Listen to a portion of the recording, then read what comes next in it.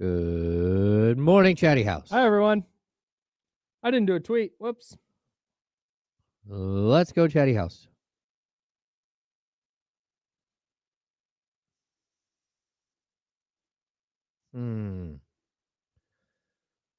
We up in here. Hello, Warren. Ramsey got the belt. Ramsey, who, of course, I saw a couple of times last night. Good morning, everybody. Ooh, there's a Moana 2 commercial on right now. Can't wait. Moana. What's up, Warren? Zabo, Johnny G, what's good? What's up, Boombox Benny? Hey, Lance. Good morning. We have about 1 minute to showtime. What's up, Bob? Mrs. Mac? Warren, we are up in here, man. What's up, Rust Dog? All right. I'll do a tweet later. I did the join us tweet. Okay. What's up, Yoshi? I'm pretending I'm Kenny Caraway. I'm eating. Oh, yeah. Hi, John. Good morning.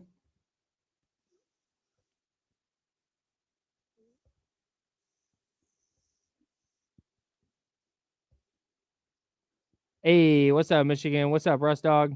Hey, big game this weekend, huh, Michigan?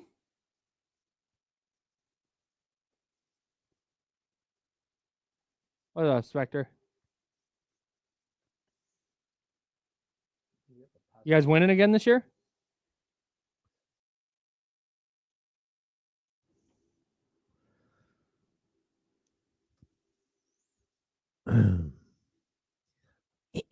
It said. We're going to do 2 words. Here we go. 10 seconds. Hi, Grace.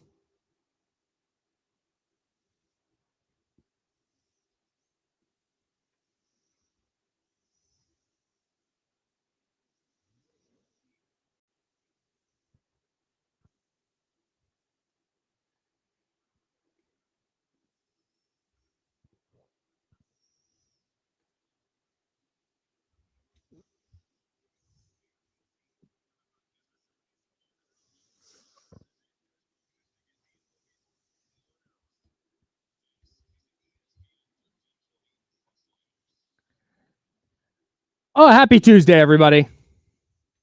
That's James. I'm Kyle. Thanks, everybody listening on ESPN 1320 on the radio. Thanks, everybody listening on the free Odyssey app. If you're listening to the podcast version of the show at the James Ham and Kyle Madsen Show podcast, available wherever you get your podcast, please download and subscribe today. If you're listening there, thank you. Salute. And if you are watching on youtube.com/ESPN1320 or twitch.tv/ESPN1320, welcome in to the Tuesday, November 26th. In my brain, November 26th is Thanksgiving. Like, if you told me just pick, if I had to pick a date that Thanksgiving was on, it's November 26th. I don't know why, but whenever I think, I know it's the last Thursday in November, but November 26th is just the day that sticks out. That's Thanksgiving to me. Happy Thanksgiving, everybody. All right. All right. I'm torn. Okay. Kings lost last night. If you're listening to this program, you probably know that. 130-109 to the Oklahoma City Thunder. I'm on the fence here, which I know doesn't make for great radio, but I'm here to talk about my feelings. So everyone just has to listen. Buckle up. Oh. So yesterday we talked a lot about how the Kings weren't playing great. The whole hey, just happy to be near 500. That thing is out the window. You don't get to do that anymore. At least not for me. If you want to do that, you fan how you want to fan. I'm not the fan police. But on the other hand, I know we talked about how they needed to win last night, or at least go play well. Mm-hmm. And had they won 3 in a row going into last night, or even won 2 out of the last 3, and you lose the game the way they lost last night, I don't think it's that big of a deal.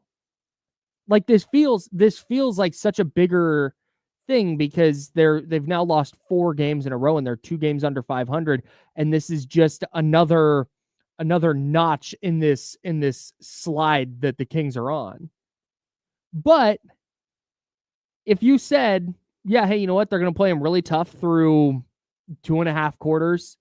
And then the fact that Oklahoma City had 4 days off and the Kings were on the back end of a back-to-back, it started to look like that toward the end of the game, and Oklahoma City's really good, and they just kind of pulled away.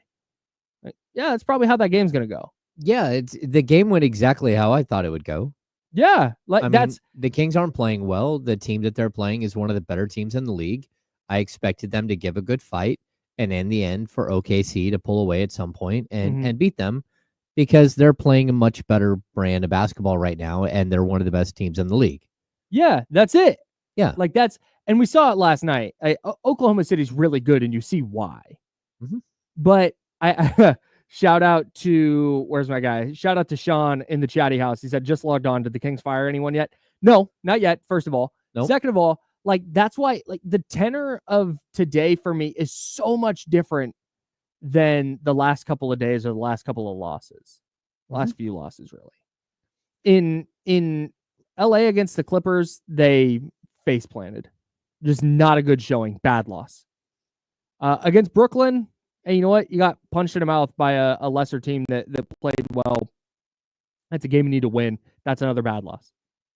But this one, Oklahoma City's just good, dude. And you're on the second night of a back-to-back, and you played pretty well for the most part through the first, like I said, 30 minutes? Yeah, it was about 30. 30 minutes? That's where I had it. And then the wheels kind of came off, which is, I kind of expected that. Mm-hmm. I was just happy they were, and again, this is not moral victory season. This is just trying to project out what this looks like going forward. I'm really happy they were competitive for as long as they were, because that shows me okay, it's in there.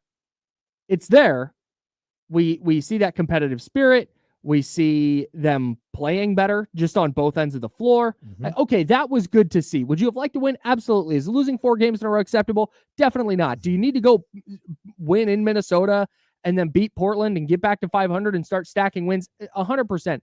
Are there still a bunch of cracks in the foundation and issues with the roster? Yes, man, 100%. Mm-hmm. But I don't look at last night's game as an extension of the problems they were having, if that makes sense. No, I totally agree. And you're also playing a team that just had 4 days off in a row, which is why we thought the Kings would come out and play differently against the Clippers on Friday when they had 3 days off to rest up. I also watching this game. You just couldn't shake them. It didn't matter how well the Kings played, they couldn't shake them. And part of that comes back to the 3-point line thing. Every time you think you're going to score, they score one more than you do. Yeah. And so even if you score on 3 straight possessions and they only score on 2, the fact is that they hit a 3 on their 2 possessions and scored just as many as you did on your 3. So your margin for error is gone. Yeah. And that's what it feels like. It feels like that they were competing. It was a very good game. And then out of nowhere, the Kings let the officials, who were... It was bad. They were god-awful. They were horrible. And Kyle, there's something about the officials, that something specifically the officials did last night that just gets under my skin. So, look, they didn't call a good game. They called touch fouls on one side, and they called crazy stuff on the other. Yep. I've never even, I got to be honest, I didn't know you could go back and review a play for a potential flagrant and then give somebody a personal foul. Because if that's... I don't think you can. If that's the case, I want to know why they didn't go back when Bam Adebayo punched Domantas Sabonis in the face and he's bleeding everywhere. Yeah. I want to know why they didn't go back and, number one, look at it for a flagrant. But number two, at least assess a foul. Yeah. Nothing. I don't think Mark Jones said on the broadcast that you can't do that. You can't do that. And so I'm sitting here what exactly are we bizarre, doing? Dude. And the fact that Sabonis fouled him, clearly, and he was bleeding everywhere. Yeah. But if you miss a call, you missed a call. You missed a call. It is what it is. You can't just change the rules all of a sudden. Right. So I text you at one point. I said the officials have been very, very odd. It was 17-7 disparity between the Mhm. calls that Oklahoma have been called and the calls that the And this Kings is have been called. that's fouls, not Fouls, just free personals, throws. not free throws, Right. just fouls. Right. 17-7. This is what I hate. What I hate is when there's that disparity and then the officials look up and see that disparity and then they decide when the game is over to go call a bunch of stupid fouls that mean absolutely nothing so they can balance their ledger. Yeah. To me, that is the worst because it's icky. Yeah. It is. It's like, hey, look, we did a really bad job when this was a good game, and we may have blown this game apart inadvertently, and we screwed up, and we were bad, and like it's on the Kings. The Kings let the officiating get in their head and stop competing. Right? They shifted all of their angst not towards the opposition, but towards the officials. But then to have the officials go back and basically even the ledger at the end of the game, it ends up being like 22-18. Like, come on now. I don't want to know that the officials are conscious of how many fouls they've called on each team. Yeah. Like, just call them. Call the game. Yep. And this is not. I think there were more reasons than the officials that the Kings lost last night. To be totally clear, and I don't think this is an exclusive Kings issue. No, because I A, watch other games, and B, read what other people write about games. Yes. And I promise we're not the only radio show in America right now complaining about NBA officiating. It's just a nightly thing. And last night was a prime example. Like, you make a great point. If the other team has committed 17 fouls and the other team has committed 7, then so be it. Like, you can't go, oh, hey, yeah. oops. Ooh, that doesn't look great. We haven't called this correctly. All right. Well, let's just start calling it. You can't do that, man. It's just not. Officiate the game. Stop worrying about who's wearing the jersey. Stop worrying about what jersey it is.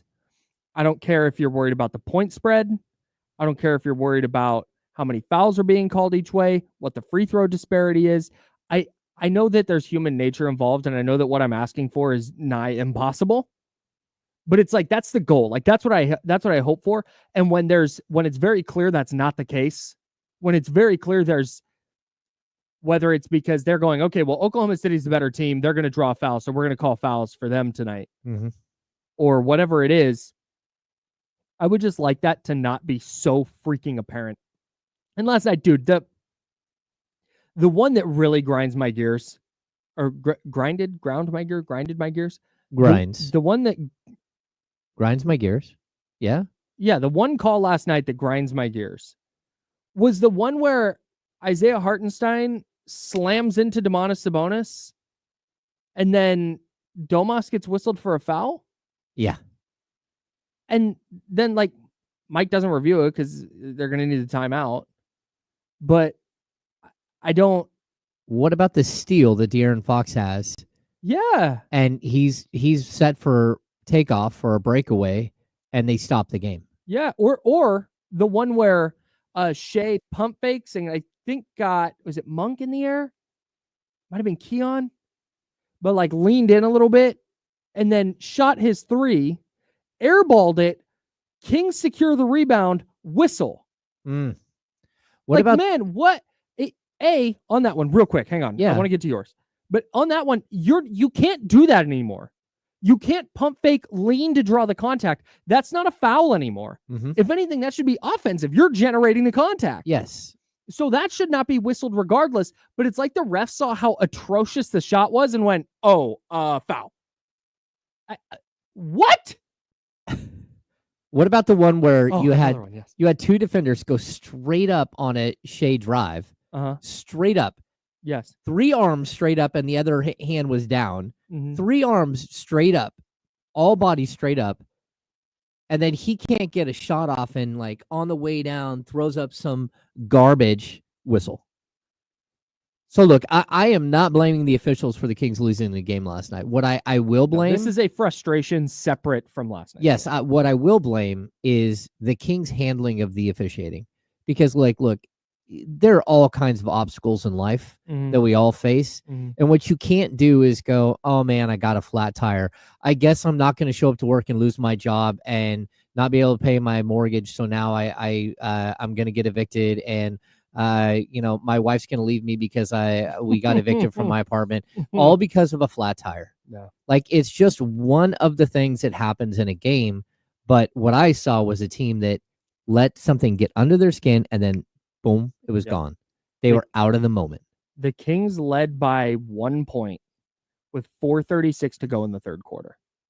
So more than 30 minutes. 32 minutes. Oh. And they trailed by 1 at that point. Hartenstein gets a dunk to make it a 3-point game. Domas offensive foul. That might have been the one where Hartenstein ran into him. Mm-hmm. Domas offensive foul. Herter fouls J-Dub, Jalen Williams. He makes both his free throws. 5-point game. Domas offensive foul. Jalen Williams makes a midi. 7-point game. Sabonis goes to the free throw line, hits both. Okay, it's back to 5. Kings get a turnover. Come down, miss 3-point shot. Kaysen Wallace makes a dunk. It's a 7-point game. Missed 3-pointer by Keegan Murray. Kings next possession, still a 7-point game. 2 minutes left in the third quarter. De'Aaron misses a 3. Shea hits a shot to make it a 9-point game. Herter comes down, misses a 3. Shea hits a 3 to make it a 12-point game. Like, that's where to bring this back to the game and away from the officials. Like, that's where the game swings. And it comes back to something that's plagued the Kings all year. Like, dog, you got to hit a 3. Oh yeah. You've just got to hit a shot. And I know we've made jokes about, like, oh yeah, hey, just make the shots. But, like, I hate the phrase make or miss league, but sometimes that's kind of what it is. And that stretch was the game. It wasn't trading buckets. It was trading a miss for an easy 2. Yep. And then a miss for an easy 2. And then another miss for another easy 2. And all of a sudden, this game that's, okay, striking distance. We're a bucket and a stop and a bucket away from leading this game, to, all right, we're down 12 and our legs are going. And that's where the game was decided. Well, yeah, Kyle, I mean, the Thunder shot 7 of 16 from 3 in the second half. Man. The Kings shot 1 of 13. They beat you by, 21-3, by 18 points in the second half from behind the arc. That's it. Mm-hmm. Game over. That's it. I mean, there's no other explanation needed. They hit their threes. You did not hit your threes, and they beat you. And we can look at the assist numbers. They had 14 assists. The Kings had 7. They had 14 assists because they hit threes, and the Kings didn't. Yep. The Kings looked great in the first half. They had 34. They had 17 first half assists on pace for 34. Yep. They finished with 24. Come on. I mean, that's it. So if you can't hit your shots, it's pretty basic. And I would love to tell you that, again, that they're not getting open looks and these are forced threes. They weren't. They were wide open. Most of them were wide open threes, like uncontested, and you just missed. And that's tough. But I would like to tell you that, like, this is all about coaching, or it's all about one individual, or there's one thing that's happening. Mm-hmm. No, like, guys have to hit shots. Like, that's it. Pretty straightforward. Yeah, pretty straightforward. You lose by 21 last night and got outscored by 18 at the 3-point line. Yeah. And what did we talk about last season? Last season, they lost 5 games because they couldn't hit free throws. Free throws in clutch situations. Check this out. You lose by, speaking of free throws, you lost by 18 at the 3-point line and by 3 at the free throw line. Oh, yeah. That's a game, right? Yep. Shot 2 fewer free throws and made 3 fewer. And 21-point loss. And Sunday, when they lost to the Nets, where they missed 11 free throws there's a lot in a 5-point game. Mm-hmm. Like, that's it. Yeah. Like, it's Lou, it. Go ahead. Lou Dort went scoreless last night, and they scored 130. Yeah, he went scoreless, but he held De'Aaron Fox to 14 points. He was pretty awesome. He was really good. We'll talk about the Kings. There's a ton to get into with the Kings from last night. But Oklahoma City was as advertised. They were so good. And down the stretch, they just had answers for everything. Yeah. The Kings threw the kitchen sink at Shea. And they have counters and answers for everything. And they've got guys like Kenrich Williams who are going to knock down a 3. And AJ Mitchell, who's player, apparently. Never heard of him. I'd never heard of him. 6 of 8 last night. Yeah. 15 points in 17 minutes, 18 minutes off the bench. Like, he's got answers, man. Isaiah Joe can light it up with the best of them. He goes 3 of 8 from 3.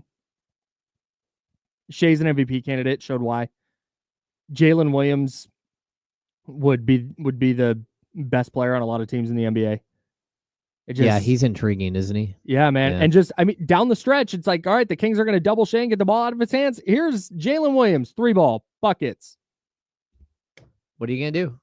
It's a good team, and they're missing really Chet. Good. They're missing Chet. Alex Caruso. Yep. And Jay Will. Oh, yeah. Jalen Williams, another front court guy. The other Jalen Williams. Yep.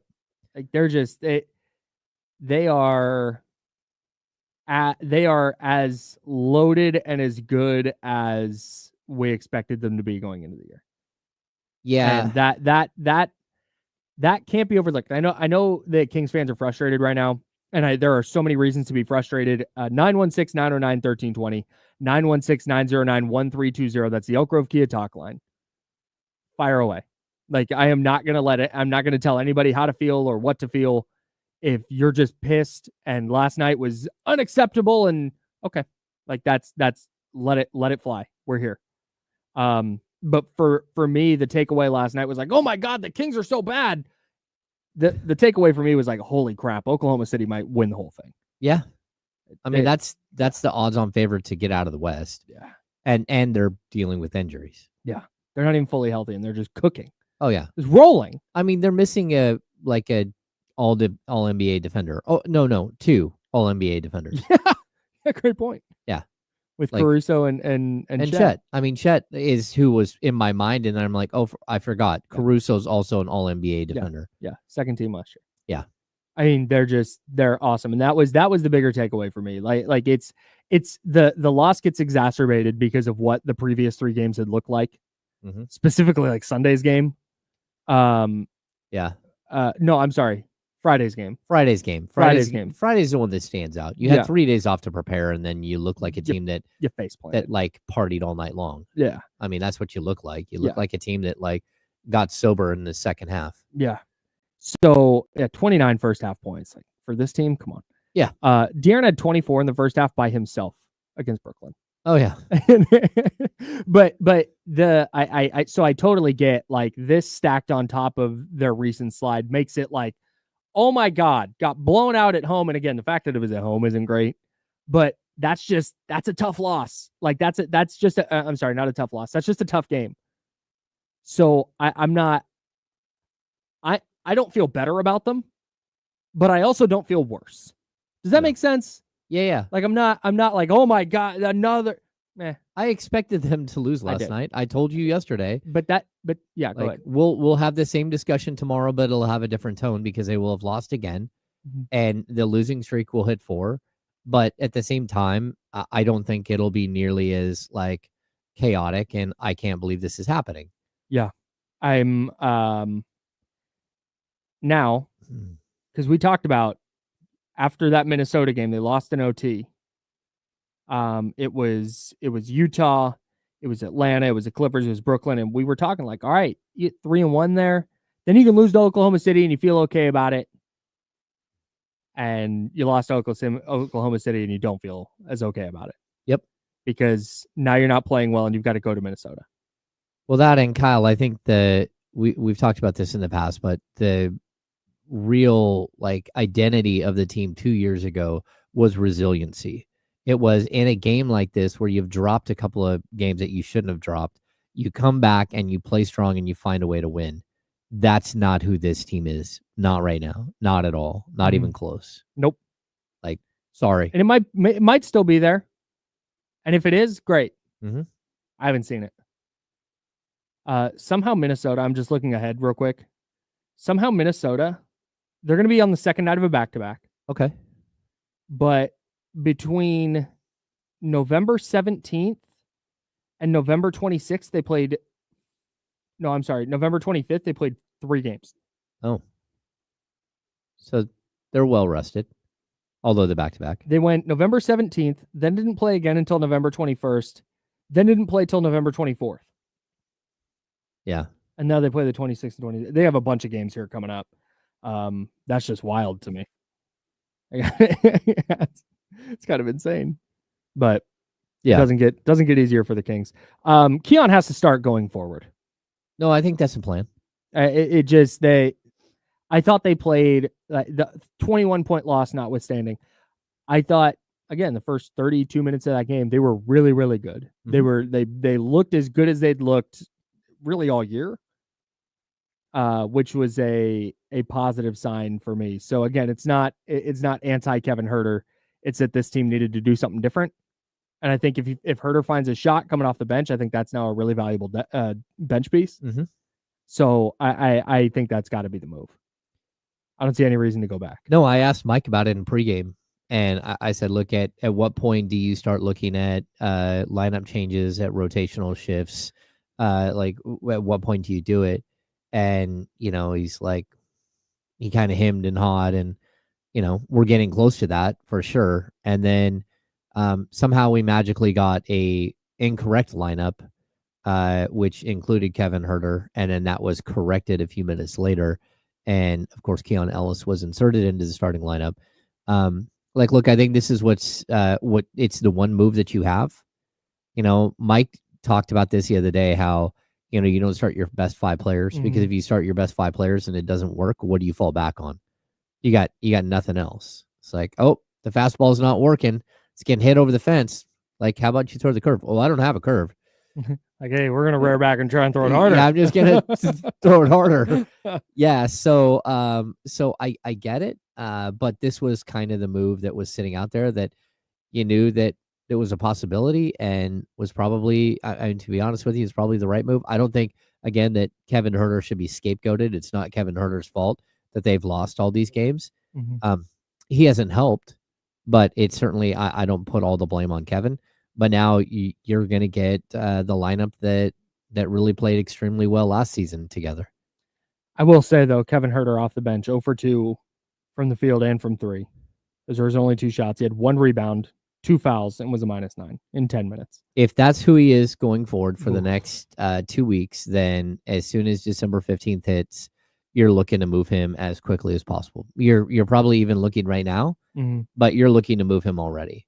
The problem that the Kings have, though, is just a general lack of depth everywhere. That's it. I mean, we saw it last night. Trey Lyles, I don't even know. We kept watching replays, and it looked like he hit knee to knee.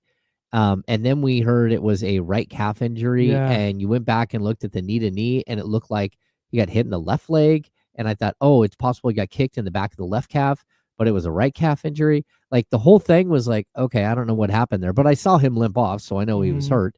And he said, like, you could see him mouth, it's my calf. So I don't know. He's probably going to be out for a while because that's what happened during preseason. And yeah, it's not great. No, it's not great at all. And so now you're seeing that Isaac Jones has to step up and play. And I don't think that that's on anybody's bingo card this season, that Isaac Jones would play meaningful minutes for a team that's expected to win, upwards of 50 games. And it's like, that's not a dig on Isaac Jones. I really like him, but he's an undrafted player, and it's November 26th of his rookie year. Yes.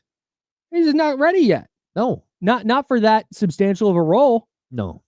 And, you get thrown into the fire, and maybe there's improvement, and that's great. You get better by playing, but it might be ugly for a while.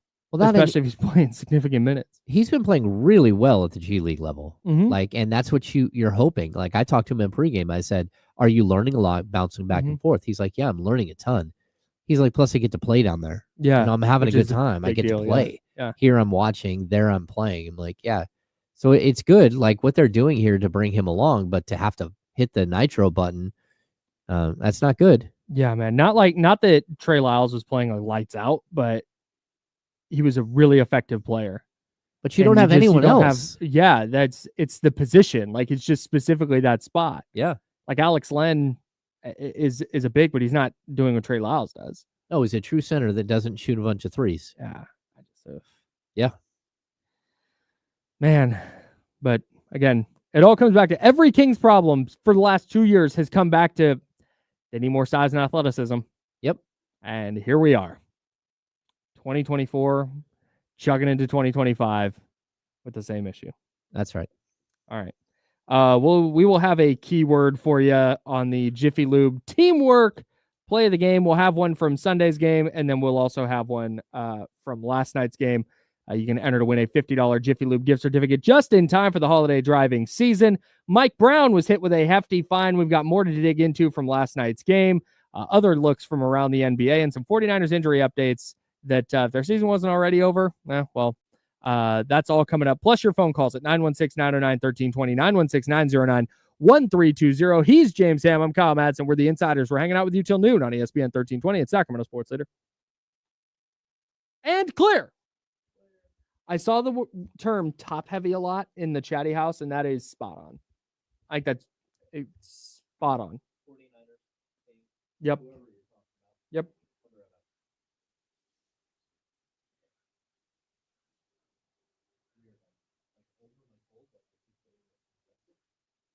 Yeah.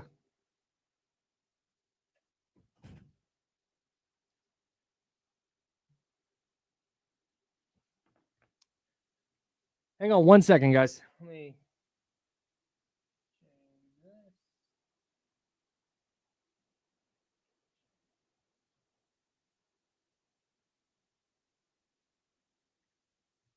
I can't tell you guys how excited I am to someday have a producer who will do all this for us.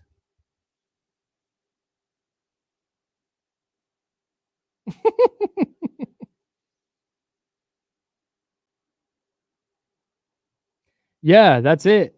Like their starting lineup is still like their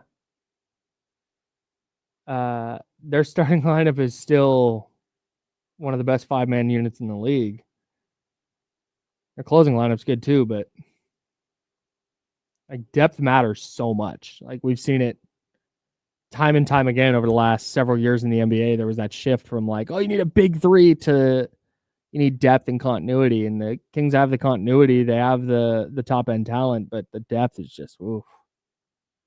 Like look at Oklahoma City, dude. It's like every dude they put on the court can defend and hit a three. It's nuts.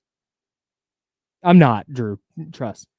Oh, also, I meant to hit you last night. I asked around because I was very confused on the Debo contract stuff. You were correct. The $10 million, if they do a post June 1 cut, it'd be $10 million next year.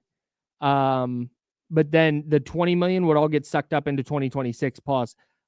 They wouldn't spread out over the void years, which is where my confusion was. So the void years go away on the deal when you do the post June 1 cut. So they would have to eat the $20 million in 2026. And they would say they would have $10 million dead cap it in 2025. But the person I talked to speculated they might just do like a hard reset like the Rams did and just eat all of their dead cap at once. Just do what they got to do. Draft a bunch of young guys and try a hard reset there where they're not kicking money down the road. Yeah. On our show the other night, we had some confusion on if they cut Debo next year, what that looks like for their dead cap. And I thought the dead cap spread out over X amount of years, but it does not. So salute to Drew. I'm also not going to get my hopes up that we're going to have a producer anytime soon. No? Hey, Zach. Yeah. Yeah, dude. We can talk about this. Kevin Huerter getting hunted on defense. Hey, Jesse, can you come in earlier? Actually, salute to Jesse. I'm going down to SoCal tonight to visit family for the holidays, and I'm doing the show from SoCal tomorrow thanks to Jesse, who is able to come in and fill in for me.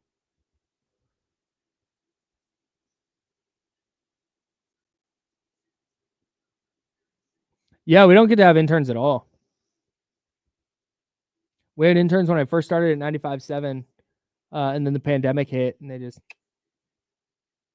You don't think they'll fire that back up? No.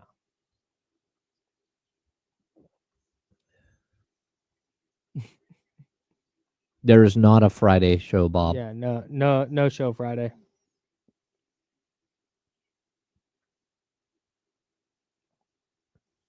Love it for him. Good for HB. Yeah, first time in his career. Yeah, basically. And if you're doing a draft of players, the Kings probably have like 5 of the top 7 or 8. But after that, it's rough. Mm-hmm. I disagree.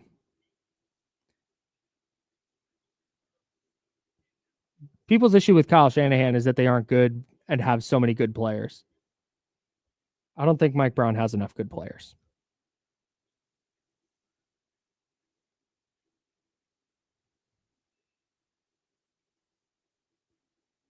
Oh.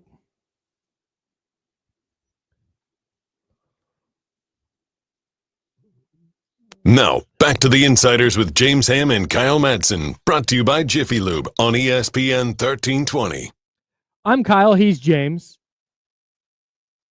Yeah, could do that.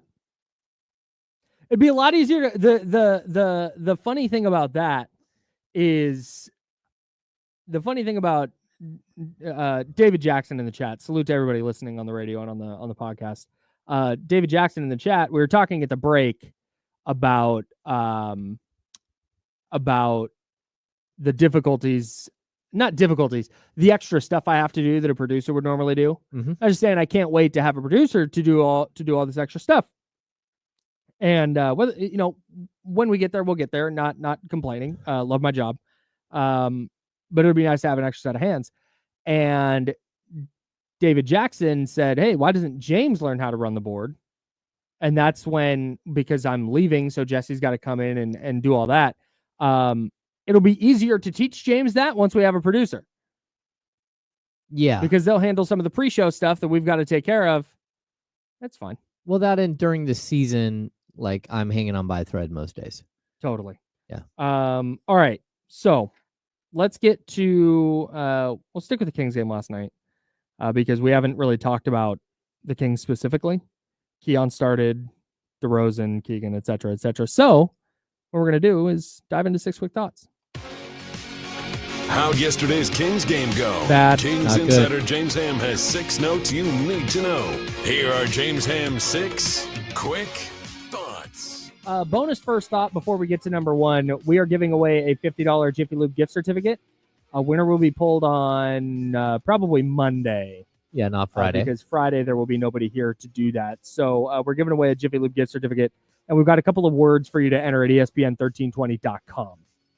The first one is from Sunday's game against the Nets, where Colby Jones had the block that led to a Keon Ellis 3. Terrific play by the couple of young Kings guards. The word for Saturday at ESPN1320.com. You're going to enter at the contest page. Transition. Love a transition 3. All right. I like that. Shout out. So that it's really tough when they lose to come up with stuff. So that's what we're going with. A first quarter Colby Jones block leading to a Keon Ellis 3. Transition is the word you're entering at ESPN1320.com. All right. We'll have a second word later for last night's game. Okay. But enter to win that $50 Jiffy Lube gift certificate and get yourself into Jiffy Lube before the holiday driving season begins. Get those brakes checked. Get your tires rotated. Windshield wipers. Air filters. Oil change. Yep. Get that stuff done now before you're at your destination and going to leave your destination and realizing that, oh, I should have gone to Jiffy Lube. Yeah, we don't want you breaking down on the road to grandmother's house. We do not. No. We absolutely do not. I forgot to get the name of that movie. Oh, yeah. The insane one about the car breakdown. That bad Christmas movie. Yeah, it's awful. I can't wait to watch it again. 6 quick thoughts. James Ham, number 1. Malik Monk came back. 14 points, 3 assists. He was good. Yeah. He was rusty. He got a little fired up, had some moments, but it's good to see him because he is the system buster. And when you see him pull up for a 27-foot 3 and it's nothing but net, that's just one of those shots that very few players in the league can come off the bench and just start firing away. And Malik is one of the best, and his energy, everything else, I think he does help this team, and I think he will help them pull out of the rut they're in right now. Yeah, loved the energy last night. Love that he came off the bench firing 12 shots in his first game since November 10th. Yeah. Yeah, it was fun. Yeah. It's good to have him back for sure. Because if we were talking about the Trey Lyles injury and no Malik Monk, oh no, yikes, dude. Well, I would just like for one time for them to be healthy with everybody. Yeah. Like, and like no team is getting that. So that's just wishful thinking. But now, I mean, I'm going to guess Trey Lyles is going to be out for, I don't know, 2 weeks, 4 weeks. I don't know. It was the last time it was 5 weeks. I mean, this is not a short-term injury. Yeah, for sure. Number 2. DeRozan played within the flow. I think I was pretty hard on DeMar DeRozan yesterday. I think both of us had some takes about DeMar DeRozan, but they started going to the 2-man game with Domas and DeMar early in the game, like first play right off the bat. And lo and behold, they got cooking, and DeMar looked absolutely spectacular. He finishes with 30 points, 13 to 21 shooting. I didn't think a lot of it was forced. I thought most of it was in the flow of the offense.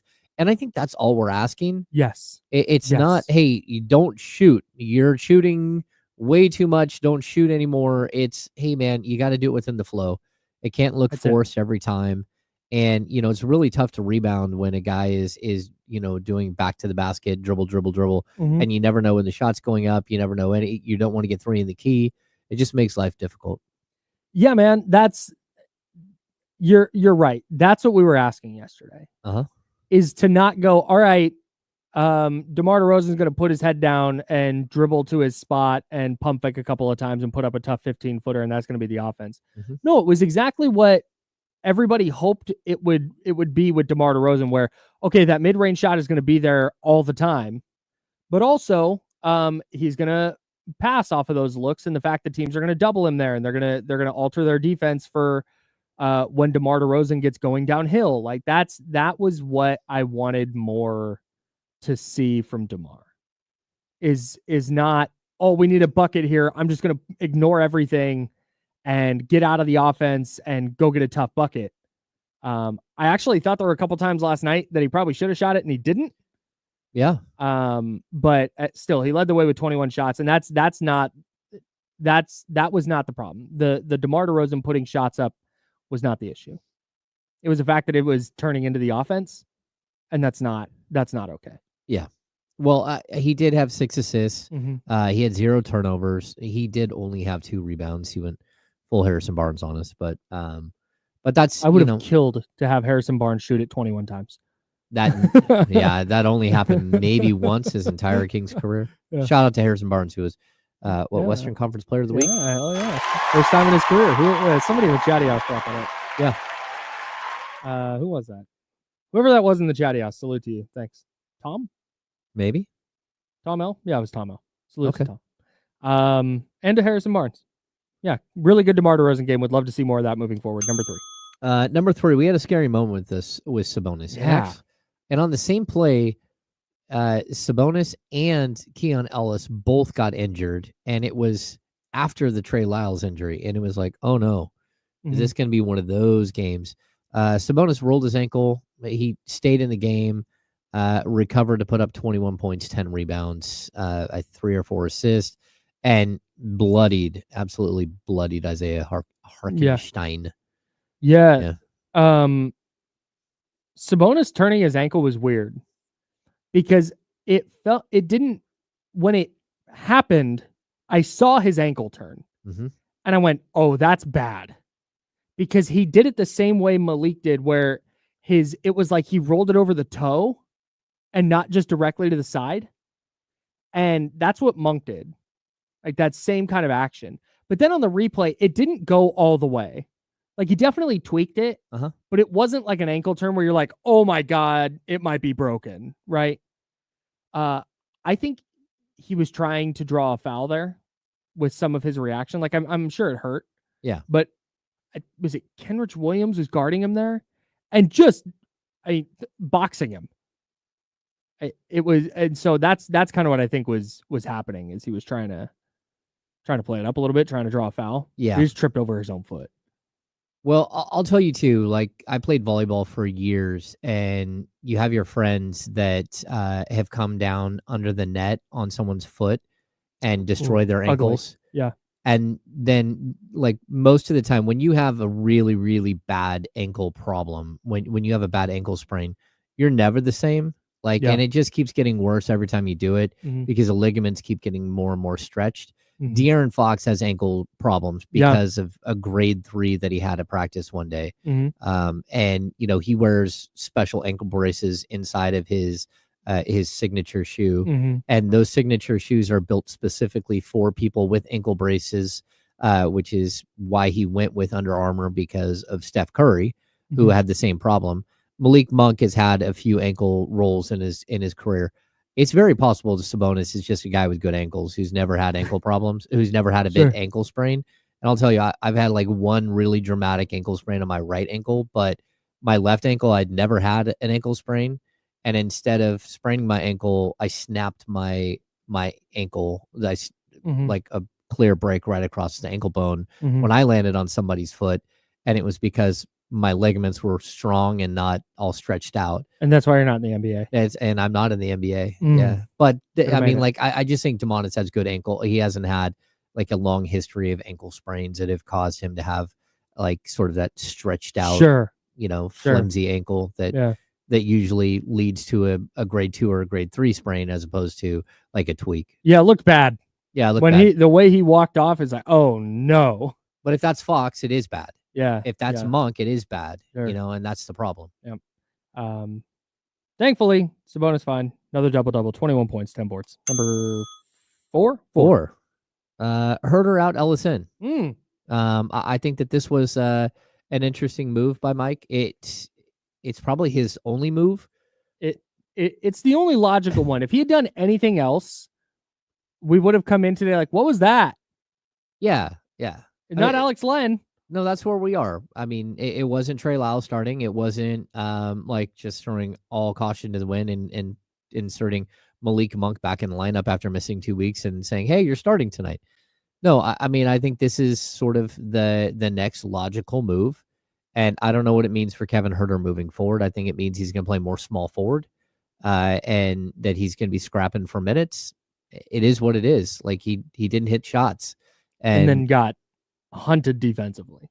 He got hunted defensively in this game, but that wasn't the case yesterday on Sunday with the Nets. Yeah. I thought defensively he was fine against the Nets. Yeah. Some teams you're going to have problems, and other games you're not. It would depend on matchups. When Shai Gilgeous-Alexander gets going downhill at anybody, it's kind of tough. Yeah. But you're right, man. It's not going to be an automatic 20, 25 minutes a night for Kevin Herter anymore. And it's probably going to be largely contingent on whether he's hitting shots or not. Yep. Because if he's knocking down threes, if he's going to go 5 of 9 from 3, then he can live with, okay, he gave up a couple buckets. But if he's going to go 0 for 2 and not impact the game on the offensive end, yep, not much reason for him to be out there. No, and it also moves you one step closer to whether his salary will be used in a trade during this season. Mm-hmm. It does. I mean, like straight up, there's a definite possibility that he, and it's as much as it is his play, it's also the fact that he only has one more year left after this year. It's a $17 million deal this year. And if you're going to go big game hunting, you're going to go look for an upgrade using draft capital or whatever. A guy like Kevin Herter's salary might be the salary that you're using to go get that. Yeah. And I'd say the same with Trey Lyles at this point. Like Trey would love to be here long term, but the fact is he's on an expiring deal at $8 million, and Trey Lyles and Kevin Herter is $25 million worth of salary, and that can be traded for up to $30 million worth of salary. Yeah. So that's a really good player. Yeah, there's a theoretically. Theoretically, there's a lot of flexibility here. And that's something that I think the Kings might start, looking to at least. I'd be shocked if they haven't already started looking into it. Yeah. And if they haven't, then they need to. I'm pretty sure they already did during the offseason, and now we're at a different stage where your team's not playing well. And again, I don't think it's Kevin Herter's fault that they're not playing well at all. Kevin Herter is again one of the symptoms to the team not playing well, but there are plenty of issues here. They're not a Kevin Huerter turnaround away from being 12-4. No. 12-5. Nope. Whatever. Number 5. Number 5, no whistles, no star whistle for Fox. You could see him just getting absolutely so frustrated that Jae is getting every single whistle and he's not getting any. Mm-hmm. And he's just like, what are we doing here? Yeah. Like the steal, and that was the one that really, like, he had a clean swipe and he's on his way. So bad. I didn't get to see the replay. Again, we need to do a better job of getting like a replay board in front of us. A replay monitor. But like for my money, it looked about as clean as you can get, and for that matter, Fox is that type of player.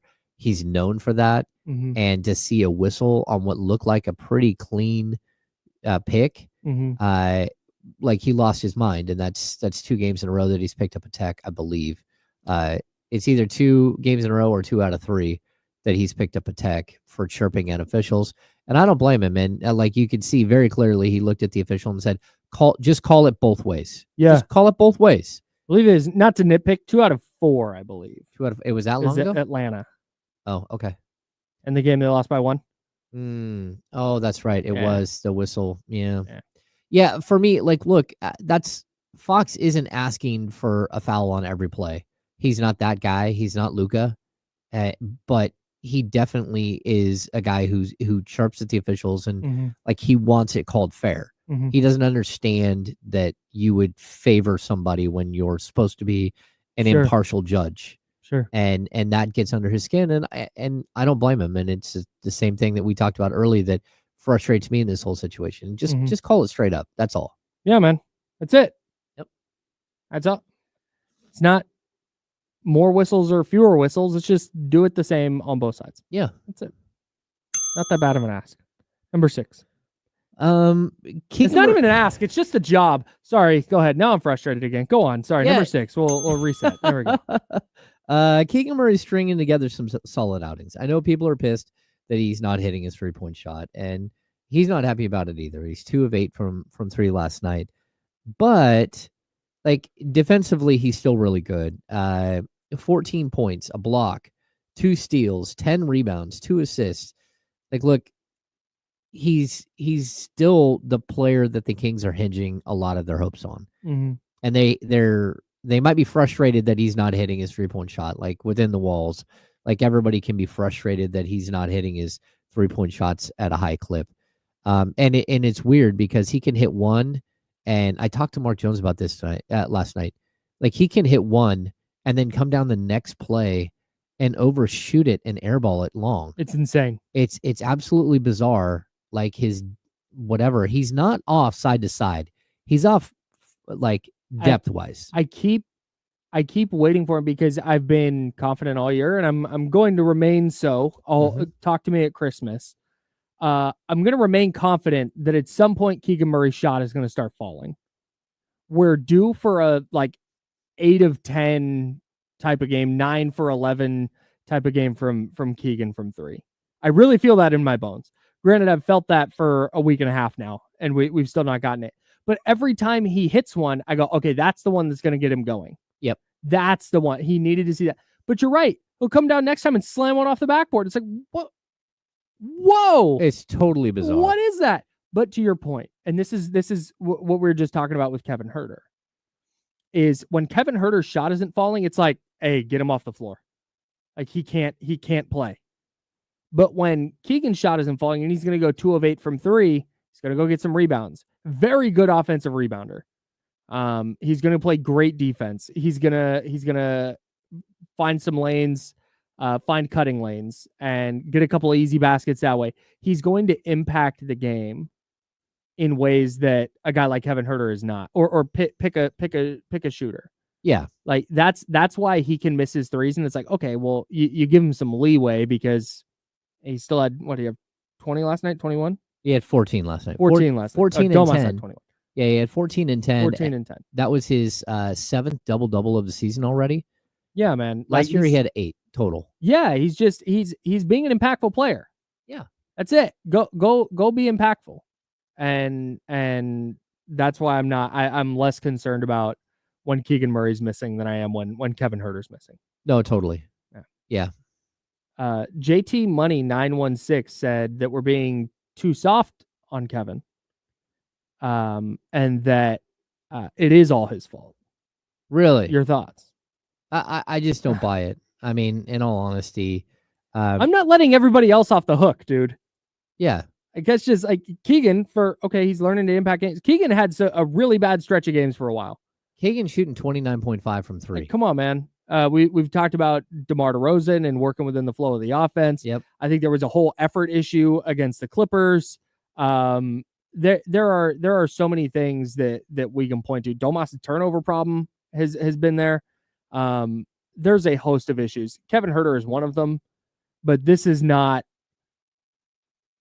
this is not solely a Kevin Huerter problem. No, totally. Look, Kevin has not been a perfect player at all. And coming back from injury, I think he's actually played. He's been okay, but like I see same JT Money 916. Keegan has trouble getting in rhythm when Kevin Huerter's out there chucking. Kevin Huerter had 2 shots last night. Like and Keegan shot 2 of 8. So like, look, man, that's just not the case. Like, do they have a similar style? The way that they like to get their threes, somewhat, but Keegan is even more of a a corner 3-point shooter. And you can look at the numbers. Keegan Murray shooting like 17% on open threes. It's so bad. It's crazy. It doesn't make any sense at all. And again, I think Keegan Murray is going to be a very good player in the league for a long time. He's just having some weird growing pains in season 3. And he had some weird growing pains in season 2, but the Kings keep changing who he is and what he's going to be. And that's not easy, because I could very well see the Kings right now shopping, going out and going, okay, do we get a small forward? Do we get a power forward? I don't care. Just get one. We don't care what position it is. We'll just move Keegan to whatever position he's not. And if we need to move DeMar DeRozan to the 2, Keegan to the 3, and we bring in a 4, we bring in a Kyle Kuzma to play the 4. Okay. That means that Keegan now has to reinvent himself again, because he's not going to be playing against the bigger, stronger power forwards of the league. Yeah. He's going to have to figure out how to play against small forwards again.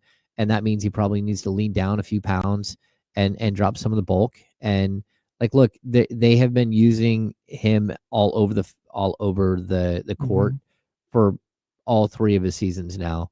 And there's going to come a point where he settles in and he's fine. It's just not 18 games into the season. And I know it's frustrating, but a lot has stayed the same and a lot has changed for the Kings. To me, I think he is settling in, though. When he's not, it's when he scores 5 points on 3 shots. Yeah. That's where I'm like, oh man, he is not there. But it's really clear that he knows he's struggling shooting from 3. He's not shooting them. He shot 8 last night. But now you got to find different ways to impact the game. And I think that's why, just circling this back to Kevin Huerter before we wrap this up and move on, that's where Kevin Huerter becomes an issue. Is because there's not that other pitch. We talked about, as a team, you have to have a different pitch. You have to be able to throw a curveball. Huerter doesn't have one. No. He's gonna shoot threes, and if it's not going down, I'm not sure there's gonna be a lot of minutes for him. Yeah, I agree with that I don't think there'll be a lot of minutes, but I also think like Kevin can rebound, Kevin can pass the ball. He's really effective inside the key as a scorer. Like, there are other things that the Kings don't always ask Kevin to do, but like, Kevin has been one of the better like 2-man game players with Domas. Sure. Even last year, when he didn't have a good season, still one of the better 2-man. Getting in the 2-man game with Domas. There's that's nice. Yeah, but it doesn't matter. Like, he's not being an effective player. Yeah. So. I get benching him, and to be honest with you, I don't think it's all his fault what's happening with this team. But he, not only is he a symptom, but he's also like, he is part of the problem. Like, I'm not saying he's not part of the problem. He's part of the problem. He's not hitting his shots. Like, Nobody's hitting their shots on a consistent basis, except for feels like Domas. Yeah, Domas. We keep I actually do at this point want him shooting 5 threes a game. We Yeah. We are here. Let's go. I mean, is it 2.5? That's not enough. I mean, he's shooting 40% still. Man, you're a good 3-point He shooter. still does that catch and he'll line it up and he then did, like, 3 lean times. forward and put dog, put it on the rim. And then he hit one. Shoot it. Yep. That's James. I'm Kyle. We're the Insiders. We're sponsored by Jiffy Lube. We'll continue talking Kings. We've also got some 49ers stuff to dive into. I also want to talk about De'Aaron Fox, who didn't have his best night last night, and I want to know why. We're the Insiders, Jiffy Lube, etc. Voice guy.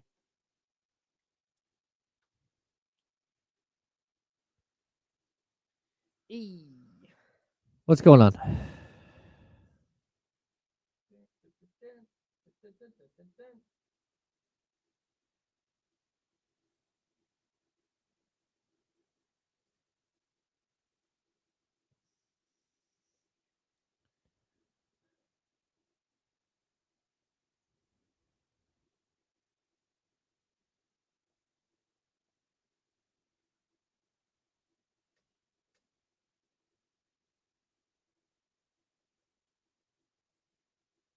I need to go get some water. All right.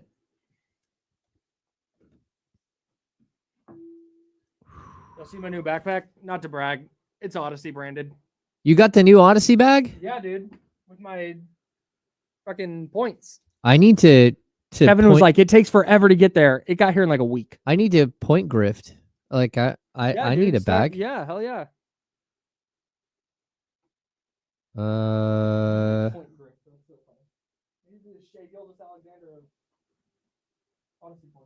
Oh. Hey.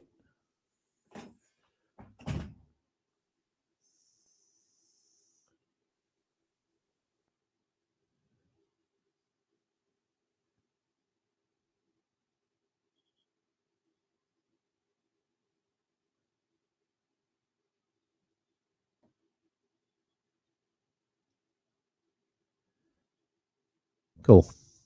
What's going on, everybody? Kyle has left me. I'm all alone. All by myself.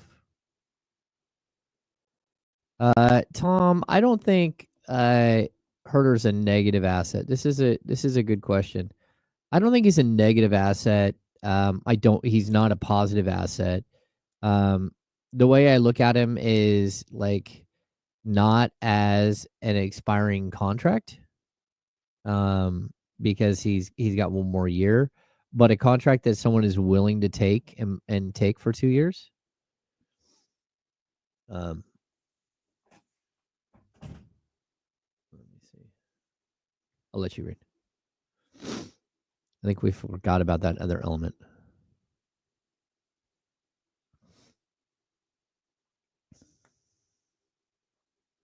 Yeah. Again, I don't think he's a full-on negative asset. I don't think he's going to get you anything of, you're sort of looking at other teams that are in similar situations. So like Washington looking at Kyle Kuzma saying, okay, what are we doing with Kyle Kuzma? And I think Kuzma's got 2 years after this year. And so maybe you would do a swap there. Or, again, New Orleans could be at some point this season saying, okay, we need to get a first round pick for Brandon Ingram. And so like, how do we get a first round pick for Brandon Ingram? And so they would take on, 2 years of Kevin Herter versus 1 year, the 6 months left of Brandon Ingram.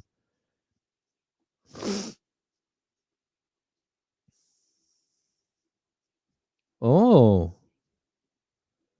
the Atlanta Hawks just got fined $100,000 for the league's player participation policy.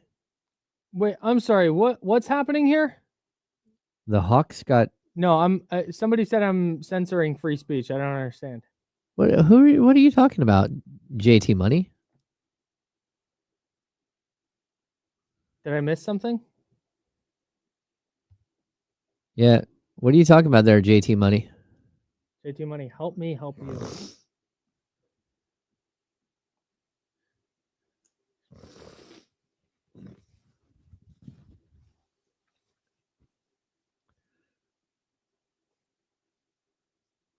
Oh, your moderator.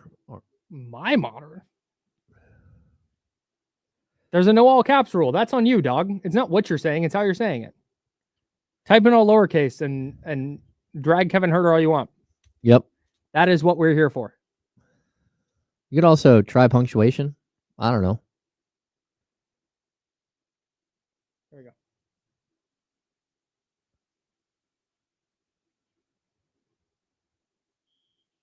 Oh, nope.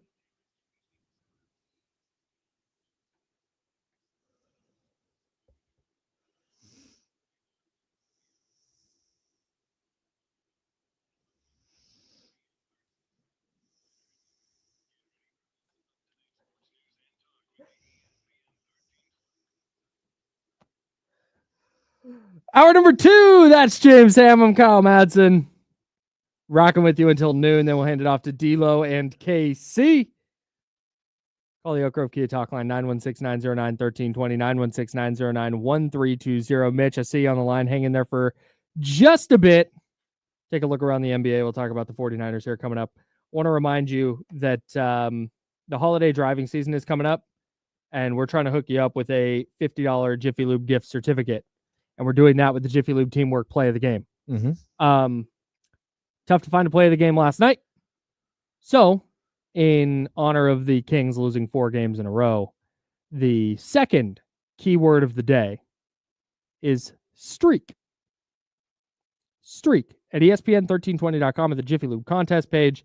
The first word was transition, from a transition bucket from Sunday's game, and then streak after they lost last night to make it a 4-game losing streak. You can enter both those words at ESPN1320.com and enter for your chance to win a $50 Jiffy Lube gift certificate. And you can get to Jiffy Lube just in time for the holiday driving season. Get that oil change, man. I know. Is this right? They have a $33 coupon right now. Go to jiffylube.com. You can get a coupon for $33 off your oil change. Oh, hell yeah.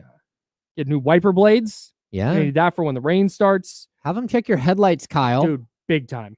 Like, what if you have a headlight out and you don't realize it? Like, safety first. Terrifying.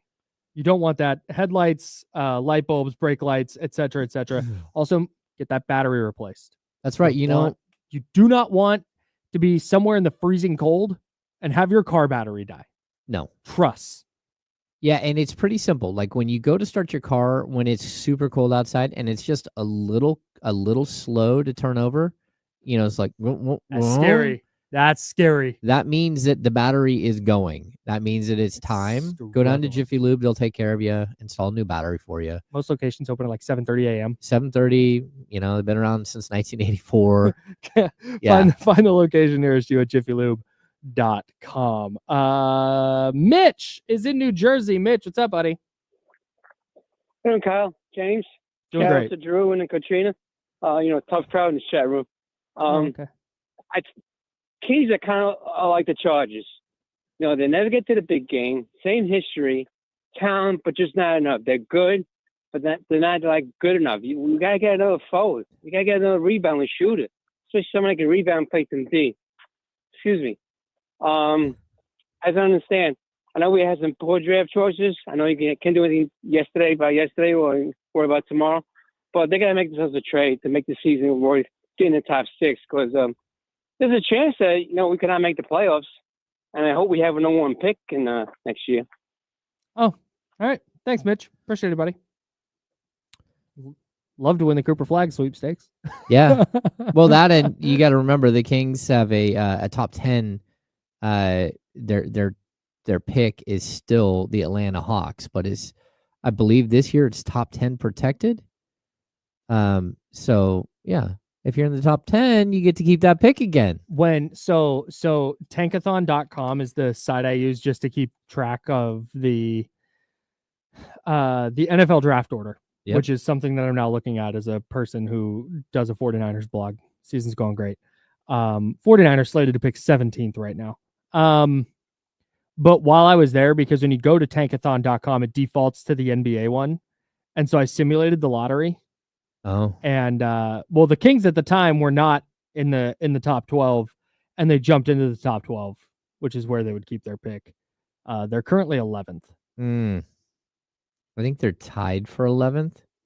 Oh no. No, they're by themselves. Oh man, Kyle, they're only a half game ahead of your Detroit Pistons. I'm trying to move them up.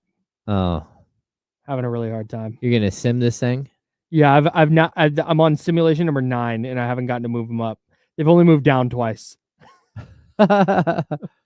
No, we're not quite there yet. We're not in the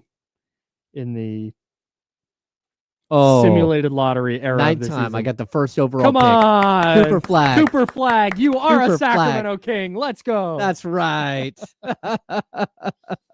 No, let's put a pin in the Sacramento Kings for a bit. We will get back to that.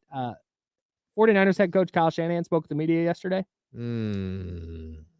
And had some interesting thought. Like, look, here's where we know the 49ers are at. Because we saw them in 2021 start 3-5. Their 5th loss was a home loss to Colt McCoy and the Cardinals, where they beat them 31-17. It was not a competitive game. Arizona State legend, Benjamin, ran over Drake Kirkpatrick, and it was a tough scene.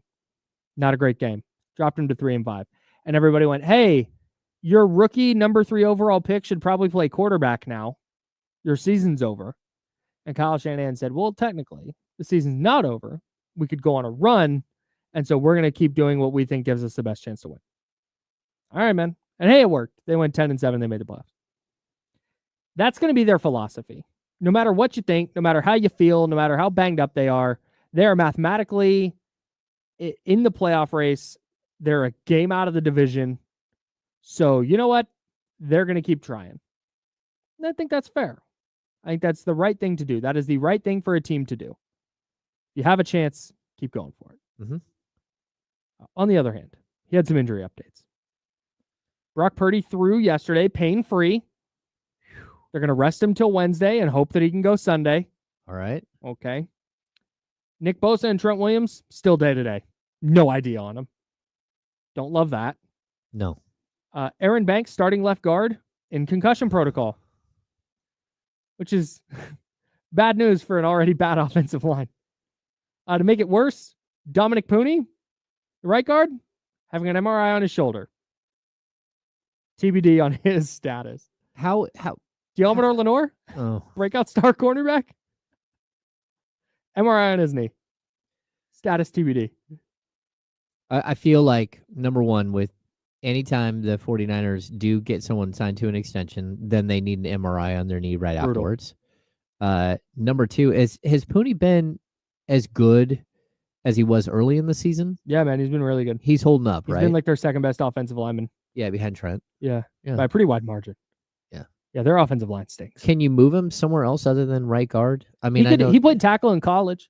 Okay. So you could theoretically play him at right tackle if that's what you want to do moving forward, but he's been rock solid at right guard. And so given their philosophy of just finding guys who are starting caliber, I think he probably stays there. Okay.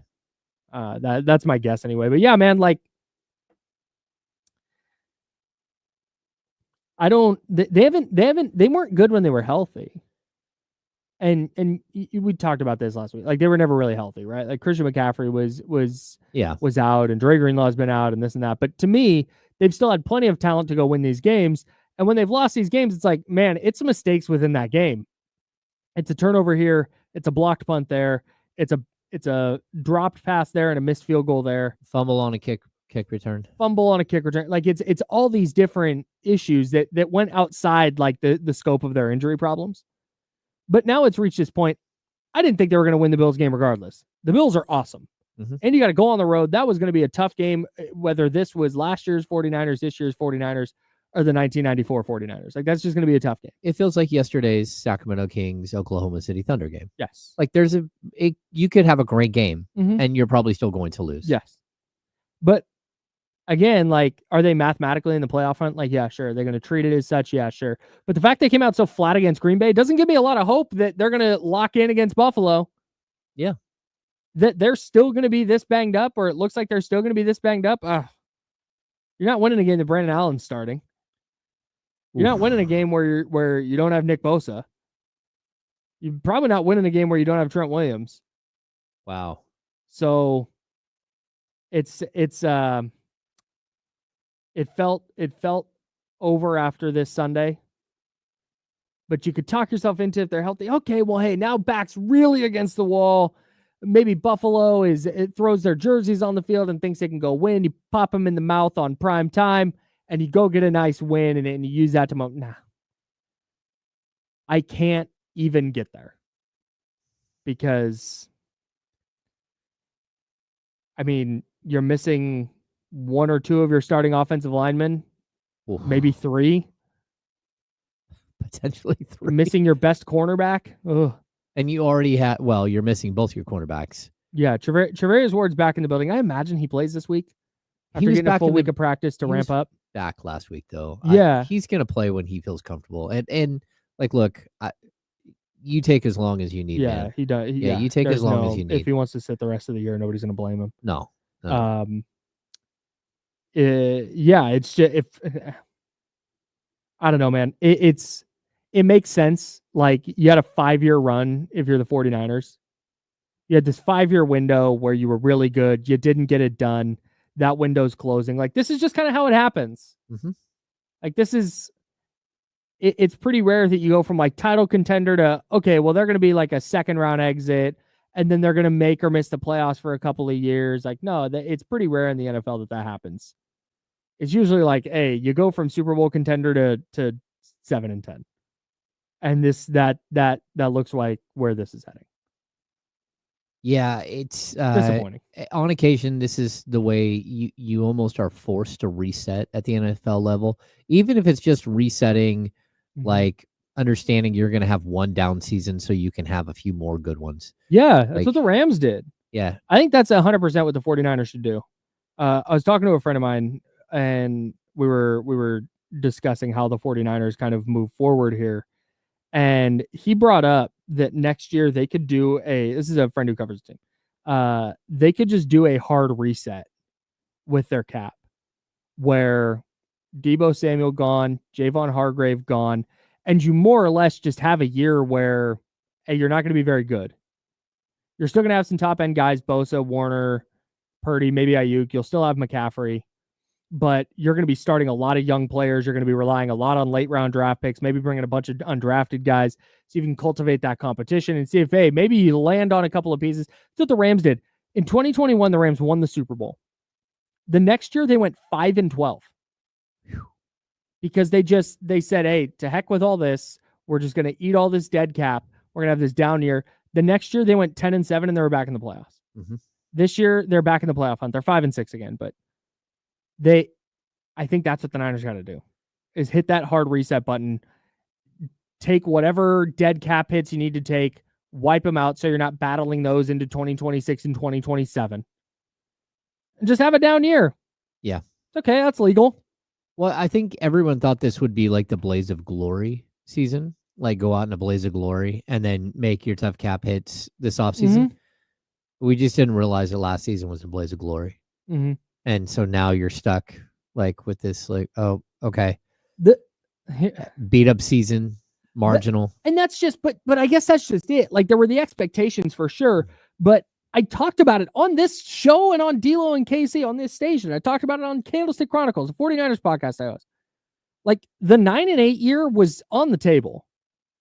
The year where, man, they had really great injury luck last year and probably not going to be as good this year. Mm-hmm. The Super Bowl hangover where, man, you know what? You lose a couple of games that you probably shouldn't have lost. Like this was always on the table. That's why I'm not freaking out and firing people. Because yeah, they have a lot of talent. Yeah, the expectations are high. Yeah, the season's disappointing, but they were primed for it. Mm-hmm. It sucks. They may never bounce back. This may be the end of this era of 49ers football, but this happens, dudes. It was going to end one way or another. That's it. It doesn't. Nobody just gets to keep going, except for like the Braves in the 90s. Yeah, the 2000s. And people will point to the Patriots. What the Patriots did was unprecedented and unbelievable. And they had Tom freaking Brady. And also Bill Belichick, pretty good coach. Yep. Tom Brady, pretty good quarterback. Mm-hmm. Like that You have a That is- historic run, an anomaly. Yes. The Kansas City Chiefs, same thing. They're having a historic run Mhm. with it's an anomaly. Mhm. And you can say, well, we just saw it from the Patriots. Okay. There's twice. They have the Chiefs also have 15 years to go. Yeah. Yeah, they do kind of have maybe 12, 13 years before we start to look at it the it's same a way. lot of years to go before they're certainly on track. But yeah, man, it's honestly and in that vein, Tom Brady is the whole Jets hype this year is Tom Brady's fault. Because everybody looked at 40-year-old Aaron Rodgers and went, well, Tom Brady threw more touchdown passes in his 40s than he did in his 20s. Was this Tom Brady's last middle finger to the Jets? I don't know. Making everybody think Aaron Rodgers is going to be good. Maybe. But I think that's why people aren't going to age like LeBron James. Most people aren't going to age like Tom Brady. Yeah. Those are outliers. The Patriots were an outlier. So they had a bad year. If it continues to suck beyond next year, then let's have a different conversation. But it's disappointing. They had the talent to be better. They are 3 or 4 plays away from being in the lead in their division right now, and maybe we're having a different conversation. Yeah, it's not wild. But they haven't been good. Yeah. Whether you think they should have been or not, they haven't been. The results kind of speak for themselves. So maybe they win in Buffalo. Maybe I would bet the house. And then we have this crazy Bills. conversation change next. Wait, are they back? And If then they beat the Bills, they'll be so back. And then they'll play the Lions like 2 weeks It'll be later. so over. Yeah. Yeah, man. So they'll my focus for the 49ers is beyond 2024. If they make a miracle run, I'll be the first one. I'll be first in line to admit my wrongness. Yeah. But the season looked over after week 3, and it hasn't looked much different. No. So many missed opportunities. So many. But again, at a certain point, you have to be at a level where those missed opportunities don't hurt you and cost you game after game. And they're just not. They're not at that level. So Not right now. The expectation will be that they get back there quickly, and if they're not, that's when they'll have the conversations about firing people and moving on, etc. So, he's James. I'm Kyle. We're the Insiders. We're sponsored by Jiffy Lube. Hanging out with you until noon. We'll hand it off to D'Lo and Casey then, and they'll take you up to 4:00. Not Monday Night Football. That was last night. We have basketball for you today, right here on ESPN 1320, beginning at 4:00. After D'Lo and Casey, we will have the Milwaukee Bucks taking on the Miami Heat in Miami. That game right here on ESPN 1320, beginning at 4:00. Speaking of around the NBA, the Mavs beat the Hawks last night, 129-119. They're now 2-1 without Luka Doncic and 5-1 in their last 6. trade him. No. Is it time to trade Luka Doncic? Is it time to trade No, I think Luka Doncic? I bought into the Mavs big time going into this year, and they weren't playing well. If you follow, is it Kirk Henderson from Mavs Moneyball? He's the Mavs guy I follow, and it was like doom and gloom there for a second. It was like this team is unwatchable, because they had lost, well, oddly enough, 4 in a row. They lost to Phoenix, Denver, Golden State, and then Utah. And then they went on this winning streak, 5 out of 6. Their only loss was an OT loss at Miami last Sunday or this Sunday. The Mavs are good, man. I think I'm in on the Mavs still. This little turnaround's been nice for them. I still don't look at them as like a top 2-3 team just because they made it to the finals last year. Maybe they catch lightning in a bottle again, and Luka is extremely difficult to defend in the playoff series, but he's not having a good season. He's not playing all that well. I mean, and for a guy who's averaging 28.1, 7.6, and 7.6, to say he's not having a good season, but in all honesty, he's not. He's not shooting the ball well. He's not shooting from 3 very well. Like overall, he's down 6 points per game off of last season, and maybe that's by design. But they have the pieces, and that's what I think we see. We see a very underperforming PJ Washington at this point. You see, the addition of Klay Thompson. Clay's really not shot the ball well either. Didn't play last night. Yeah, he's fine from 3, but he's shooting 38.3% from the field. That's not great. Dude, tried to tell everyone, but no. You want to listen to Kyle. 32 points for Kyrie last night. 23 for Jaden Hardy. 22 for Najee Marshall. Ooh. Like they have way more players this year than they had last year. And that's why I'm in on the Mavericks. Because you're right, Luka's not playing as well. But they have enough depth this year that if Luka's out, they can still go dominate a game where they don't have Luka or Klay Thompson. Yeah. And that's a significant deal. I'd also say one of the keys, I think, to Dallas is their build, right? Is that players like Luka, ball dominant players, like there aren't a bunch of those guys in the league, but you got another one in Kyrie. Mm-hmm. So if something happens with Luka, or when Luka steps off the floor, you're still playing the same style of basketball. Mm-hmm. But go up and down their roster. It's the same thing. You have Derek Lively, and you have Daniel Gafford. Mm-hmm. So when Daniel Gafford steps off the floor, it's a very similar style of player. You're doing the same exact things. You're not reinventing the wheel. Mm-hmm. And to be honest with you, it might be one of the downfalls of the Sacramento Kings, that the players that they have are so unique that there is, like, I can say you have De'Aaron Fox and you have Malik Monk. Similar, right? Right. Yeah. Yeah. Different tiers of players. Different tiers, similar but styles. Similar style. And so you can actually run some of the same stuff. Mm. But there is no replacing a Domantas Sabonis. And when he goes out of a game, you're literally reinventing the wheel every time. Mm-hmm. It doesn't matter what Trey Lyles does, or Alex Len, or Isaac Jones, or Orlando Robinson. They can't do what Domas does. Mm-hmm. And that's because not very many people in the league can. Yep. And so you run into this problem that when he steps off the floor, you have to change everything in order to make it work. And it's one of the flaws in the team build here, mm-hmm. that you haven't gone out and at least tried to get a player like that, that can do some of the things that he can do. Because Drew Timmy. Yeah, like it's just really difficult to have like continuity for 48 minutes. Sure. When one guy has such a huge impact on the game, and when he steps off the floor, you have no one that can do anything else like anything similar. And so again, I think it's part of the beauty of the build. Mm-hmm. When it comes to the Warriors, you have set shooters in PJ Washington and Klay Thompson. The Mavericks. The Mavericks. Yeah. And PJ Washington, Klay Thompson, you have these, you've built this, system mm-hmm. where the players are they're interchangeable. Plug and play. Yeah. Yeah. And even like go back to the 2002 Sacramento Kings. It's Weber and Divac. They're not the same player, but they're interchangeable. Yes. Mm-hmm. and just go up and down the roster, like Hito Turkoglu and Peja Stojakovic. They're, mm-hmm. Again, different tiers, but they're interchangeable.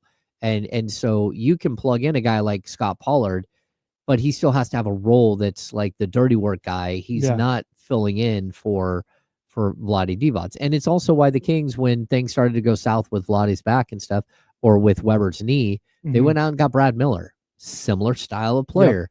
So that's something that like I've been talking about for a couple of years, and it's why I bring up Mason Plumlee.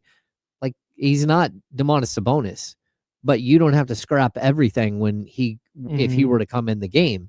He knows how to play that system. Right. He knows what to do in the 12 minutes that Domas isn't on the court. Kelly Olynyk available? Yeah, exactly. And I'm plays for the Raptors. Maybe he joking. I'll go get Kelly Olynyk. Yeah, for that very reason. I kind of think that's a little bit the 49ers problem too. Is when Debo's out, you can't replace him in your offense.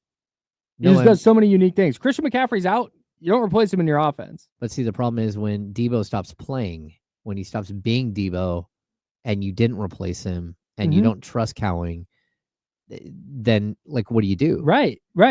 Same thing. George Kittle.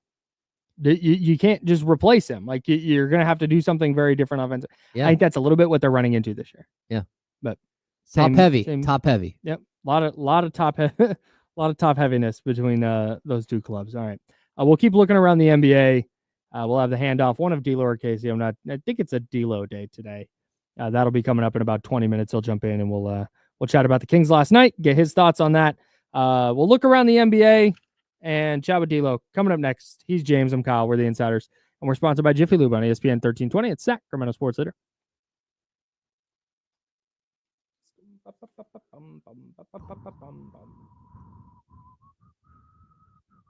Oh, in theory, yeah, for sure. Yeah, Sean, I wish that like he's just not he's not an NBA player, unfortunately, at this point. But like you guys understand what we're talking about here, right? It's like it's probably the one ingredient, and it's like really, really difficult to replace a guy like Domantas Sabonis. But it's also why I was so stunned that the Kings didn't draft Trace Jackson Davis. Yeah. That's your guy.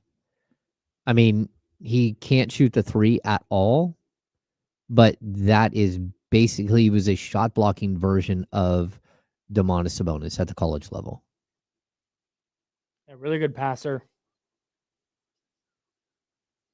Can catch a lob. The Monk TJD pick and roll would be so fire. Yeah. I like. All right, Adrian, relax. Probably not. Are you a Chris Biederman burner, Adrian? Yeah. Is your name really Chris Biederman?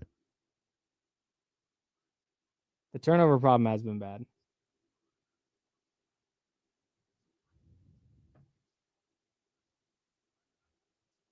Who's the dude from Indiana that's looking good in Miami, JT Money?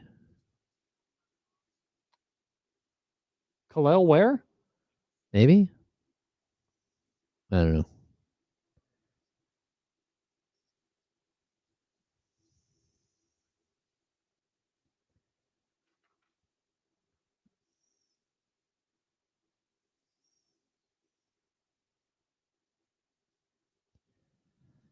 Yeah, that's definitely him. I'm so damn smart. Just a dude playing a dude. Disguised as another dude. Disguised as another dude. Let me see. Yeah, Khalil Ware's Just because it's a theme song, don't make it not true. Played a total of 48 minutes on the season. Just saying. Khalil. Oof.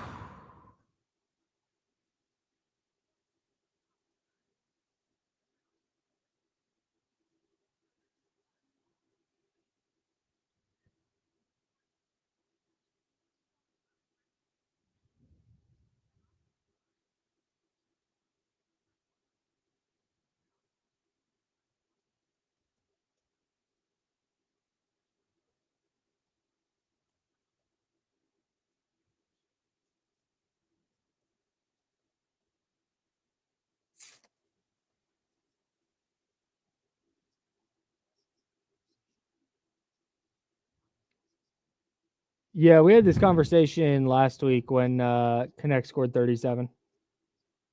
Yeah. Look, and if you think he's going to be good, if you're the Kings, you think he's going to be good, you might be able to get through the next month and a half with Malik Monk and Keon Ellis and even a little bit of Colby Jones, maybe a little bit of Mason Jones at that shooting guard position, if you do have to do something crazy like trade Kevin Huerter. Because that will give you the depth once he's there.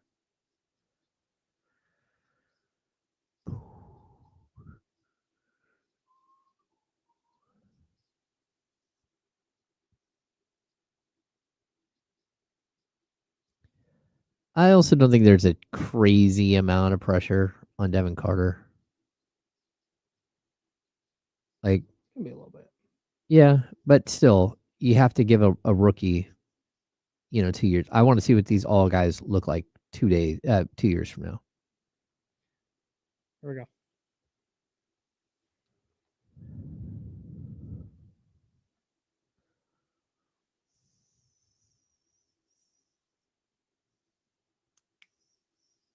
Now, back to the Insiders with James Ham and Kyle Madsen, brought to you by Jiffy Lube on ESPN 1320. Man, the Timberwolves, the NBA Cup court is heinous, dude. Oh, no. Have you ever seen the Teenage Mutant Ninja Turtle movies, the live action ones from the early 90s? I'm sure I maybe have. late 80s. Yeah. With what's it called? The ooze, the green stuff. That's what their floor looks like. Oh, no. It is so ugly. Now I have to Google this. I want to, I'm trying to do this on the fly where I share the screen for people watching on the stream. This photo is courtesy of the homie Mags, who's a Wolves season ticket holder. Isn't that nasty? No, they did not. Yeah, youtube.com/ESPN1320, twitch.tv/ESPN1320. If you want to check this out. This is disgusting. Someone got loose with a highlight pen, with a highlight marker. Yeah, several different shades of it. It's so bad. Mountain Dew is that's a good descriptor for it. It is Mountain Dew colored. Yeah, I don't know. Like I lived through the 80s and I saw people wear clothing like that color, but Nickelodeon slime is a good call. It was shocking when it happened. Dude, the Denver court is bad too. Like I'm all for the different courts for the NBA Cup, the in-season tournament. Yeah. But have some decorum. Have a little foresight to be like, hey, what is this going to look like on television? Is this going to make people's eyes bleed? And I'm super not overreactionary on that kind of stuff. I love things that just look different.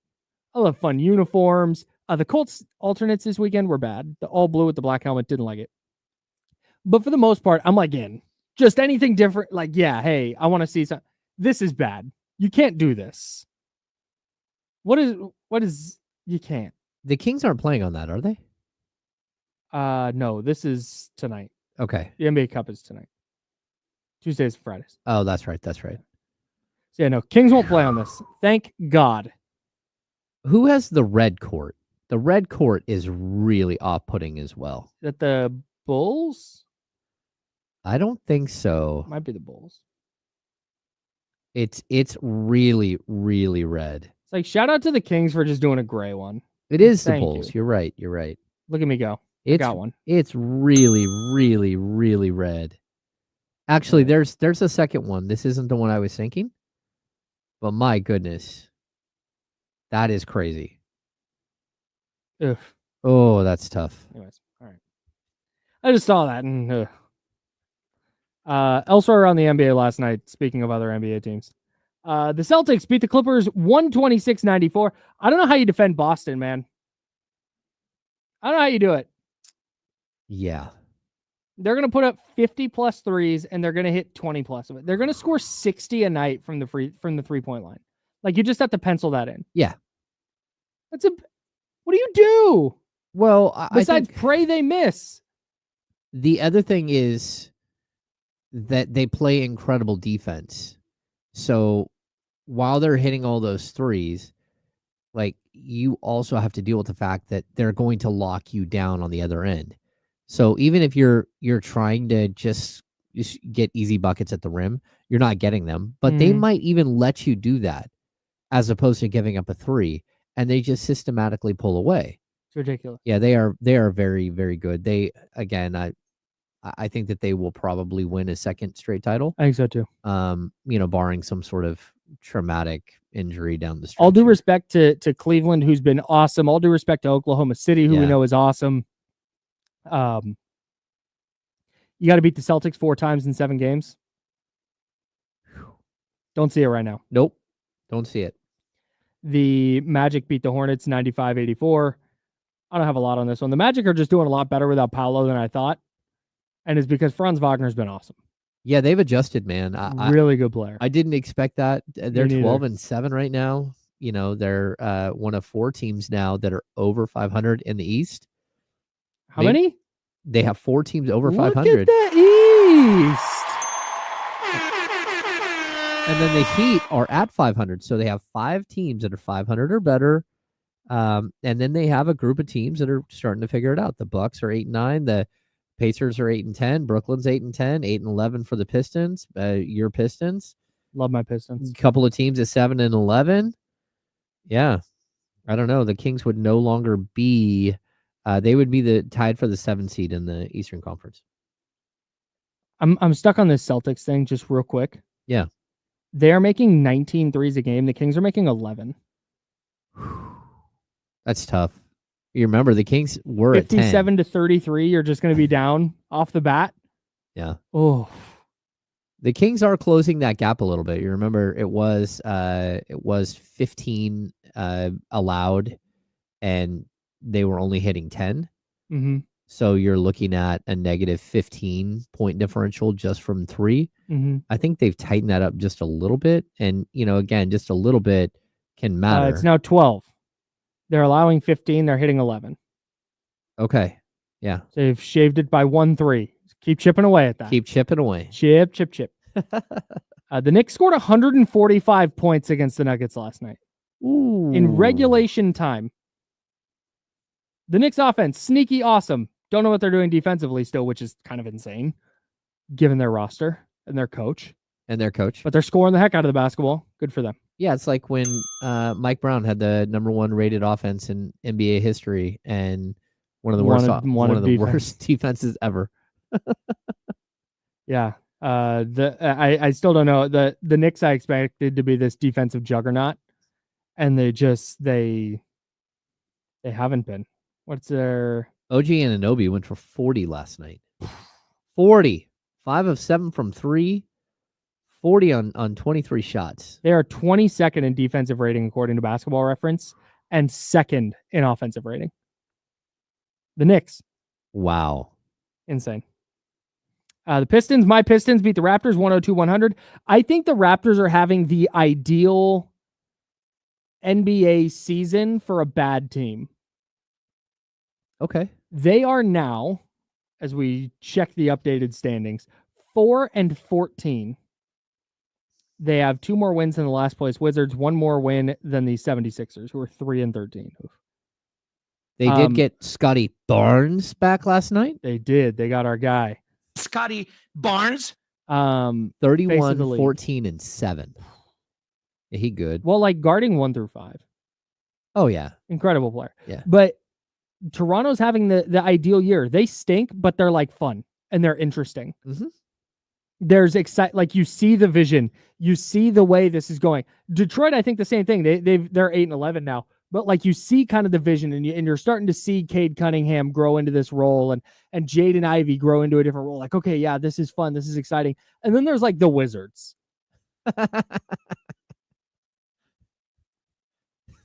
They're playing a bunch of young dudes, like for sure. 13. They're playing a bunch of young dudes, but it's like, to what end? I don't. It's not nearly as exciting as Toronto's been. Toronto plays hard as heck. Hey, look, I think that they did something very specific this offseason. I think they went out and got Jonas Valanciunas, and they held on to Kyle Kuzma. Mm-hmm. They think that they're going to be the team that everyone comes to trade with. Yep. And they think that they can move Valanciunas and get a first round pick or 2. They think that they can move Kyle Kuzma, get a first round pick, maybe an extra second. Like it feels like a team that loaded up for a yard sale down the road. Yeah. Yeah. Jordi Fernandez's Brooklyn Nets beat the Warriors 128-120 last night. The Warriors on Saturday night blew a 17-point lead to the San Antonio Spurs in San Antonio. Golden State, second night of a back-to-back. They kind of fell apart down the stretch. It's like, oh, okay. Last night, they're up 18 at home against the Nets. And on the second night of a back-to-back, the Nets were. Oh, yeah. And the Warriors smoke an 18-point lead in the second half. And lost 128-120. Oy. That's not great. Dude, the Niners, the Raiders, the Kings, the Warriors right now. Thank God for Macklin Celebrini and the Sharks. We love our guy. We love our 18-year-old phenom down there in the South Bay. I think you can throw in the A's, the Giants. Oh, I'm just doing the teams that are playing right now. But yeah, A's and Giants also Bay Area dumpster sports fires has in their gone, respective ways. Northern California sports has gone sideways. Tough. UC We need a Davis dub. carrying us. Yeah, come on, Davis. UC Come on, Davis Aggies. carrying us. Sac Back, State, back, back. Sac State baseball had a down year. Sac State basketball gave Cal a really good game the other night. Men's Yeah. basketball. Man, Salute. UC Davis is number 5 going into the Going championship. into the playoffs. Going into the playoffs. The And FCS playoffs are fun. they have a bye first week. Yeah, dude. I love the FCS playoffs. There's a pathway. Oh yeah. I'm gonna have to go catch a game. You should. My Aggies. It's a really good time. It's a Yeah. really, really good time. The Pacers beat the Pelicans 114-110. Is there anything the Pelicans can do this year to be intriguing? Like if they get healthy, they've dug themselves such a hole that I don't know that they'll be able to like climb back out, because I don't think if they're healthy that they're so good that they're just going to go on some insane run where they win like 18 of 20. I don't think there's anything that. I mean, they have a really, really nice roster. It just doesn't fit together. Yeah. I mean, I don't know. Because they're also very quickly dealing with the Brandon Ingram situation. Mhm. Like, what are you going to do? He's the one guy who stayed healthy. He's the one of the guys that's played the whole time. But man, you know that like Brandon Boston was waived and then like claimed off waivers by them, and he started 9 games. They signed Elfrid Payton off the street the other day. He hadn't played an entire year in the NBA and started him. I mean, he's got 3 starts. Yikes, man. Yeah. But didn't he have like 20 assists the other night? Something crazy? Good for Elfrid Payton. I know. We love to see it. He hadn't played in the league in the 22-23 or the 23-24 season. They signed him and boom, you're starting. It is just, he's a player all of a sudden. That's right. 21 assists the other night. 14 and 21. Man. 7 of 11 from the field. 14 and 21? Yes. 14 points, 21 assists. Okay, Elfrid. Only 5 turnovers. Okay, Elfrid. 4-to-1 turnover ratio. He had 5 turnovers and still had a 4-to-1 turnover ratio. That's right. It's It's just like a turnover ratio. 4.2 turnover ratio. Last one from around the NBA last night. The Grizzlies beat the Blazers 123-98. John Morant made his return for the Grizzlies. He had 22 and 11. John Morant, good player. Can he stay on the court? Yeah, that's always going to be the question. I mean, it's unfortunate because he is so much fun to watch, but he's already missed, I think it's 8 games. Or Yeah, he's only played 9. Yeah, that current stretch that he just missed was 8 games. So if he's only played 9, he's missed 9 games already this season because Santi Aldama has played 18 games for them. Yeah, and still, they find themselves, the Grizzlies do, as the number 5 seed in the West currently. They're a half game up on the Clippers for number 6. They've got a lot of guys who are averaging like 8 points per game or more. Like a lot. And Scottie Pippen Jr. just out of nowhere. Yeah, he's averaging 12 and 5.8 assists. And then Jalen Wells is averaging 12, and he's been really good. Rookie. G.G. Jackson's not even playing. Ooh. And he was awesome for them last year. Oh, yeah. And Brandon Clark is not, he hasn't really recovered from the Achilles injury. No. He's averaging 6.5 and 4.3. Yeah, dude. They're just a well-coached team, man. They are a very, very well-coached team. Super deep. Good for the Grizzlies. Jay Huff has played in 18 games. He's averaging 9.6 per game in only 15 minutes. Do you know what my favorite part about Jay Huff is? Is if I told you, hey, if you'd never seen Jay Huff before, and I said, hey, draw a picture of what Jay Huff looks like, you would nail it. He just looks like a guy named Jay Huff. Like, look at him. I need to look at Jay Huff's picture. No, you don't. Picture Jay Huff. I got it. You're doing it. You're nailing it. I believe oh, yeah. This is Kyle. Yeah, sure, man. Shooting 45.6% on 4 threes a game. Come on. I mean, the thing is 7'1" Jay Huff. Let's go. He's played in 18 games. He's played in every game. He is a certified bucket, James. Jay Huff, I want to see his per 36. His per 36, 23 points, 6.2 rebounds per game. He's a bucket. He is a bucket. Man, they're per 36. They have so many people averaging double, like really, really good numbers. Really good numbers. 1, 2, 3, 4, 5. Like we might have slept on the Grizzlies a little bit. Well, they're deep. They got the depth. Talking about the Grizzlies. Damian Barling's here, everybody. The handoff coming up. We'll continue talking about the Kings after their fourth consecutive loss last night. They fell to the Oklahoma City Thunder 130-109. Just want to remind everybody, speaking of around the NBA, we have the Milwaukee Bucks at the Miami Heat tonight. Coverage begins right here on ESPN 1320, immediately following D'Lo and KC. 4 o'clock. Coverage begins. Milwaukee at Miami. Milwaukee, another team starting to figure it out. They are A little. Yeah, the Shams just broke some news that Bulls guard Lonzo Ball, out since October 28th with a wrist sprain, is targeting his return to action for Wednesday, a source tells Shams. Oh, yeah. Are we still doing that? I mean, the guy's played like 3 games in 5 years. I don't know.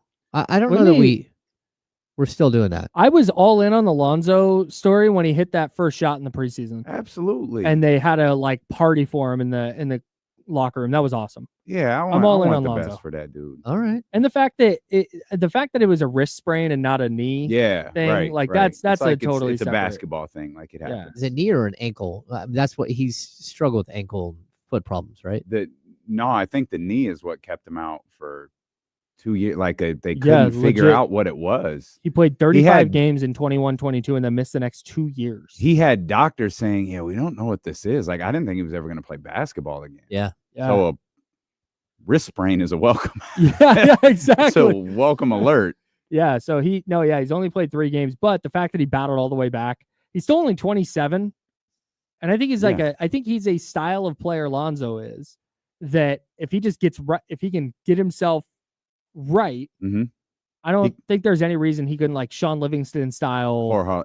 I'm with you. Second half of his career. I'm with you completely. Yeah. He was a great point guard. Like I hate that he lost a couple of years of his career. He was a very unique player. Yeah. Yeah, he's unique. He's also, he's not a great shooter, but he can score. Yeah, he's a good enough scorer, but he's a great passer. Like he sees the floor. I think only like a handful of people in NBA history have. Yeah. Yep. The IQ is just insane. Kings lost last night, but we were no, I swear. It's a thing that happened. But we were talking about this. How they lost last night's loss didn't make things worse for me. Like the 3 losses before that was that was But last night just sort of went how I expected it to go. Oklahoma City's really good. They had 4 days off. They hadn't played since Wednesday. They had 4 days off. Had 3 days off and haven't won since. the Kings. We're so tired. We need rest. Okay, bro. Well, you got it. Scored 29 points in the first half after all that rest. Man. But no, so they played them really tough for, what did we say, 32 minutes? And then a really good team pulled away. 1-point game with 5 minutes left. 4 minutes. A little over 4 minutes to go. 4 minutes in the third. And then Oklahoma City, really good team, pulled away, and the Kings kind of lost their legs a little bit. I just wasn't that bothered by last night. Okay. You were? Yeah. Why? Because I think they stink. Well, and I don't think they're doing enough to prove me wrong. Okay, like Oklahoma Go City ahead. is good. Oklahoma City is good.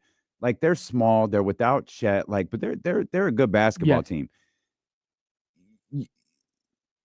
That's a game like if you're playing like the Wizards and they're lingering around for whatever you guys 30 minutes or whatever, and in the Oklahoma City pulls away. Yeah, that's what you do. We saw that happen with the Blazers earlier this year. Yeah, I believe the Kings are better than the Blazers. I don't know how much better, but they're better than the Blazers. Blazers were lingering around. Kings pull away. Good teams though don't let, what was it, an 18-4 run, 18-6 run? Yeah, they don't let that happen. Sure. Good coaches don't let that happen. Sure. And that's my frustration is yes, Oklahoma City is better. There's no question about that.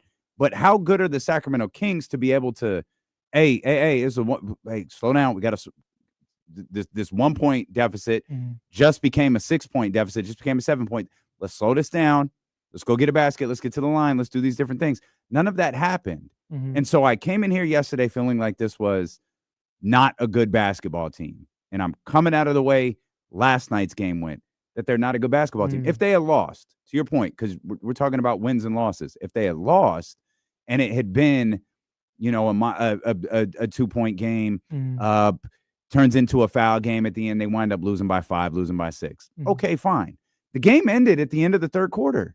Sure. They pulled away at the end of the third quarter, and the Kings had no response. You get to quarter break, James, and the team had no response. It felt like everything shifted right at that 4-minute mark. All of their anger, all of their focus on the court shifted to the refs.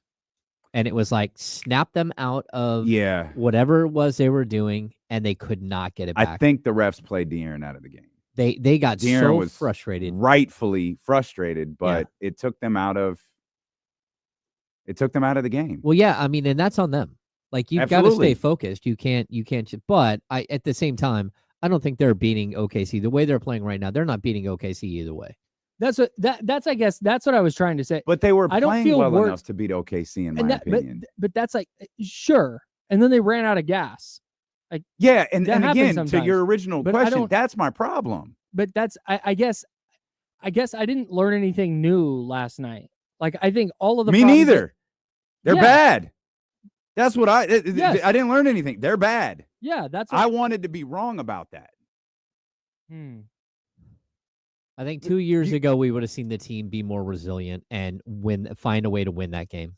Like, that's who they were 2 years ago. Or at least compete in it. Yeah, but they lost. They competed last night. After that point in the third? No. Yeah. You can't compete for 32 minutes, I guess. Yeah. Like, what's the percentage of that?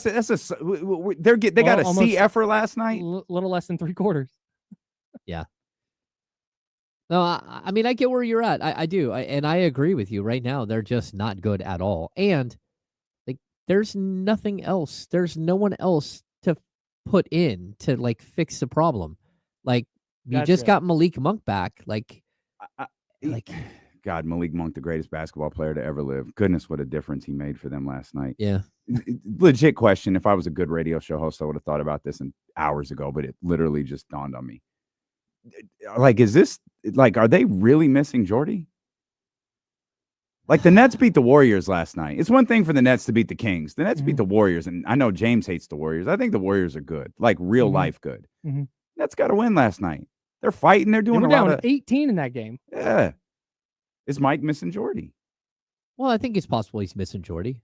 I mean, but that's it works. So. If you're an assistant coach away from collapse, though, were you good to begin with? I'm a little frustrated with Mike, so I don't know. Yeah. How so? Oh, what would you have done? What would you have done differently? Last night? No, I thought everything was fine last night. I'm frustrated with his constant, like, I'm frustrated with the Kobe Jones thing. I'm fine that he made a starting lineup change. Like, Kevin's gone. Like, it's so stupid. Like, Kevin is asked to come off the bench, and all of a sudden he doesn't know how to play basketball. Yeah. He took two goddamn shots last night. Really? You were the starting two guard of this team yesterday, 2 days ago. You took 2 shots last night. He is gone. Ladies and gentlemen, we've lost Kevin Huerter. James, go find your boy. Is there a redhead Facebook? Is there a network that you guys can connect and you can go find Kevin's game? Because I think we've lost him forever. And this is the second time he's been dumped, and I don't think he can take it. No. We've also lost the insiders because D'Lo and KC is coming up next. That's Damian Barling. Kenny Caraway will be in here. Jesse Tapia, of course, on the 1s and 2s. That's James Ham and Kyle Madsen. We're back tomorrow at 10 a.m. Until then, drink water, be nice, people. Bye.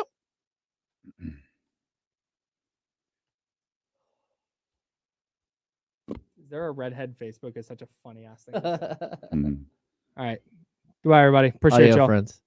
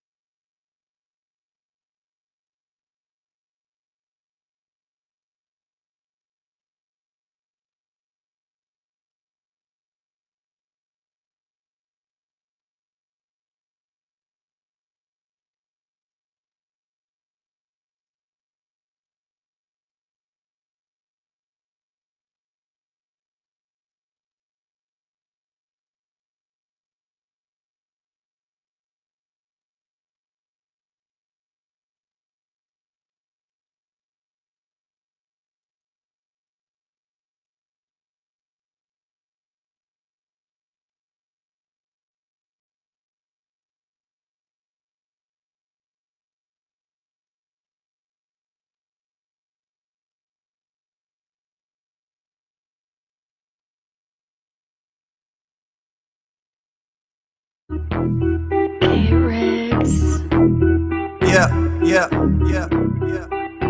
got them screaming D-Lo, KC, D-Lo, KC, D-Lo, KC, D-Lo. We got them screaming D-Lo, KC, D-Lo, KC, D-Lo, D-Lo. We your number one spot. We your number one spot for some sports, huh? Got the city going crazy when we work, huh? We top 2, but we ain't 2, we in first, huh? And when you need the real, we is who you search, huh? D-Lo, KC, D-Lo, KC, D-Lo, KC, D-Lo. We your number one spot. Baby, let's go. We in here. I guess we can hit that. We welcome you in here to the, man, what day is today? Tuesday, November 26th show. November 26th edition of D-Lo and Casey. I'm Damian Barley. ultimate needle mover in God mode himself. I guess Kenny will get here whenever the hell he's ready to. Some people started their vacation early. So let's just talk, man, because the Kings went on vacation God knows how long ago. They stink. And I couldn't disagree with Kyle Moore about, I don't feel any different about them losing to Oklahoma City. And I guess I understand what Kyle's saying because he's like, I didn't learn anything. I didn't either. Because we started this show yesterday, me telling you, I think this team I think they're bad. And nothing about yesterday changed my mind. They're not good. And for it to be a 1-point game with 4 minutes and some change left or whatever it is, then you get run out of the gym the rest of the way? What, an 18-6 run to close that quarter? Good teams find a way to stop it. Whether the Kings win or not, it's not relevant. Good teams find a way to stop that. Good teams find a way to slow things down. Good teams find a way to stop that run. Kings can't do it. They can't find a way to stop that run with the Minnesota Timberwolves.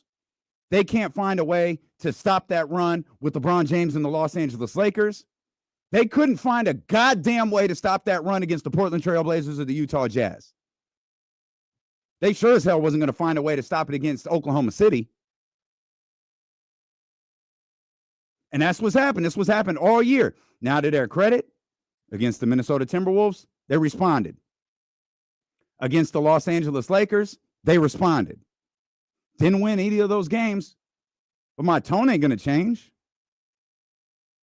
My energy is exactly the same. I felt fine after those 2 losses. It sucked. It's not the way I wanted to start the season. Game of runs. That's what they say, right? Game of runs. That's what the NBA is. All right, cool. Found a way to stop it. Found a way to slow it down. Found a way to get back in the game. 21-0 run. Found a way to slow it down. 21-0 run. Found a way to get back in the game. Couldn't find a way to do it last night against the Oklahoma City Thunder. This is coming off 3 straight losses. You would think they'd be a little bit desperate. Nah, it's cool. We ain't desperate. You would think they'd be itching on their home floor to get something done. Nah, I couldn't do it.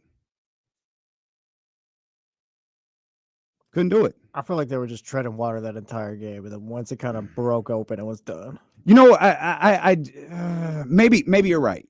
Maybe you're right. I don't feel like that's the case. I thought they were playing well. I thought DeMar was playing well. I was a little worried about the way De'Aaron was playing, but the way that the Kings were playing, the team, I thought, okay, you ramp it up a little bit here in the fourth quarter, they'd be just fine. They'd be just fine, especially with the way DeMar was playing. I thought Domas was playing well, too. We've lost Kevin Huerter. Kevin's gone. Mike made a switch in the starting lineup. But, hey, salute. Man went to redhead heaven. We ain't never going to see that man again. Second time he's been dumped. He's playing 10 minutes, can't hit shots, taking 2 shots a game. That's what we're doing. It's ugly right KC now. said it yesterday. Hey, you're not playing well enough. If you got to pull him. And he did it. And now we got Keon Ellis, who I think is a very capable player. This is a starting 2 guard for a team we expect to do some things here in the playoffs. You ready? I'm ready. Team's not good, man. Simple as that. Team isn't good. So one of the things I think yesterday, for until the third quarter, I thought they were playing well. I thought they were playing with certain energy. They were competing. And then it kind of fell apart in that third quarter. But I do feel like I'm standing on the side of whatever happened yesterday isn't going to make me feel any different than how I felt yesterday. You know what I mean? Like if they would have won, I wouldn't think everything's okay. So because they lost, I don't think anything is any different. This is something that over the next 2.5, 3 weeks, they're going to have to show me things one way or the other. They're going to have to, once again, prove to me that you're not good or prove to me that this is just a rough spot. We'll see as time goes along, but you got Minnesota on the road on Wednesday, and you got a Portland team that is pretty scrappy and has some talented players on Friday.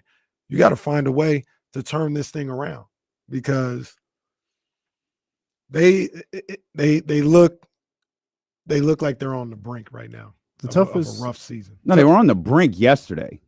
Well, they still are. They were on the brink going into yesterday's game. They still are. I disagree. I think they've been pushed over the edge.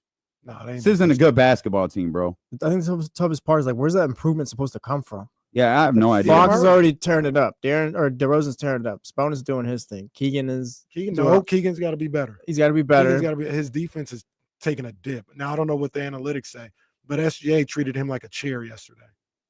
This is supposed to be a guy that we talked about as being one of the top perimeter defenders in the game in the Western Conference and all this other stuff. I saw Cam Johnson run by him effortlessly the night before, and SGA, his eyes just lit up every time Keegan was guarding him yesterday. See, what if he does step up and all that's fine, but it's like that's only 4 guys. Like I'm with Dame. Like yeah, the bench is a disaster. Yeah, the bench is done at this point. Yeah, whether it's Kevin Huerter on the bench or whatever, like Kevin Huerter needs to rewire his brain. Will, are you out there? Maybe Will's on vacation. Everybody else is on vacation. What the hell he only did a handful. What's Kevin Huerter's numbers off the bench? They can't be good. No. I mean, he's got to step his game up if he wants to continue to be in the rotation or be on this team. They all got to step their game up, though. They all have to play better. Right now, you only have 4 guys you can count on. Keegan, like you said, needs to improve and all that, but I think Monk, DeRozan, Sabonis, and Fox, like those are the guys you can count on right now. But other than that, it's kind of bad. Trey Lyles, who knows when we see him again? You know what I mean? The calf strain. Yeah, that's a minute. It's the story of this show. We've That's been talking about it since we started this show. This is not. He'll be back in a week. Nope. So who knows when we see him again? Which we get our jokes off or whatever that means. You're probably going to see Doug McDermott, and who knows how that goes. Well, your percentage is dropping. I pal. saw that. Damn it! Just pass the ball. He literally hit 2 shots in one game, and you was out here doing cartwheels. You know who we need? I'll say it. Buddy goddamn Hield. That's who we need. Not anymore, according to I guess Warriors fans. Guess it went bad yesterday again. The last you know who we week or need? so it's been need bad. Jordy. That's who we need. Man. Apparently Jordy was the brains of this operation. All due respect to Mike Brown. Something. I don't know, man. I'm sour, bro. I haven't been this sour on this team in 3 years. I understand. I think once again, whatever happened yesterday wasn't going to change my mind one way or the other. So that's just but it could have been a step. It absolutely could have been a step. Maybe you took a step back. Possibly. I don't look at it that way. All right, and maybe yesterday's game was nothing. How you want to feel the next 4 hours then? If yesterday's game was nothing, I'm not gonna say it was nothing. But if it was something. You already thought they were trash yesterday. I think they weren't good. So they're trash today. Good. They're not good. Yeah, they're not good. Your feelings haven't changed. No. Okay, and that's the same thing that happened here. My feelings haven't changed. I look at them. They and they've got a lot solidified of them. work I'll say to do. that. That's what they did. They solidified them. Good basketball teams find a way to stop that 18-6 run, 18-4 run, whatever it was. Find a way to stop it. Worst comes to worst. Worst comes to worst. You do what you did earlier this year. Mm-hmm. You crawl back in it. You find a way to get enough stops to get back in this game. They couldn't do it. No. They're the Washington Wizards. That's what happens to the Washington Wizards. Good teams find a way to pull away from bad basketball teams. That's what the Oklahoma City Thunder did to the Sacramento Kings last night. Pulled away from a bad basketball team. Yeah, like I said, I'm not gonna argue with you about it. But I'm gonna argue with somebody. I think they're sitting here holding these goddamn stress beads trying to calm down, and I can't. I think they are an average team that's playing bad right now. They've lost 7 to 10. Man.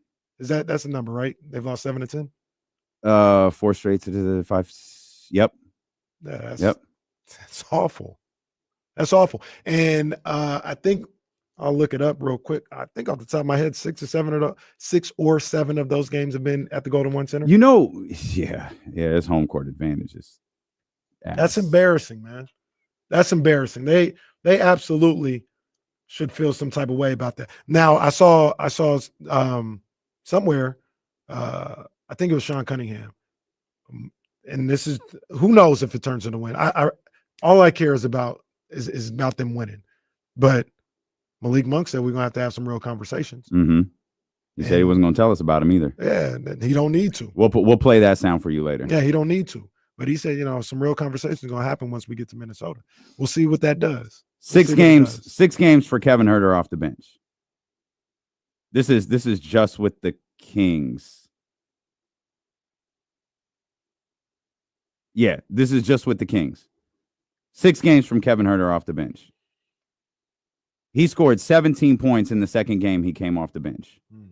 He scored 18 in the other 5 games combined.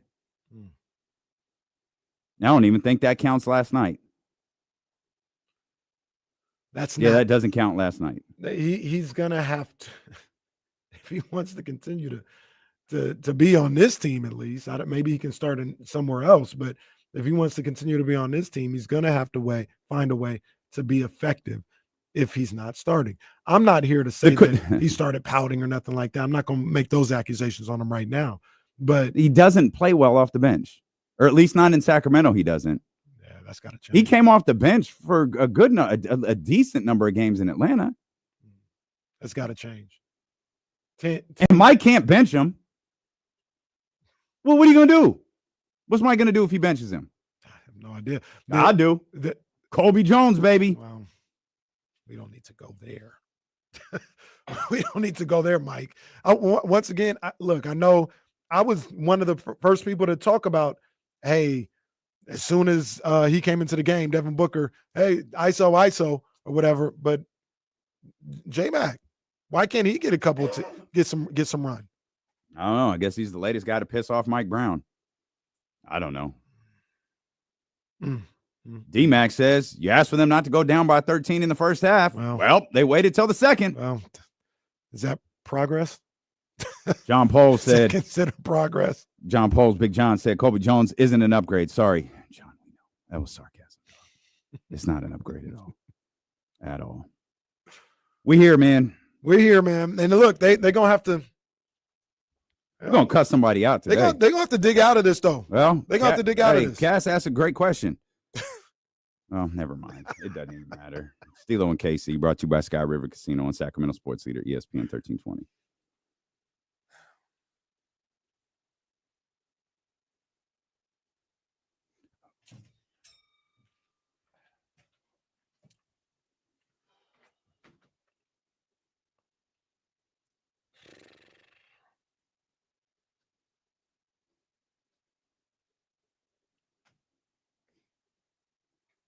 Trip Slam. That's exactly who he is. Trip Slam.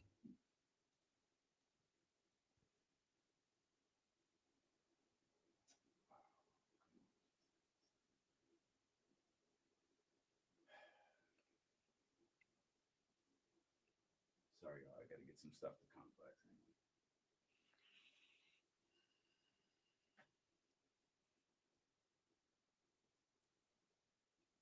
Rest Dog tomorrow. 13th round, Wednesday.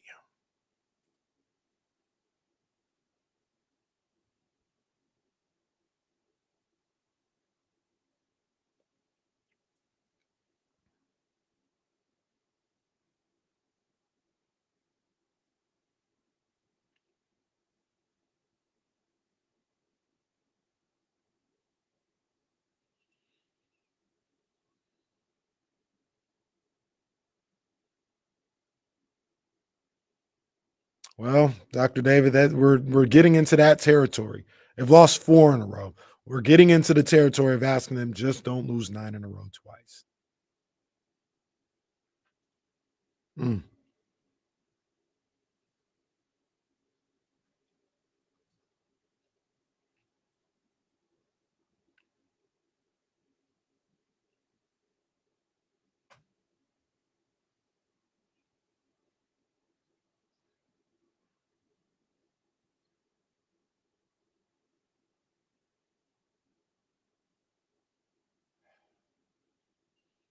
Norm, I don't think the Dolphins are ever at a point where we got to ask, bro. Yeah, you can come hang out for the rest of the season. Welcome aboard, Norm. Big game on Thursday. Let's go. Let's beat the Packers.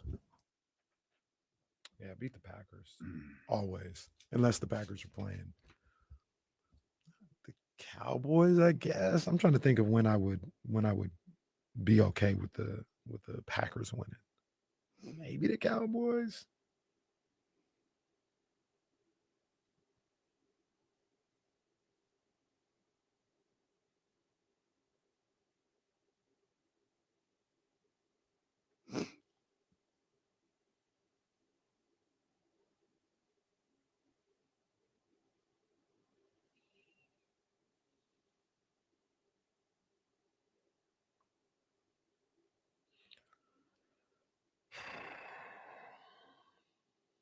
Look at that. The vibes are up. Russ is in the Dolphins. Miss Mac 10 says she might join in the Dolphins. It's all just the rest of the season, too. You guys can go back to your teams after, but we need all the good vibes going in. Kyle Madsen said he's in right now. He's clapping. Well, Jesse, I already rooted for one of your teams at one point. I don't know if I can go with the Dolphins. Not over the Ravens. The Ravens are my best. I get it. I love Lamar. He's my favorite player. That's not a Dolphin. I get it. I'm just saying, we'll take all the good vibes we can get. I wouldn't. Hey, if you beat the Chiefs, that would be good. If you could beat the Steelers, all right. Hey, we're trying to win on Thursday, pal.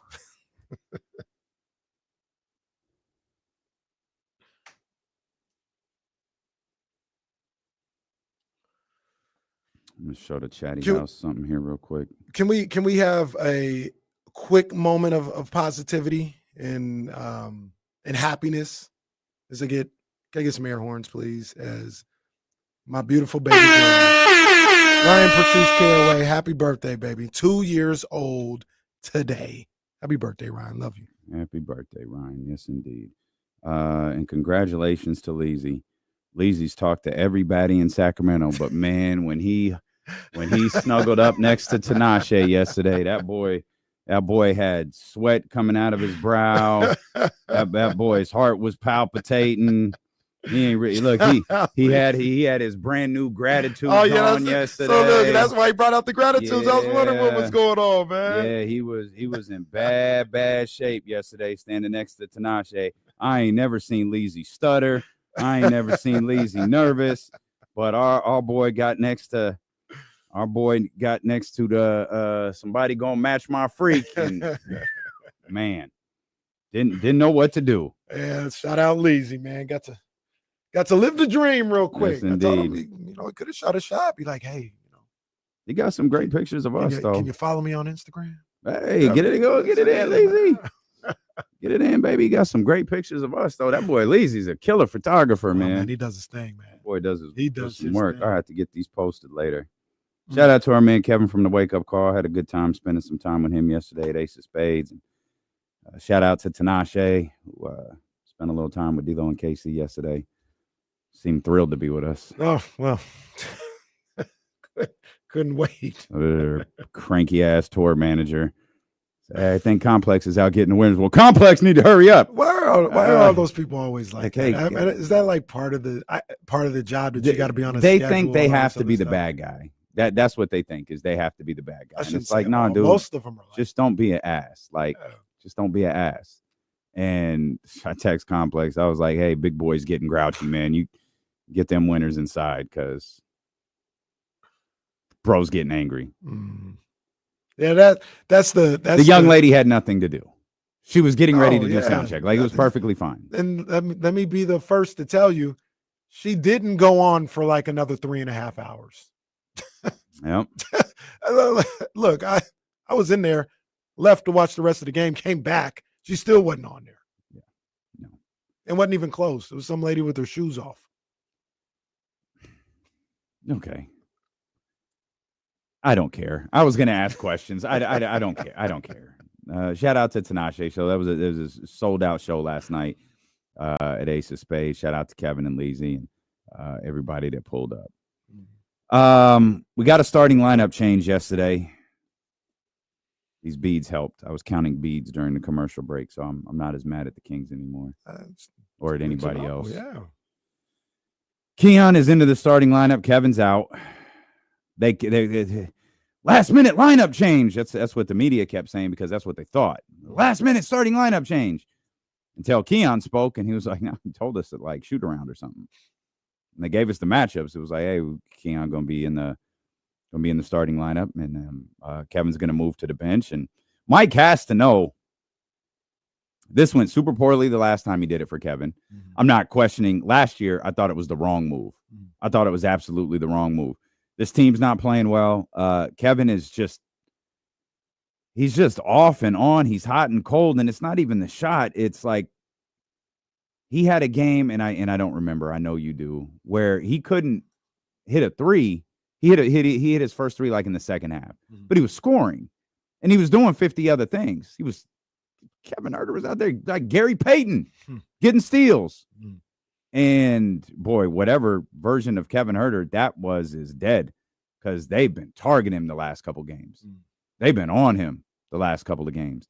And I guess Mike and that staff recognized that. Mike and that staff thought, you know what? We're actually getting a pretty consistent shot from Keon Ellis. Why not go with him? If this really boils down to offense and defense, the potential minus on the offensive end is worth the plus on the defensive end. And the minus is probably minimal at this point for Keon versus Kevin. In the last game, it certainly hasn't even been existent. Keon out there did some work in the starting lineup. Kevin played, 10 minutes? Played 10 minutes, took 2 shots, did virtually nothing else. Now, I don't know how his role changes. Going from the starting line, I can't imagine there's a thing where it's like, hey, sorry, it's going to be like that all day. Hey, you don't have to rebound anymore. Hey, you don't have to, go for these loose balls, be scrappy, get deflections. You don't have to do that anymore now that you're on the bench. I don't believe that that's true for a second. I think we've lost Kevin.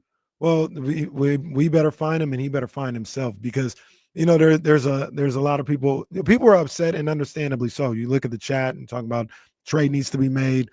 This person needs to be fired. Monty's on this and that. I can promise you for at least another month, nothing's going to happen. Well, December 15th, we're falling for it again. Nothing. Countdown is on. Nothing's going to happen. Huerter ain't going nowhere. They're already only playing about 5 or 6 guys. So here is where yesterday, everybody, we told them how we feel about him. You know what I mean? We told them everything that was going wrong. We saw what happened. We come in here, we start talking about Kevin Huerter going to have to play, and he's going to have to play better. Simple as that. Keegan Murray going to have to play. He's going to have to play better. And you just lost the guy in Trey Lyles. So whoever it is, Isaac Jones, McDermott, you bring somebody up from the G League, whatever, they're going to have to produce. These guys are going to have to look inward if they want their fortunes to be different. If they believe differently in themselves than what they've shown in the last 10 games, they're all going to have to look inwardly and get things done. There ain't no help coming. Nobody coming to save you. Nobody coming to take it easy on you. If you want it to change, it's on you. That includes Kevin Huerter. Like I said, ain't nobody getting fired. Ain't nobody getting traded. No. We got another, hell, even before December 15th, we got probably 10 games. Well, what you going to do? Well, just for the record, you can't trade before December 15th. Yeah, you just can't trade the people who are free agents or were traded. Right, you can't trade for someone who just signed or trade someone who just signed. Go ahead, Jesse. We're at a point that's just, I'm not trying to focus on one player, but with Kevin Huerter and asking him to play, this is who he is, no?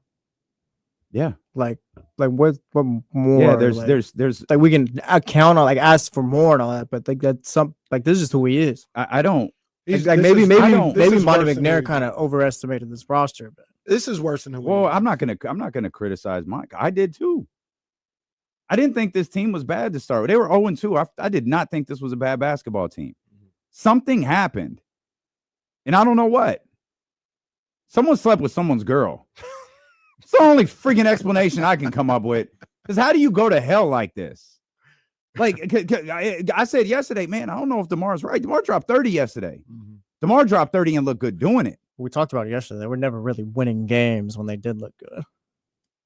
Right, but I'll still take that. Like I'll say, hey, look, you could tell me at 2-2, you beat the Jazz, you beat the Blazers, I think. I don't, but you lose to the the Wolves and the Lakers. Mhm. I'll take that. I'll take those losses. It wasn't until that first Clippers game at the Golden One Center where they shot what felt like historically bad. From there, it's been like, well, they followed that up with a really bad loss against the San Antonio Spurs, who at worst is on the same tier as them right now. And they got blown out the building by them. And then they got roughed up by the Clippers the second time. They didn't get blown out in their first 3 or 4 losses. Now they just getting their ass whooped. Yeah, they got beat down yesterday, especially in that third and fourth quarter. I mean, they couldn't stop those guys to save their lives. And they didn't hit the 3 ball again. 8 of 32, 25% on the night. I mean, that's a season-long problem now. 18 games? It's an 18-game issue. That's just I once again, you would hope that they would get at least to their averages, but maybe they won't. Maybe Keegan Murray is a below 30% three-point shooter. Maybe Kevin Huerter is that. You know what I mean? Like maybe they just won't shoot better. Bruh. 4 30-point quarters they gave up. 31, 32, 34, 33. Yeah, that's what I ain't gonna yell at Isaac Jones like you did, though. I think he could wind up being a decent ball player. You just yelled at, I don't know, you yelled at his name. No, he's got it. I said he's gonna get an opportunity. Weird. He's got to produce. I thought he did well yesterday, but he's gonna get an opportunity. Yeah, like he's gonna be out there. Yeah, it's time. This Isaac Jones. I'm not gonna say this is your only time, but this is your NBA opportunity. If you want to get into this league and stick the way Keon Ellis did, this is your NBA opportunity. What sort of? As they say in He Got Game, don't blow it. There's a famous line from He Got Game. We should put that in Black No Name Movie Game, by the way. She'll be so confused. But this isn't even proper game. Jot that down. Yeah, we got to jot. Hold on, let me get my pen. Hold on.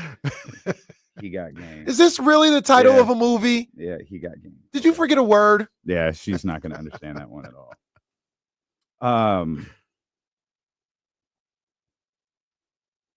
I had a thought, but the He Got Game thing completely threw me off. I just started thinking about our next bit. So this is what I will say. This is what I will say about those guys. A guy like Kevin Huerter.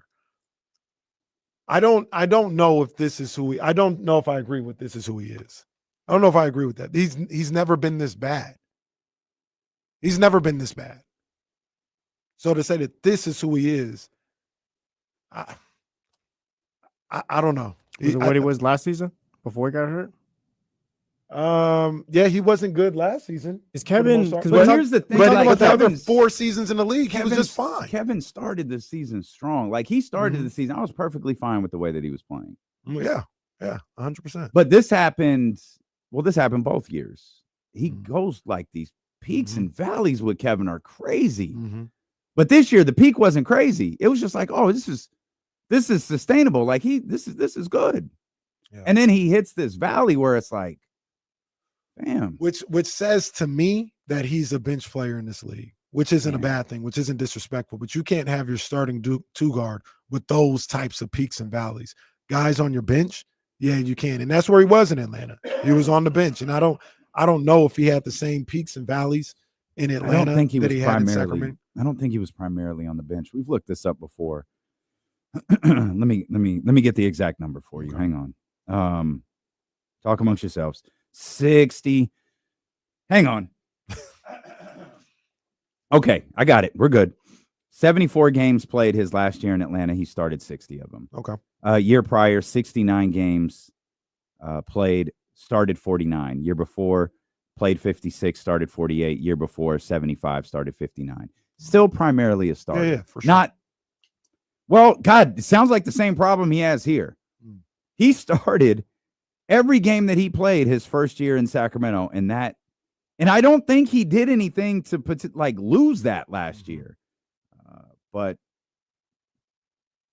Mike wanted to get adventurous, I guess, and thought Chris Duarte was an upgrade, and that didn't last for a multitude of reasons. But now the once again, it's however anybody feels about this team is justified. 8-10. They still we're not even in December yet. We're not even in December yet. Yeah. So there is more than enough time to turn this thing around. And that's where I talk about everybody talking about Give me the firing. road then. Not even me. Give those who are, and I'm not talking about firing Mike. I'm not talking about firing Moxley. Though there's going to come a point where if this doesn't get fixed, that's a conversation. Is that a conversation today on November 26th? It shouldn't be. I Absolutely agree. not. Yeah. But give me the road.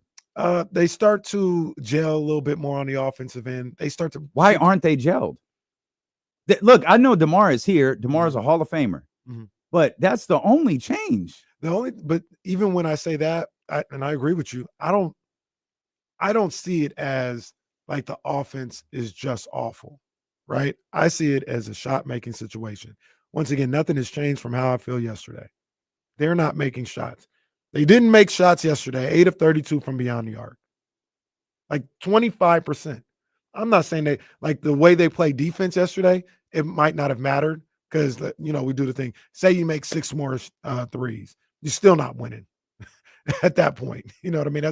That's only 18 points. You lost by 21. So you're still not winning if you hit shots because your defense was so horrendous yesterday. But the shots are there.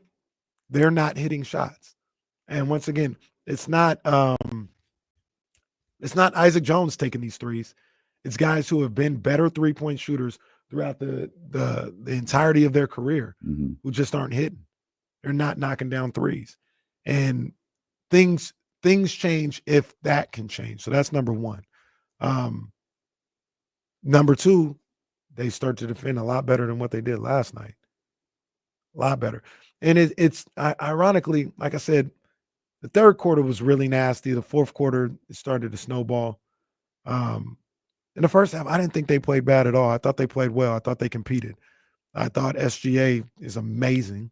Like, he's amazing. Yeah. Like, that was the story of that. And Jalen Williams is amazing as well. Like, I had it in my notes. I think he's, to a certain degree, a little overrated. Like, I don't think he's franchise. Like, I don't believe he could leave OKC and be a top 10 player in the NBA. Like, I don't think that. But he's hella good. He is so good at hoop. He's a system quarterback. I don't want to say system. I think SGA is a franchise player. I don't think Jalen is as good as SGA. Yeah, top 10 player is pretty. That's like the elite of the But elite. a lot of people say that. He's the top 10 player in the league? That he could be. I think in some of the rankings, they had him in like 18. Like the Ringer 100, NBA 100. Like, he's like. I don't know that I hate 18. He's like 18, 20, 25. I don't doesn't bother me. I don't know if he's that. Because once again, I judge it by the premise of, if I picked you up and put you on the Wizards, is the production the same? Like, I think SGA is that. I think Luke is that. That doesn't mean you'll win or anything like that. Yeah. But are you able to be that same player when you're that guy, when there's no attention, diverted to another, to the franchise guy? I don't know if he's that. He could be that. I could be dead wrong. But even with all that said, that man is nice. He is nice. He can hoop, man. And I thought in the first half, it was a story of those two playing really well, and the Kings were competing, and it just completely unraveled in that third quarter. And yeah, I think those two things change. You see the record change a little bit. They shoot the ball better. They defend better. I don't know if they can do that, though. I don't know. And if that's they can do that. like, that's I asked for the roadmap and you gave it to me. I just don't know why any of those things are going to get done. Yeah. And I'll repeat this till the effing season is over. And I'll just keep adding games to it. It's not an 18-game problem. This is now a 100-game problem. Yeah, you probably need to trade for guys who can actually shoot the basketball. Yeah, we were talking. Well, Kings are 26th. I don't know. Maybe draft them. Hey, maybe draft. I don't want to be that dead horse. Maybe draft guys. Don't beat horses at all, whether they're alive or dead. I don't want to let that draft card. Thank you. That's fine too. Let's not draft guys who can't play for 8 goddamn months. Let's not pass on shooters in the league. And there was literally Don connects there. It's like, hey, Kings can use a shooter. This guy could shoot. And he's a grown-up. It's not like he's an 18-year-old. He's a Monte McNair special. Like I said, I'll leave that one alone. Monty legit said, I'm good. Let me go get this guy. That one's kind of egregious, honestly. Like, we'll see what Yeah, Devin Carter is. But, like, honestly, we need baggy jeans and hoodies on the bench. Who needs 3-point shooting? He's not going to play 6 to 8 months from now. He's got to learn the NBA. He's a rookie and all that. Like, he's got to go through all that. I've part of me is like, maybe he just really overestimated this roster. I didn't think I'd be here for a long time. I'm annoyed watching the Kings again. I mean, you might as well put Luke Walton back out there. Have Cheryl and Elk Grove come over. We'll watch together. Because I'm agitated as hell watching this basketball team. Like, I don't enjoy Kings games anymore. Oh, don't forget they don't make free throws again. Well, they're still top 5, but yeah, no. Well, yeah, they could. They said what number are they? 5? 4. I think they were 4 going in. Oh, they were 4. Yeah, they were 80% last night. So I'm sure they're 5 now, though. They didn't shoot the ball well last night from the free throw line. This team, man, I don't know. I don't know. But I'm still looking. Someone else call and cuss this team out. 916-909-1320. I'm still looking at this team, and once again, it's going to be on them. It's going to be on that group to change their fortunes. And you still have time and you have opportunity to do that. It wasn't that long ago where we looked at this team like, nah, it's a good team. Wasn't that? It was like a week and a half ago. Yeah. So it took us a week and a half, or maybe more than that, 2-3 weeks to be like they're good teams. And a week and a half later, people need to be fired and traded and all this other stuff. And a week and a half from now, we could feel different. Now, this is a week and a half from now, they might have just clawed back to 500. Well, I was going to say also, that's not necessarily what you want. You don't want this team that 1 week they look good, 1 week they stink, 1 week they look good again, a week and a half later, build some consistency. Exactly. Like you want a team that over the course of time can show you, no, we're a good team. Does that mean we're going on a 14-game winning streak or 14-1 in our next 15? No, you don't have to do that. But give me a stretch of 12-7. You know what I mean? Follow that up with a stretch of 7-2. You know what I mean? Like, do that. But right now, that's not who they are. Right now, you're a game better than the Portland Trailblazers. Let's get Sam in here. Elk Grove Kid Talk Line 916-909-1320. Sam, what's happening, man? Hey, how you guys doing? We're good, Sam. What's going on with you, man? Well, listen, Mike, I think I talked with you last year about the three-point shooting from the corner. If you can stop the three-point shooting from the corner, we're going to pick up probably 8 to 9 new possessions, because I can't understand why they quit cheating into the middle and not just stay out on that guy, and that's their guy, and do not let one guy shoot from the corner three. So get that money, Sam. Do your thing, Sam. Get that money, do your Sam. thing, big dog. Sam is at Sky River, by the way. Told me before. He's absolutely at Sky River Casino. Shout out, Sam. Sam knows what it is. What they this is the term for the election talk. We flipped Sam. Yeah. We flipped Sam. We did. Yeah. We did. He's at Sky River now. We flipped him. So one of the things that I'm hearing, it looks like, is defensively, they're so concerned with protecting the rim because they don't have a shot protector that they're overhelping, and it's a long way to go to close out to some of these shooters. It's not working. If that's the case, I understand the logic. I understand the thought process. It's not working. You're getting torched from beyond the arc. You're not just having a bad game here and there. You're getting torched from beyond the arc. It was almost, we didn't get there. Then what we said, we're at 14-6. That's 18. In the last 2 games, 48 more points from beyond the arc than you. You're not going to win. Give up the 2. Give up the layup. But the over help to make sure that you're protecting the rim because you sound like you're listening to too much Kevin O'Connell.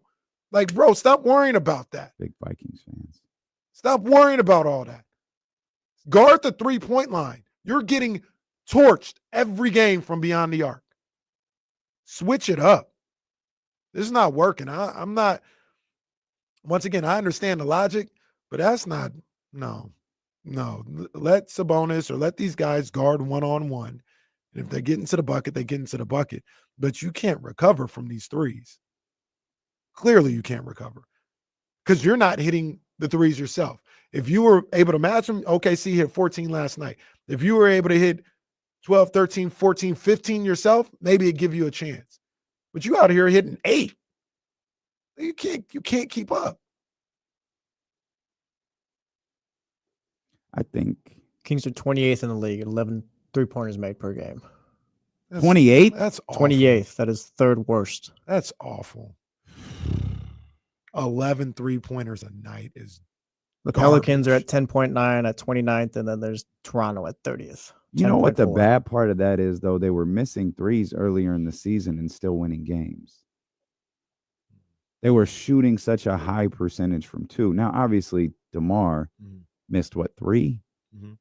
And, they found a way to win that game that DeMar missed the second half. But I don't know. It feels like since we needed that break. It really feels like since DeMar got hurt that that nothing has been the same since. Yeah, you're right. Yeah, De'Aaron have that monster weekend, which only resulted in the one victory, but they haven't been able to get back on track since then. And I don't know, we talked about it yesterday. We're not going to keep talking about it, but the fact that this team was so adamant that they needed rest this far into, and look, again, I'm not the guy who goes, God damn it, you guys make 10, 30, 40, $50 million a year. Go do that. No, like, I get it. Like, I know what these brothers go through. Man, that was the middle of November, dog. Bro, the season was a month old. So either, to me, that tells me 2 things. 1, that's a red flag for this team. Or 2, Mike, your guys are talking to you. They're talking to you through the media. And look, I'll tell you this. If I was Mike, I'd tell him to shut the hell up. Well, because we tried it your way. It's not working. We tried it your way last year. We need to go back to being team 1. Until you can execute. That's what, if I'm Mike, until you can execute the first play of the game properly, you don't get a day off. No, hell no. Hell no. And I'm with you. I feel the same way about these players and understand what they go through and all this other stuff. But when Mike was running them, quote unquote, running them into the ground the first year he was here, they were winning. He started getting lenient and giving them days off and listening to Malik and all these other guys.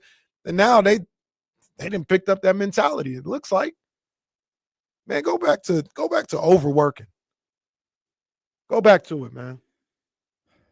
I have some thoughts on De'Aaron. I have a question about De'Aaron. We'll do that as the Kings are just slowly taking the life out of me here on Sacramento Sports Leader, ESPN 1320.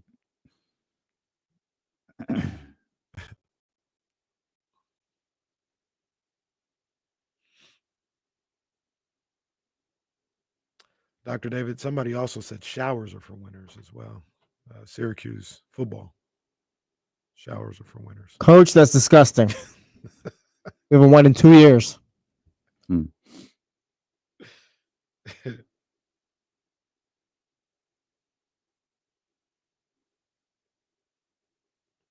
this group just doesn't have it. Maybe not.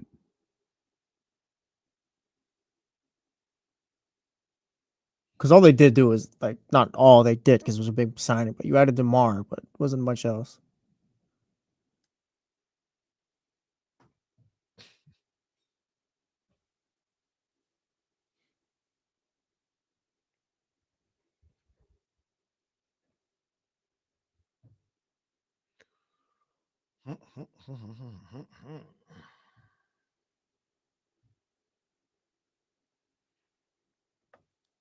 They should be. I'm just turning this fucking thing turns everything off. All right, pal. Man.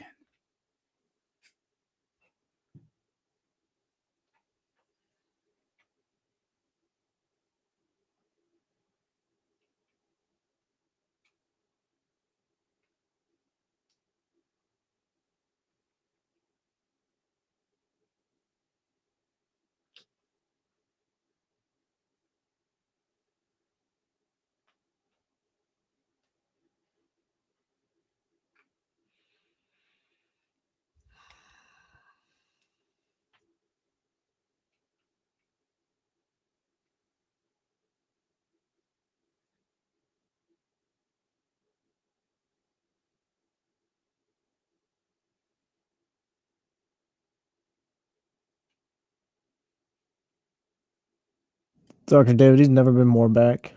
He scored like 14 or 16 yesterday. KP. Let's just throw this 7'5" guy at the 3-point line and see what happens.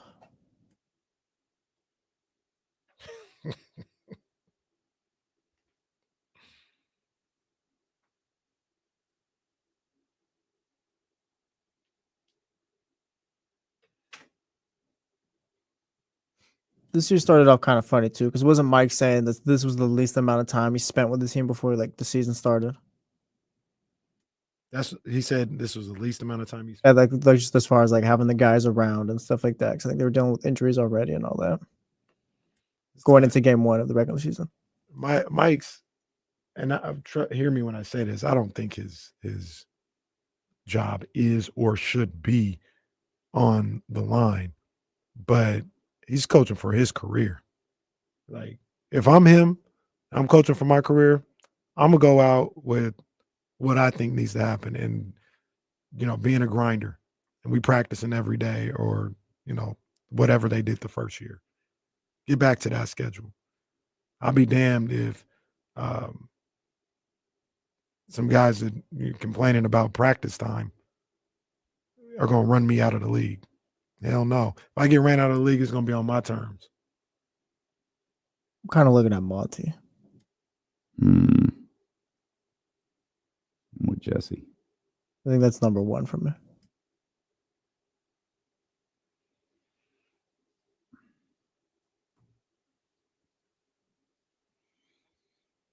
— 916-909-1320. You want to get in on these phone lines? Remember that one time we were joking about Mike Brown winning Coach of the Year and all that? And hey, this is kind of the bad thing that happens. Well, 3 years later. Mike, throw that trophy in the trash, bro. It's not even Mike I'm looking at. You said it during the commercial break. Yeah, I'm looking at Monte McNair. He's number 1 right now. It's the same dude I'm looking at. I'm looking at Monty.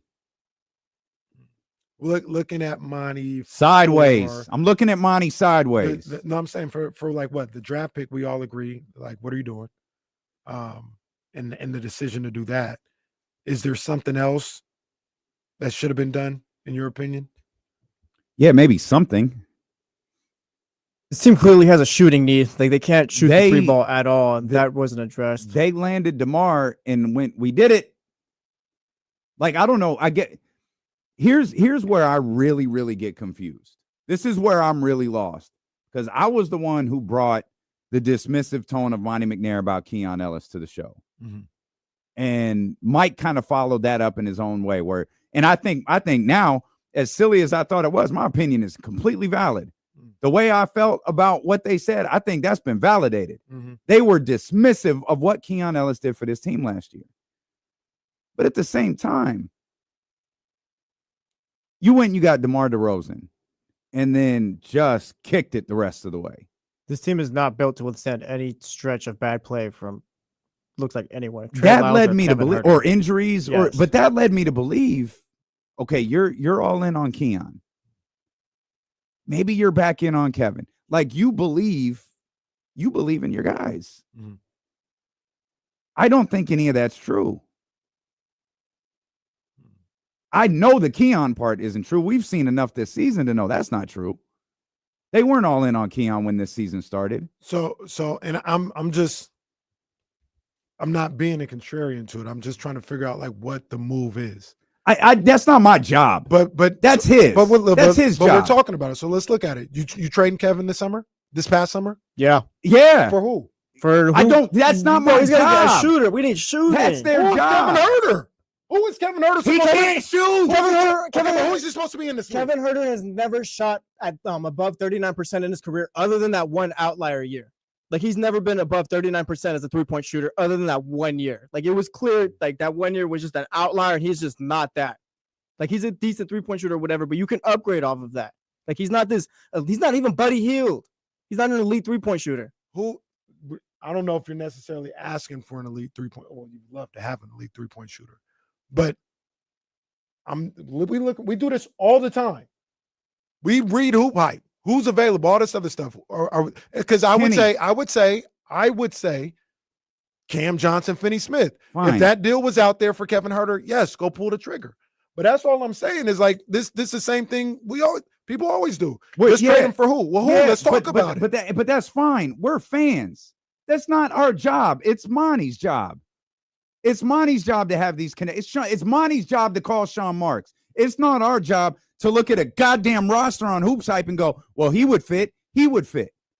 Monty's got to know the inner workings, and he's got to work with Mike. And that's another thing that I don't know is happening. I don't know that these two are actually working together to construct this roster.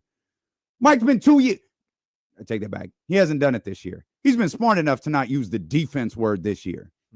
But last year, he kept talking about the same thing over and over and over and over again. You want to be a better defensive team. Well, then build a better defensive roster. All of these teams that are good defense, Los Angeles Clippers, a great example. They talk about making their mark on the defensive end. Why? They got a defensive-minded coach with defensive-minded players. That's the difference. So you don't just go out here and start talking about, well, I want to be a good defensive team. Well, that's great. What, you going to throw D'Lo and Casey over there to do the morning show on 106.5 just because we talk on the radio? No, we don't do War of the Roses. That's not what we do. We don't do dating games. That's not what we do. So they're asking them to do something they don't do. And I don't even know. So I don't know what the answer is, because we're having not your job. We're having real talk here. If you want to be a better defensive team, you don't trade for DeMar DeRozan and you trade Sabonis. That's what you do if you want to be better on defense. If not, you accept who they are and you ask them to continue to be better. Then you ask them to look to achieve. Can you get a defensive player the caliber that Domas is and an offensive player? One more time. Can you get a defensive player that's the caliber of what Domas is as an offensive player? You probably could, but you wouldn't be getting DeMar DeRozan. Wait, say that again. You believe you can get a defensive player because that has to be a top 7 defensive player in the league? Maybe you don't understand what I'm asking. So just going out and trading somebody that's like defense only, like a top defender in the league. That is like good Caruso. On defense. Caruso, you could have went and got Caruso. If you really ponied up, you could have went and got Caruso. So is Caruso as good on the defensive end as Domas is on the offensive end, is what I'm asking you. That's subjective, but he's an all defensive player. So that's why I'm going about that. That's what I'm going by. He's an all defensive player in this league. I think so, to answer your question, I think Sabonis is better offensively than Caruso is defensively, but Caruso's a defensive player. And you could have. That's not a trade you make. That's the point I was trying to make. There has to be, if you decided you wanted to go Caruso over DeMar, fine. I guess it's fine. I don't either. Yeah. But does Mike? You know what I mean? Like that's my question. I can't buy into the GM too or whatever. Oh, there's like no wings out there, fellas. We're just gonna run Kevin Herter out there, and he's gonna play the 3 sometimes, and run out there with Trey Lyles, and Keegan's gonna play the 4. There's just nothing there we can do. I'm not gonna go back on what I said though. I said it all summer, and I said it's perfectly fine to stop and see what you have with this roster. In August, I was saying that. I won't speak for you guys, but in August, I said you got DeRozan. It's perfectly fine if you can't really get the deal that you're looking for Kevin Herter, to run and see what he's got. I thought he was coming off the bench. I agree with you. I think they would have been dismissive of Keon. I thought Herter was coming off the bench and Keon would start at the 2 and see what he could do there. But that's what I said in August. I'm not going to act like I didn't say that. So I was perfectly fine with it at the time. You've been presented with new evidence that you probably got to make a move. If Kevin Huerter isn't starting, you ran the numbers. He looks to be completely unproductive as a bench guy. Yeah, you got to move on and find somebody that fills that role better. If he doesn't pick it up. And this isn't even like just the Kevin Huerter thing. Like JT Bunny, or 916 in the chat says the Huerter's not. It's not even just the Huerter thing. Like, nobody is shooting. It's just I think you just need a different, not even group, because it makes it seem like a full-on rebuild. You just need 3-point shooters. You need guys who can shoot. You need just different types of players coming off the bench and stuff like that at this point. I'm done trying to count on Kevin Huerter. Trey Lyles hasn't gotten going. He's hurt again. You just need something different at this point. I don't think you're getting improvement from anywhere else unless it's from someone else's team. I mean, Keegan Murray can improve. That's the one guy where it's like if he can step up, like I could see that or whatever. But everywhere else, I'm kind of over it at this point. He's got to improve. Him, Trey Lyles, and Kevin Huerter hadn't shot the ball. We talked about it yesterday. Trey Lyles ain't going to improve for a while. Well, because that brother's got to get healthy. Then he's got to work his way back, and he's dealing with one of them tough injuries. Is this what happened to him last year? Is it a calf strain last year? It was calf to start the season. Yeah. He didn't start slow when he came back in his defense. He didn't start slow at all. But it felt like he was gone forever. He was gone a long time. Yeah, he was out a long time. Like two and a half weeks or so. Those are scary injuries. We've talked, like you said, this starts to show. We talked about him 1,000 times. Yeah. I think De'Aaron played himself. I think De'Aaron let the officials play him out of the game a little bit. De'Aaron, I did think at a certain point was going to get tossed. He went at the officials once, got that first technical. That first tech was trash too. If I saw everything that I needed to see, come on, man. This is why I don't like referees. Yeah. He said call it both ways. Yeah. And they gave him a tech. Are you for real? And Jokic is out here and I think body slamming referees and they don't get no tech. And I think they knew that. And that's why when he went significantly harder on the one where he actually got the foul call, they didn't call anything. Because that's the one where I was like, they're going to throw him out. Yeah. I thought he was going to get thrown out too. At that point, it was close. And it's his first bad game in what, like 5? But no, not even 5, because it's probably maybe the last Clippers game. It was the last game he wasn't good. Was the last Clippers game. Yeah, I mean he let the officials get in their head. I think Sabonis did in that third quarter too. Yeah, they were calling some spotty stuff with him, and they just got discombobulated. They do a lot of weird stuff as officials, like the shot on Hardenstein where he was bleeding, and they go look at it. What are you looking at? Like, he reached for the ball. Like, that was that was just basketball contact, right? And maybe because there's blood, like, you got to go look at it. But like, you were, unless it was described wrong by the announcing staff, and I don't believe that it was, you were going to look to see if there was malicious intent, and Domas going to get a rebound. Like, at some point, common sense has to be exercised during this. Right. We question this sometimes, but you guys were watching the play. You saw the way that this played out. Oh, we just got to make sure. Stop it. Just got to make sure. All right, man. Stop it. And then you combine that with, we see on a nightly basis, Sabonis getting slapped up in the face all the time. And they don't even review it. Just don't even review. No. Welts under the eyes. Nothing. Nothing to look at here. Scratches on the face. Nothing. You draw blood, you get a review, unless your name is Domas or Domus. Then you don't get one. Yeah, that it's frustrating watching these guys right now. You know what I mean? It's frustrating watching them. And we talk about Monte McNair and everything that he should have done. And, people bring up Mike Brown and what he needs to do. And I'll go back to what I said before. Like, Calvary ain't coming. Yeah. If these guys want to change their fortunes, it's going to have to be those guys in the locker room, coaches included. You have to take a long look at some of the game plans that they have. Those players are going to have to have a long look and have a conversation amongst themselves about execution.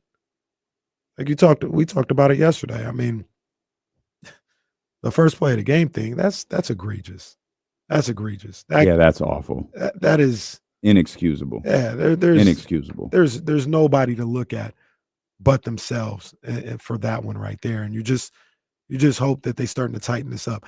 Well, I'll say it again though. This is something that is about a week long. About a week. Where are we on Tuesday? I don't even know if we can say a week and a half. Because you're right. It started with DeMar going out and not playing on that game against the Timberwolves. Yeah. And they've been in a tailspin. They haven't been able to recover since. Yesterday, I said, we could even say it's been 2 weeks because I did say they didn't play good in that Clippers game. And they played well against Phoenix and then San Antonio. And then the second Phoenix game, I didn't think they played well. That. They were able to pull away. Yeah. But you could say it's about a 2 week thing where they just have not been able to figure out how to play. I disagree about the second Suns game, but that's fair. That's fine. That's fair. I mean, they did pull away. They did almost get that thing to 20. They were up by 17 at one point, let them come back, and then got it to I think they let them come back twice. Yeah, lost the lead. I think they let them come back twice. But, understandably so. There was something I was thinking about. Wolves game was November 15th. Today is November 26th. Talking 11 days. Gotcha. There's something I was thinking about because I was frustrated again with how they played at home and losing another home game. Mm-hmm. And this is nobody's fault. This is just maybe a psychological thing that goes on. Do you think they feel the tenseness of us, of the crowd? I think they feel it of the arena, yeah. When they're in there. And it's hard not to. There's 16,000 people in there. If somebody, and we're all thinking the same thing. We're all afraid of the same thing. Yeah. If somebody in the first quarter hits back-to-back threes. Mm-hmm. Oh, mm-hmm. 16,000 people are saying that. And it takes maybe a pretty mentally tough group to maybe not feel that. No excuse for how you play. I'm not making an excuse for them. I'm just saying, like, I wonder if that happens to them. And maybe it plays a role in their home record and how they play at home. It needs to not play a role. They need to overcome it. Well, I think back to sorry, Jesse, go ahead. I was at that point, you got to get different guys up there then. Like if you're letting stuff like that and that's affecting you, like play ball. What was the man? There was I think it was the first year. I think it was being Team One, where were they good on the road defensively and bad at home?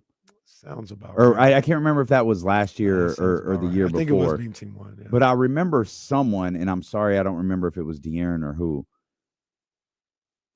said, like, yeah, sometimes we rely on the home crowd, though. Like, we feel like, oh, if we give up a three, if we come down and we get a dunk, everyone will get excited, and that'll get us going again. And so they feel it to the point where it affected what they were doing on the basketball floor.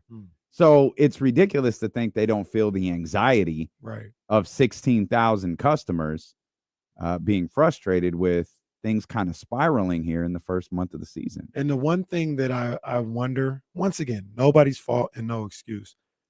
We talk all the time, we brag all the time about how it's different here in Sacramento with the Kings, with the NBA. Like, we are solely focused on the Kings more than anything else. And I wonder if other cities and teams go through that. I wonder if that's maybe I don't want to call it a negative or a downside, but just the RIP flip side to everything being locked in on the Kings, everything. And there's so much anxiety from the crowd every time. I wonder if that's the same everywhere else. I don't know, but I wonder, we've seen athletes bitch about home crowds before. Yeah. But do you think it happens in November? You know what I'm saying? Like, we talking playoffs, like in November. Yeah. And we're talking probably 2 weeks ago. Yeah. We were like, yeah. Oh, it's 11-8. And I just wonder if that happens elsewhere. I I don't know, and I don't know if I think it does. It definitely does. The killer was like, does it happen in November? Like, I don't know. This isn't New York. Like they just want you to win. That's all it is. Like it's like the fans are not tough. They just want you to win. They're with you the whole time here in Sacramento. Like they just want you to win. Like what pressure could it be? Just play good basketball and win. No, it's not anything wrong that the fans are doing or anybody else. It's just it's a psychological thing. That's the thing. Like, I don't like how much pressure could it actually be? Like the New York is pressure. Playing in Boston is pressure. LA is pressure. Like here, like you just play ball. Like Jesse, have you ever been to the Golden One Center when the Kings lose and feel how let down people are? Yes. You know what it is? It's that work there and stuff. Yes. It is. It's the beam. Like if you're a competitor and you care it all, they walking up, man. We might need to kill the beam. We let them guys down. Where's Allen Styles? We might need to kill the beam. Like you said it yesterday.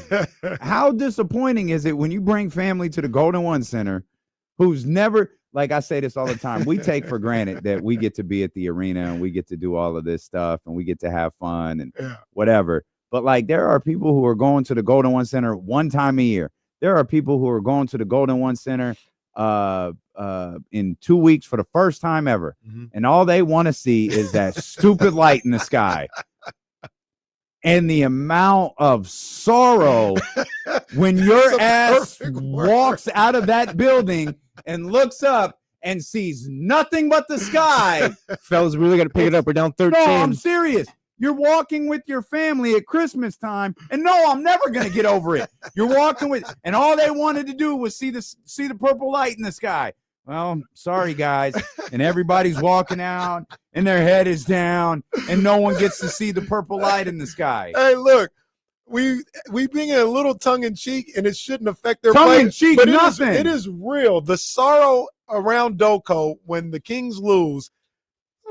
We went to games before when the Kings were no good and there was no beam. We went to games at Arco Arena. Yep. We went to games. I've gone to Niners games. Look, there is nothing like the sorrow of a Kings. Nothing. The Kings losing and people not being able to see. That's fine. Nothing. You can let it bother you after the buzzer rings at the end of the fourth quarter. It shouldn't be like, oh, fellas, we're down 13. Everyone's getting down. Oh, no.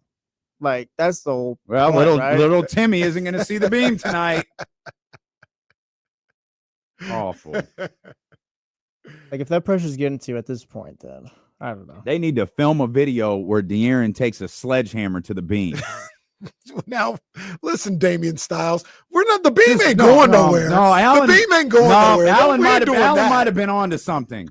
Darren's gonna take it down like Cody Rhodes did tonight. That's exactly what I was thinking of. Take the sled, and then what'd Cody do?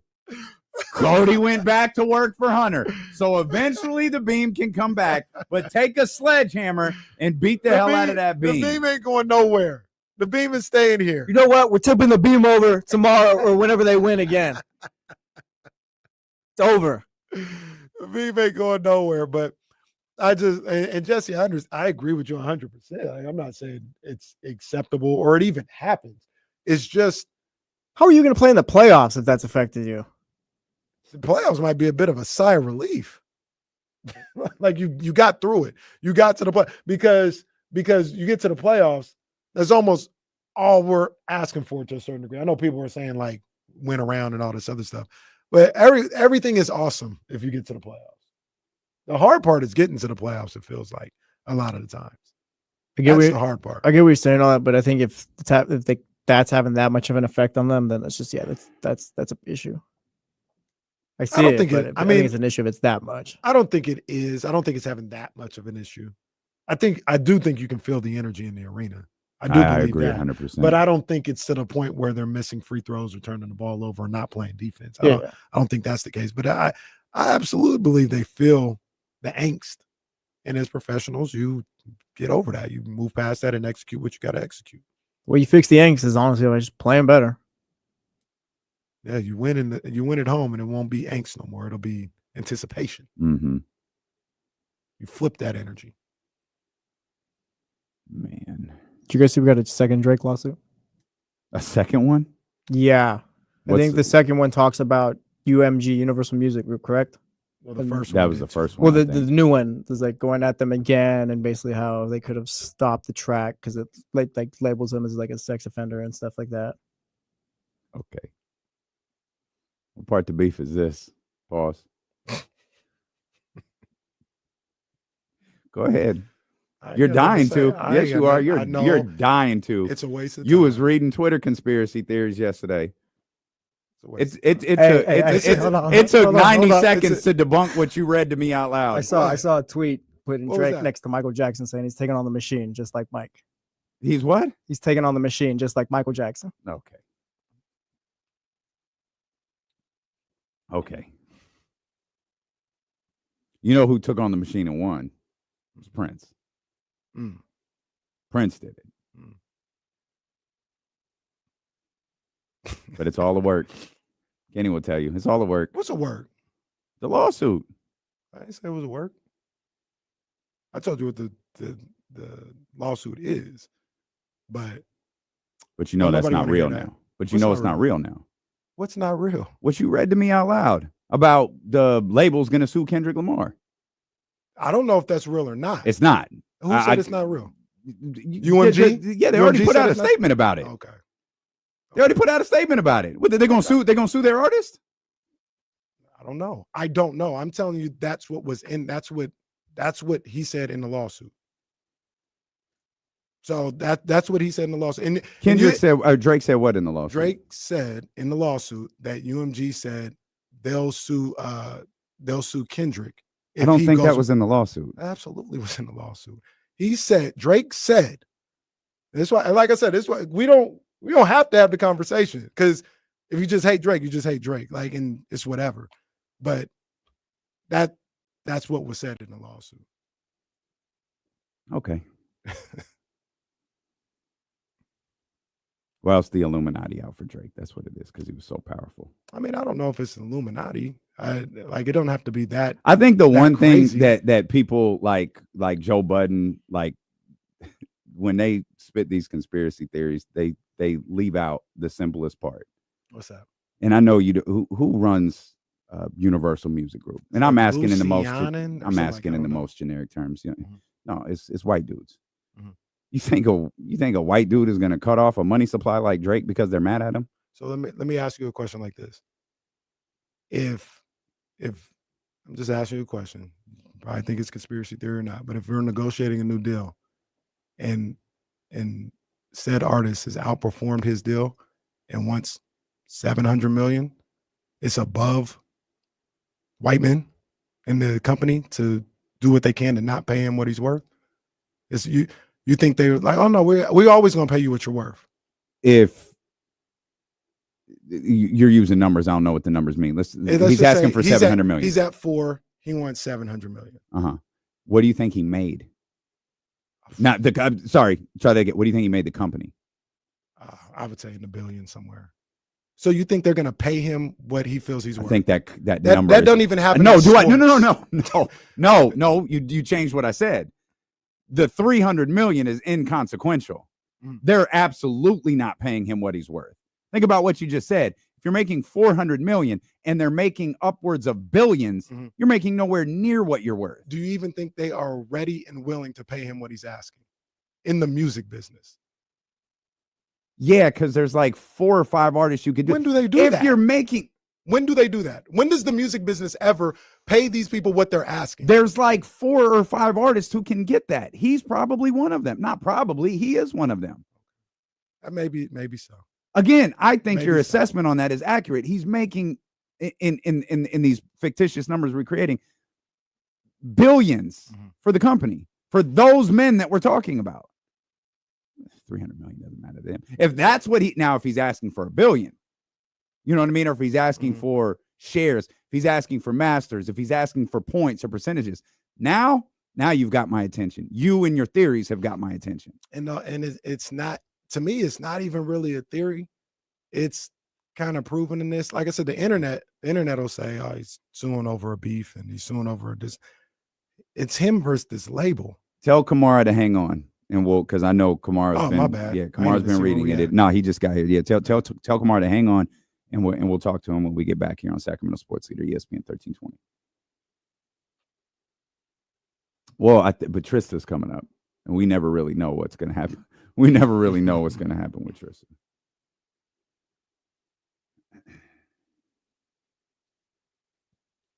So I'll say it here for the streaming artists because I don't want to take too much time with Kamara. We can, but to me, it is clear that this whole thing is Drake versus the label, and it's kind of been Drake versus the label. Like, he got involved in the Kendrick thing. Nobody was talking about the label. He was talking about the label. He talked about label in a lot of his raps. Okay. You offer me $4 million, that's a low bar. 400 million, that's a low bar. He's been kind of talking about the label. like during the beef, before the beef. Why are you doing all this now, though? Like, like this is a bad look for him. I mean, like I said, he gonna lose. Like the Damians, the Jason Jones, they gonna hate him regardless. So like, whatever. Like, go get your money. Go get your money. Like, if you feel like you got a issue, like with the label, and it's happening right now because they're renegotiating a contract right now. So I'm genuinely asking. So like, faking the popularity of a record is fucking amazing. Why not just like go That's at incredible. Why tie Kendrick to that's it? What's because they allegedly to him, and you can, I don't know, there's things there, you can believe them or not, but they used Not Like Us to illegal, like when the Spotify streams and all this other stuff. Like if what he's alleging is true, which I don't know if it's true or not, but that song, as popular as it was just in the culture and in the streets, it did become a plant. Like if you're saying, hey Siri, play Diced Pineapples by Rick Ross, and they start playing Not Like Us, like that's not normal. Those are the things that people are saying happen. Okay, I found this on the web. But Okay. That's not normal. The things that Okay. people are No. saying happy. Not you. Siri, stay out of this. Not you, ma'am. Not you, ma'am. I'll ask you a question, and you don't have to answer it if you don't want to. How we get them shirts? We can't get nothing. How we get them shirts? Didn't the label make them? Do you see what I'm saying? We don't get nothing. Yeah. We don't get nothing. But that all of a sudden people are trying to push that out. No. We don't get anything. No, Bob, we got a shirt. They asked you, hey, here's this. We'll make this for you. Okay. That don't happen. That hasn't happened with nothing else we've ever tried to do or not tried to do. We didn't even ask for that. Out of nowhere, hey, we'll give you this. Wear this. Yeah, I don't think that's true. That might not be a discussion for the stream, but that's not true. Go ask Complex. It's not true. That's kind of how the game works. You can go ask him. I don't need Go to ahead, ask you him can go right ask him now. right now. I don't need to ask him right now. Is he out there? He's over in the annex, I need to ask him. But I do remember that they said, oh yeah, they came to us. They said, we'll put these, we'll make these for you. All right, the latest. I hate Drake. Kenny hates Kendrick battle is going on right now. Let's get Kamara in here. 916-909-1320. Attorney at law, Kamara Williams, explain to us, if you can, what you've learned about this Drake and Kendrick lawsuit, or Drake and Universal Music Group lawsuit. I read all 17. Can y'all hear me? We got you. Yes, sir. Can y'all hear me? Okay. So I read all 17 pages of the first lawsuit, and I was going through the second one that dropped today. The first one, let's start with that one. So this actually is, Drake is talking about his value to the company, and right now Drake is trying to renegotiate. Apparently, according to the lawsuit, he's trying to renegotiate his contract with UMG. So in the midst of that renegotiation, he's going through a rap battle with Kendrick. now he accuses UMG of using this battle to throttle down his value in the renegotiations. How they do that is that obviously each company with the three majors, they use the Spotify as a partner, quote unquote, and in that partnership, they allow Spotify to play their artists, let's say for $1, right? For $1 for each stream. Well, UMG said, hey, for Not Like Us, we're not going to charge Spotify $1. We're going to charge Spotify, we're going to cut the percentage, let's say to 30, cut it down to like 70 cents for each stream, which makes it more affordable for Spotify to play Not Like Us, and then encouraging Spotify to then bump up the access to that song. Now, Drake says every time that song was played, it would either it would drive down his interest, or when Not Like Us was even, or any type of song would reference Drake, Not Like Us would be recommended. And so Drake was saying, because of this, UMG was taking the money that Drake is benefiting, because mind you, Drake is still the highest earning Spotify artist, the highest earning, UMG artist, and he was the most streamed Spotify artist. So because he was the most streamed Spotify artist, he's saying that essentially UMG is taking the money that he's earned for the company, using it against him in an open battle in order to drive down his value, ultimately with UMG. Now, before you continue, can I ask a quick question? Okay. Does Drake have any right to decide how UMG spends their money as a company? No, I mean, it depends on the value of that, like what's the terms of his contract, but I doubt it. Drake's a glorified employee, right? So real quick, Kamar, real quick, I want to ask you, he may not have any rights, but isn't that illegal? That's what he's talking about, like them conspiring with Spotify. If they did no, that's illegal. But what's in the lawsuit? Well, hold on. You're talking about. Hey, you got to be very specific, because what's illegal and what's ethical are two different things. Illegal is UMG saying that they're going to, for like you're saying, radio stations are paying radio stations in order to pay Not Like Us. Ethical is saying UMG is driving down the price point in order to increase the value of Not Like Us to Spotify. Spotify is not a radio station. Spotify is a streaming service. Right. It's a gray area. So you got to be the ethical and legal are two different things. The thing I would say though, which this lawsuit was problematic for me, is that he's referencing in the petition. It's not a lawsuit actually; it's a petition, and he's referencing within the petition to a lawsuit, saying that hey, he uses a example of a person on academics streaming, saying that I got paid, I was offered money in order to boost up. I was offered $5,000 in order to boost up, Kendrick Lamar's song.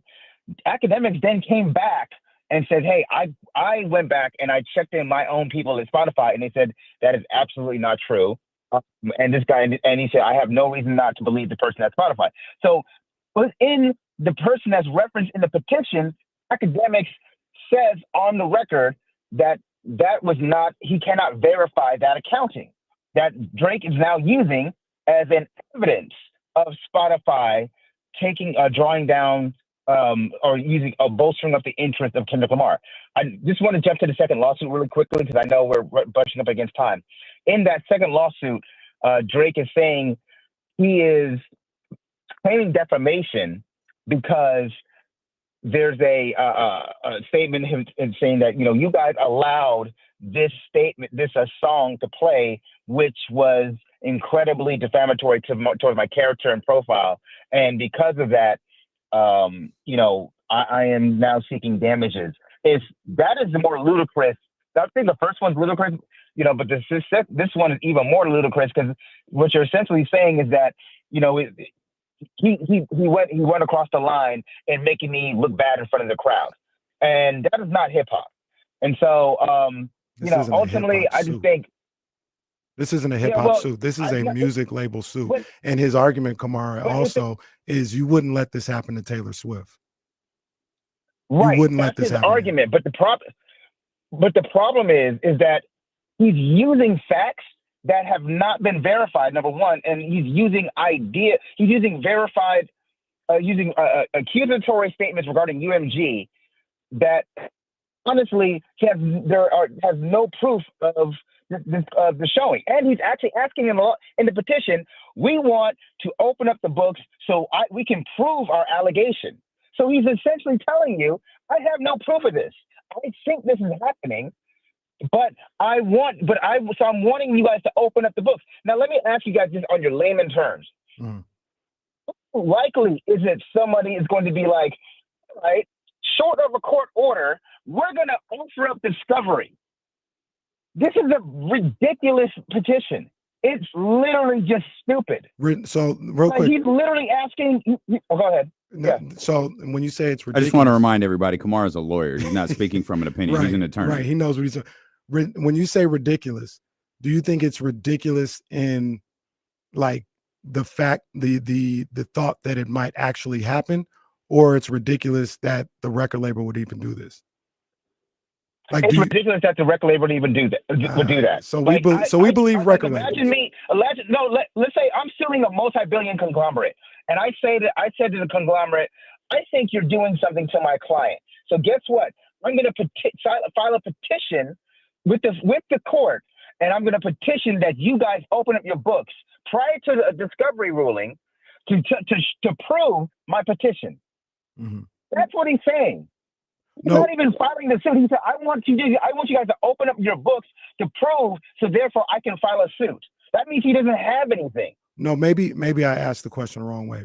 Do you think it's ridiculous that the record label would go through this whole practice, not like open up the books, but like, do you think that it's inconceivable that a record label would do what he's accusing them of? No, I don't think that's inconceivable. I don't think anything. I think record labels are capable of doing anything, that will drive up their bottom line and tear down the artist. I am not even arguing that. I'm not arguing the virtuous nature of UMG. I'm sure they've done way worse things that have been accused in that lawsuit. What I'm arguing is that the ridiculousness of Drake suing this, because number one, let's make this be very clear, because he lost, and because he knows he's lost value after this song. This is all based off. It's not some virtuous thing that Drake is doing in order to take on the big company. He's doing it because in reality, he lost a rap battle that has hurt his brand, and he knows ideally he hasn't been able to recover. He's put out songs, which is UMG has said, that he's put out songs that have not hit. And I want to give you an example. You can always tell the tenor of how people respond, of how they take this thing seriously. After that lawsuit, you know what UMG did? They posted on their Twitter account, hey guys, check out Kendrick Lamar's new video. What does that tell you about how seriously they're taking this? Because I can tell you, having sued big companies, you can tell when they're taking you seriously, and when they're like, this guy has nothing, you know what, bump that, we're going to keep moving. UMG's looking at it like, they're laughing at it, be like, this is just food. This is ridiculous. It's not going to go anywhere. Drake, you have every right to sue. You have every right. If it's in our American system, you have every right to do whatever you want to do legally. But they're not taking this seriously because they're essentially asking us to prove up our malfeasance. That's your job. That's not our job. We appreciate you, Kamara. Thank you, Kamara. There's a lot there. I think the thing that I find inconceivable through all of this, that I can't wrap my brain around behind this whole one, Drake's lawyer's statements are just incredible. I don't know if I've seen them, but they came out with the second statement. Okay. So pull up like Variety or Billboard or something, and you'll see it. But the idea, whether it happened or not, I have no idea. I said this to you yesterday, even being in the game, I don't understand how streaming works. The calculating formula is so bizarre to me. It really does not make sense. Mm-hmm. But the idea that, okay, UMG inflated Not Like Us for reasons of a rap battle because they're mad at Drake. Okay. You're telling me this is the first time that they did it. They've No. never inflated an artist before. I'm not literally asking you. I'm asking Drake. So you are the OVO representative here, so you can answer. But like Drake, like, yeah, okay. Yeah, look, sure, let's go. We did it. You got us. We inflated Not Like Us, just like we did with about 27 of your songs. That's the thing that so what are we doing here? No. That's fine if you did that. Okay. We're trying to sign a new contract. I want $700 million. You're trying to keep me at $400 million. That's why we're having this conversation. That's why this is happening, because I'm worth $1 billion. I'm asking for 800 million. Let's just say 800 million. And you work to lower my value so you can't give me the 800 but that's million not, that I'm asking. Okay. So that's why we're having this conversation. I'm not here saying Drake is a crusader for all of artists. But yeah, this is about him and his contract. Attorney Absolutely. Caraway, attorney for OVO, go sign somewhere else then. If our deal with you is so bad, just go sign somewhere else. I'm trying to get 800 million from you. Maybe that's the group that has the most money. Well, there's like 2 labels. That's like saying there's like 2 labels at this point, or 3 or whatever. That's like telling De'Aaron Fox, go play in the CBA then and sign somewhere else. Like, no, I'm in the big leagues and I'm trying to make every dollar that I can. And like I said, I think people, like, it may indirectly end up helping artists on the long run. I don't think that's why Drake is doing it. I think he has a vested interest in his contract and his negotiations that's going on. And that's why he's doing this. I don't think he's doing it to be a crusader for all artists. I think the dumb thing about this is the interesting part I think it's in the second suit. Let me confirm real quick. I've never seen more people like back the sides of corporations and record labels more than I've seen in 24 hours. Like that's where I say, like, the conversation don't even really need to happen. You can't just say anything and go, oh, because they're big business, it's true. There's got to be like some validity about this. And you just heard an attorney who read through the entire 17-page lawsuit and the second one going, there's no proof to this. Like, it's one thing to just say it, like, you have to prove it. And if there is proof, if there's proof, we're blowing up the whole industry, because I got a lot of questions about artists who drop albums and what their first week numbers look like. Let's explore it. But there's no proof yet. And what he did was he asked for you guys to open your books. Don't say you guys. I ain't a part of Universal Music Group. I ain't represent nobody. I'm having a conversation. He asked for them to open their books. And open all this stuff. And Drake up. was just a good old citizen in this rap battle with Kendrick Lamar. He didn't say anything defamatory in the process. Okay, let me ask you a question. What does that have to do with what's being asked? What's being said? Glad you asked. I'm glad you asked. Let me find it. UMG could refuse to release or distribute the song of required offending material to be edited or removed. That was Drake's attorney. That was the statement that you haven't read. That's what I have in front of me. Okay, so what does that have to with what he's being asked? He's talking specific. He's not saying the whole rap battle. He's not talking about Euphoria. He's talking about that specific song. So the fact that Drake said whatever he said in Family Matters, that's not relevant to what's going on right now. Or if you like, so you're saying if you're UMG, oh, because Drake said what he said, we're okay being able to do this. That's the argument, right? No. Because Drake said something in Family Matters, we're well within right to release this and drive down his value. No, Kendrick did it better. That's what drove down his value. Kendrick is better at this than Drake is. That's why his value dropped.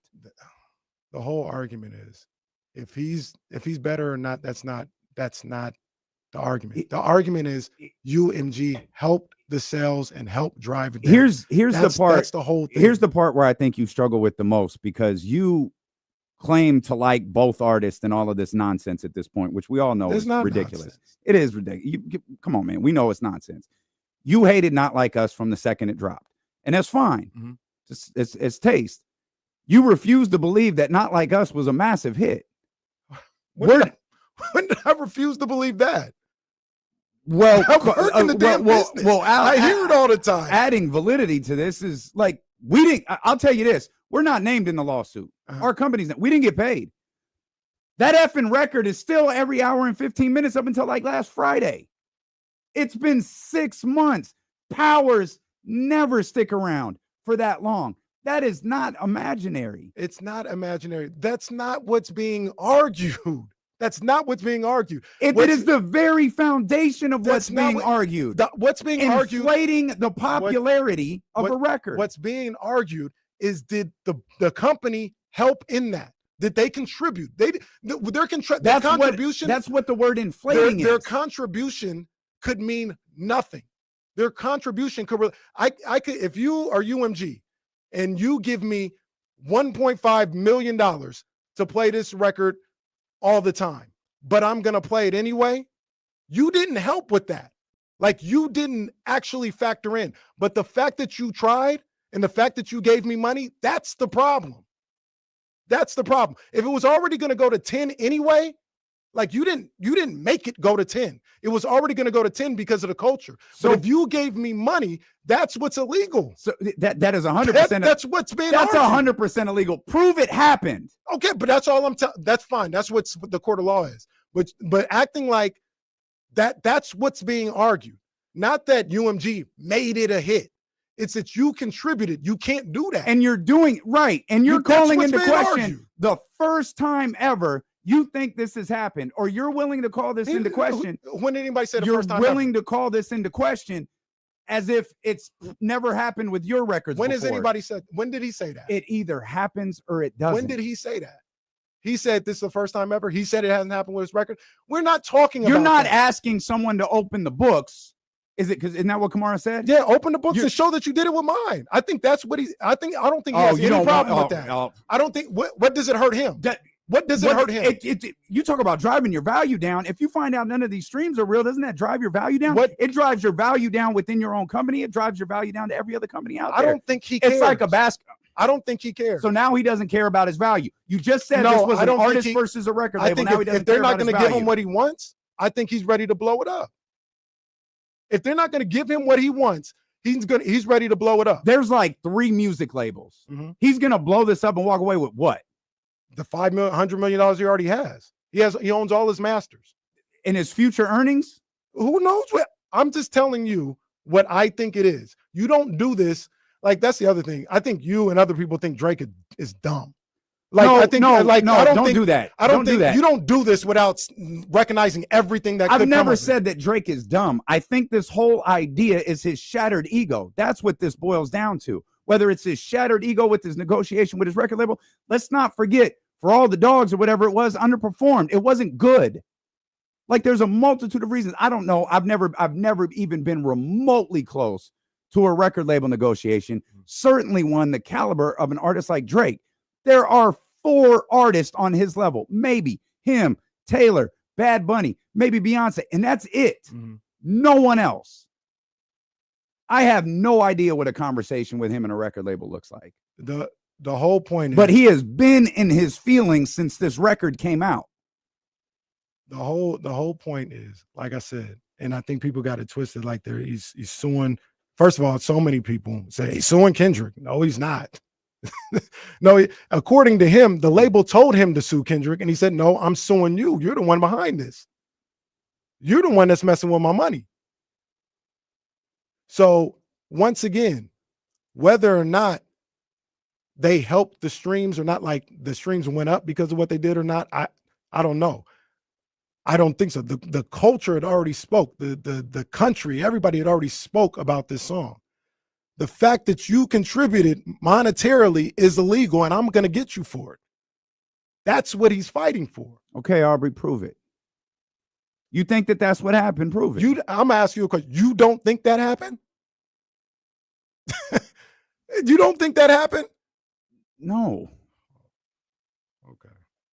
And once again, it is a Let separate, me ask you this. It's a separate conversation. No, let me ask you, let's try this. Whether how popular because it was. you again through 6 months you have never like backed Kendrick in anything. Like everything Drake did was right, and Kendrick beats his wife's ass and all that. I didn't have a conversation of how dope I thought Euphoria was. Yeah, you keep going back to that one. Yep, you liked Euphoria. You liked GNX. like that too, right? I don't Yeah. talk about how much I love that song. Yeah. Come on, man. The only song I say I don't like is Not Like Us. That's it. Everything else he's done, But I've when been we like, get it's into dope. the nuts and bolts of this, it's all like, Kendrick beats his wife's ass and everybody knows it. No one ever talked about that. Not one person ever said anything about Whitney before until Family Matters came out. Now, all of a sudden, oh, my people in LA, these people, everybody's talking about it. Now it's the word on the street. Anybody called Drake a pedophile before this? Yes. Who Are called you him- who? serious? Who? Are you serious? Who? Bro, there's internet videos based on this. All right, I ain't seen them. I'm be Are honest. you with serious? about that came out before Not Like Us? Yes. I didn't see him. I'm telling you, I didn't see him. If you got him, send him to me. I ain't seen him. You have never seen the video where he's talking about being on a date with a 14-year-old? No, I hadn't seen that. Are they talking about the girl from Stranger Things? Yeah, right. Bobby Brown. Yeah. I Yes. haven't seen that before the Kendrick stuff. But I hadn't seen it. So now I don't know how you find them now. I guess you'd have to search them and then look for the dates that they were posted to. Mm-hmm. They've been out there. That was the argument when the record came out. That was why, why are you so quick to dismiss the stuff about Whitney? Because I've never heard it before. The stuff about Drake and young girls has been out there. I hadn't heard it. I'm just telling you, I hadn't heard it.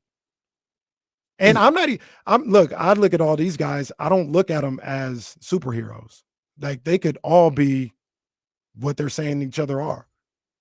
I'm not here to say, oh, there's no way or nothing like that for either one of them. That's it. The only thing that I've ever said about all of this is I thought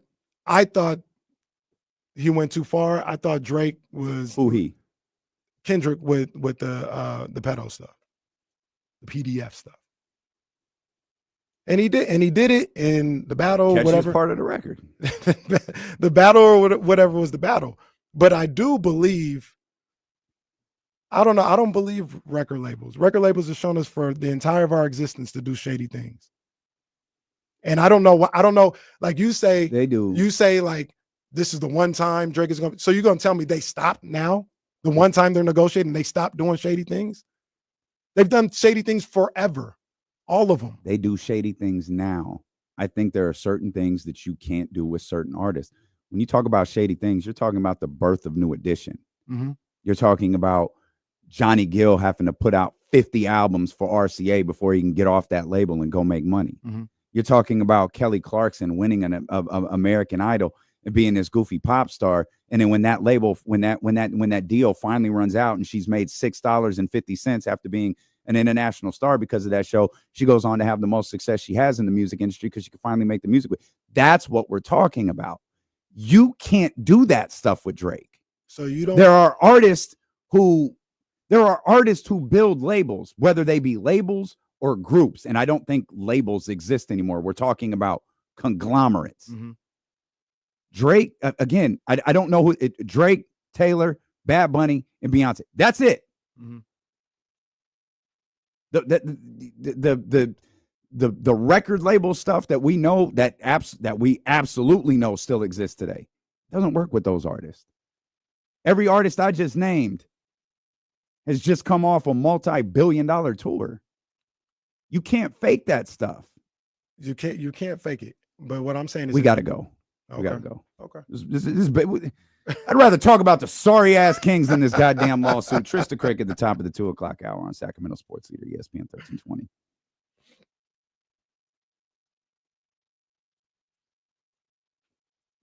Damn, I didn't realize Moana comes out Wednesday. It does. I'll go see that. Is it Moana 2 or is it the live action? Moana 2. No, it's the So they're doing a live action as well, correct? I didn't see that. Yeah, there's pictures of think Dwayne. They are. Yeah. I think they are. Dwayne's in the live action? Yes. Overrated. Not a fan of Moana. What? Whoa! That is, I thought you meant that The is- Rock. Oh, no. that is We've done wow. Don't boo me. That is- Boo you. wow. Boo you. Whatever. Boo me. I'm right. Drake Boo and this Kendrick man. unite against shit like this.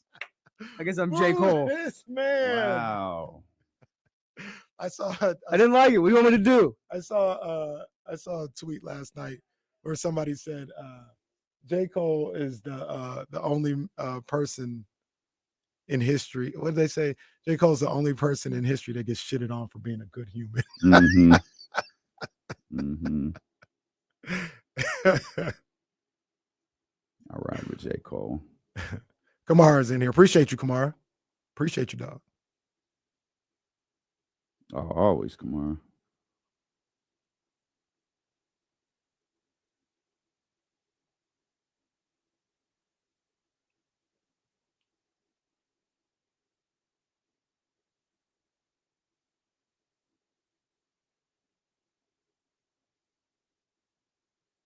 Well, Cass, it's a good call. Don't let this Drake Lamar beef distract you from the fact that Monty forgot to draft a shooter. He's got a point. Man got a point. Thank you, David Lopez. We try to treat Moana like it's a classic. It's no classic. No, it's a classic. No, it's not. It's Moana not. is a Stop. classic. It's not. Don't It's do not. that. Moana's a Yes, classic. It was. 100%. Moana was terrific.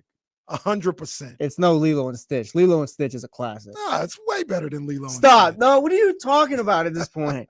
Ask Ryan. Show her both movies and ask. Okay, well, I'm gonna show her Lilo and Stitch. She ain't turning on Moana. I'll tell you that right now.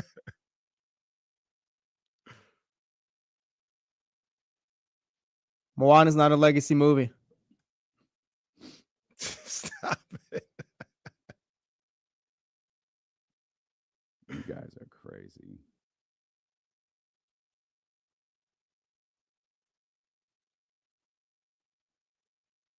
Jesse's disrespect of Moana. Yeah, I don't know. I don't appreciate that at all. That's what you get for telling the truth. That is not the truth.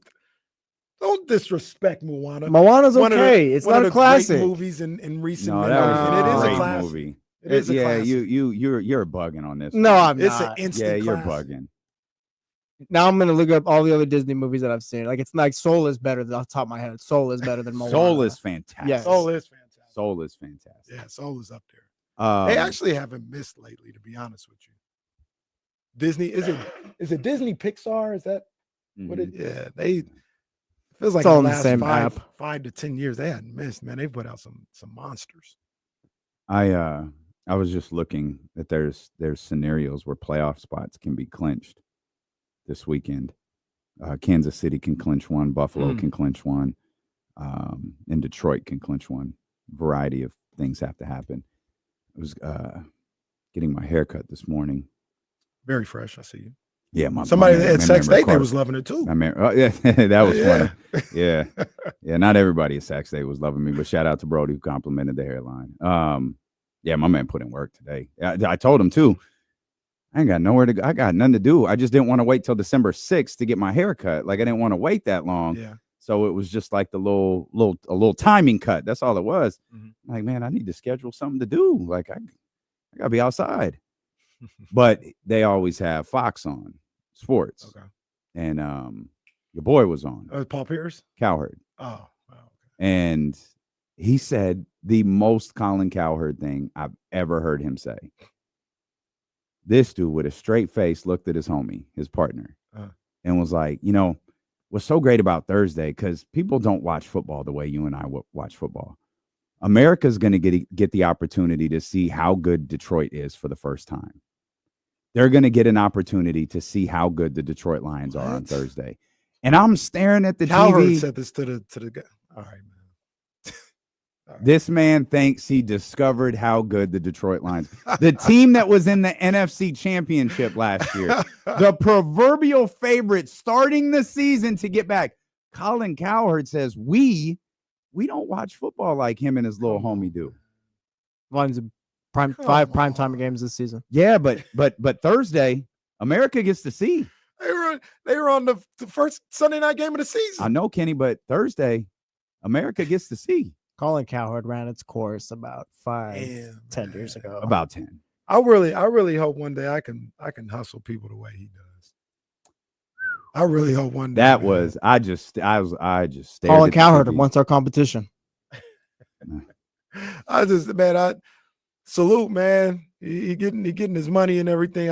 One day I hope I can just hustle the hell out of people the way he does. That's crazy. You know what's also crazy? Just shout out to us.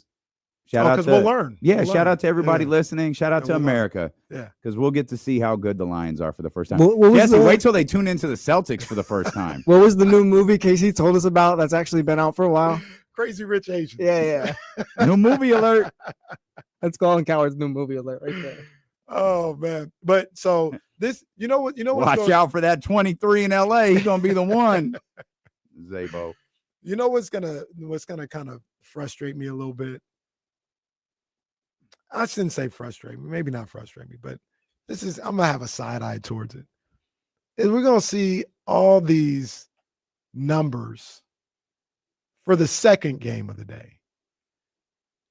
And that people Is that Cowboys Giants? Cowboys Giants, Mm, that game is awful. Not ready for Tommy Cutlets versus Cooper Rush. Come on, man. And they're going, 25 million people. What are they? All right, 25 million people are out of their mind. I'm not sitting there watching that game. Once again, I use the example. Would anybody say, hey, Wizards and Jazz are on, let's watch? No. To be Why fair, are we watching this game? like that's just the game that's on at that time. Who cares? Turn the channel. No one's gonna do that though. There's nothing else to do. Watch I'm not Moana. gonna watch the Mason Watch parade. Moana. Why would I do I'll that? find something else to do. I'll watch an old game. Because no one wakes up at 10 for like the Lions game. Like for like Thanksgiving, we all wake up, whatever, like change the channel. Oh, Lions game is on. Like we never like look forward. Just Lions game's on right now. Back when I was younger, that was the struggle. We talked on 102.5 about the Thanksgiving Eve party and stuff like that. Waking up, I feel like they started a little earlier too. Do they start at like 9:30? Maybe it's 10 now. The 9:30 game is sounds right. 9:30. Yeah, it's I would 9:30. always miss the first half of the Lions game. Yeah. Back before I had kids and I was out all night or whatever. That was always a struggle. Tonight I'll be watching this year I'll be watching the pregame show. There's 4. Well, got a 2-year-old at the house now, but the Giants Cowboys is a joke. Like I'm not like maybe I won't watch it just off of principle, but come on, man. And then they'll classify that as ratings, right? Like if I turn it to it for 5 minutes and say, oh, I forgot this is who's playing, I'm turning it off, that counts. well, it'll probably not 5 minutes, but if it were like 15, There's college basketball on. quarter hour. There's college basketball on No all one's day. I think watching. there's college football Bro, you're on. looking at this the wrong way. No one's watching any of that. People are playing prize picks. People are playing daily fantasy. People are playing fantasy football.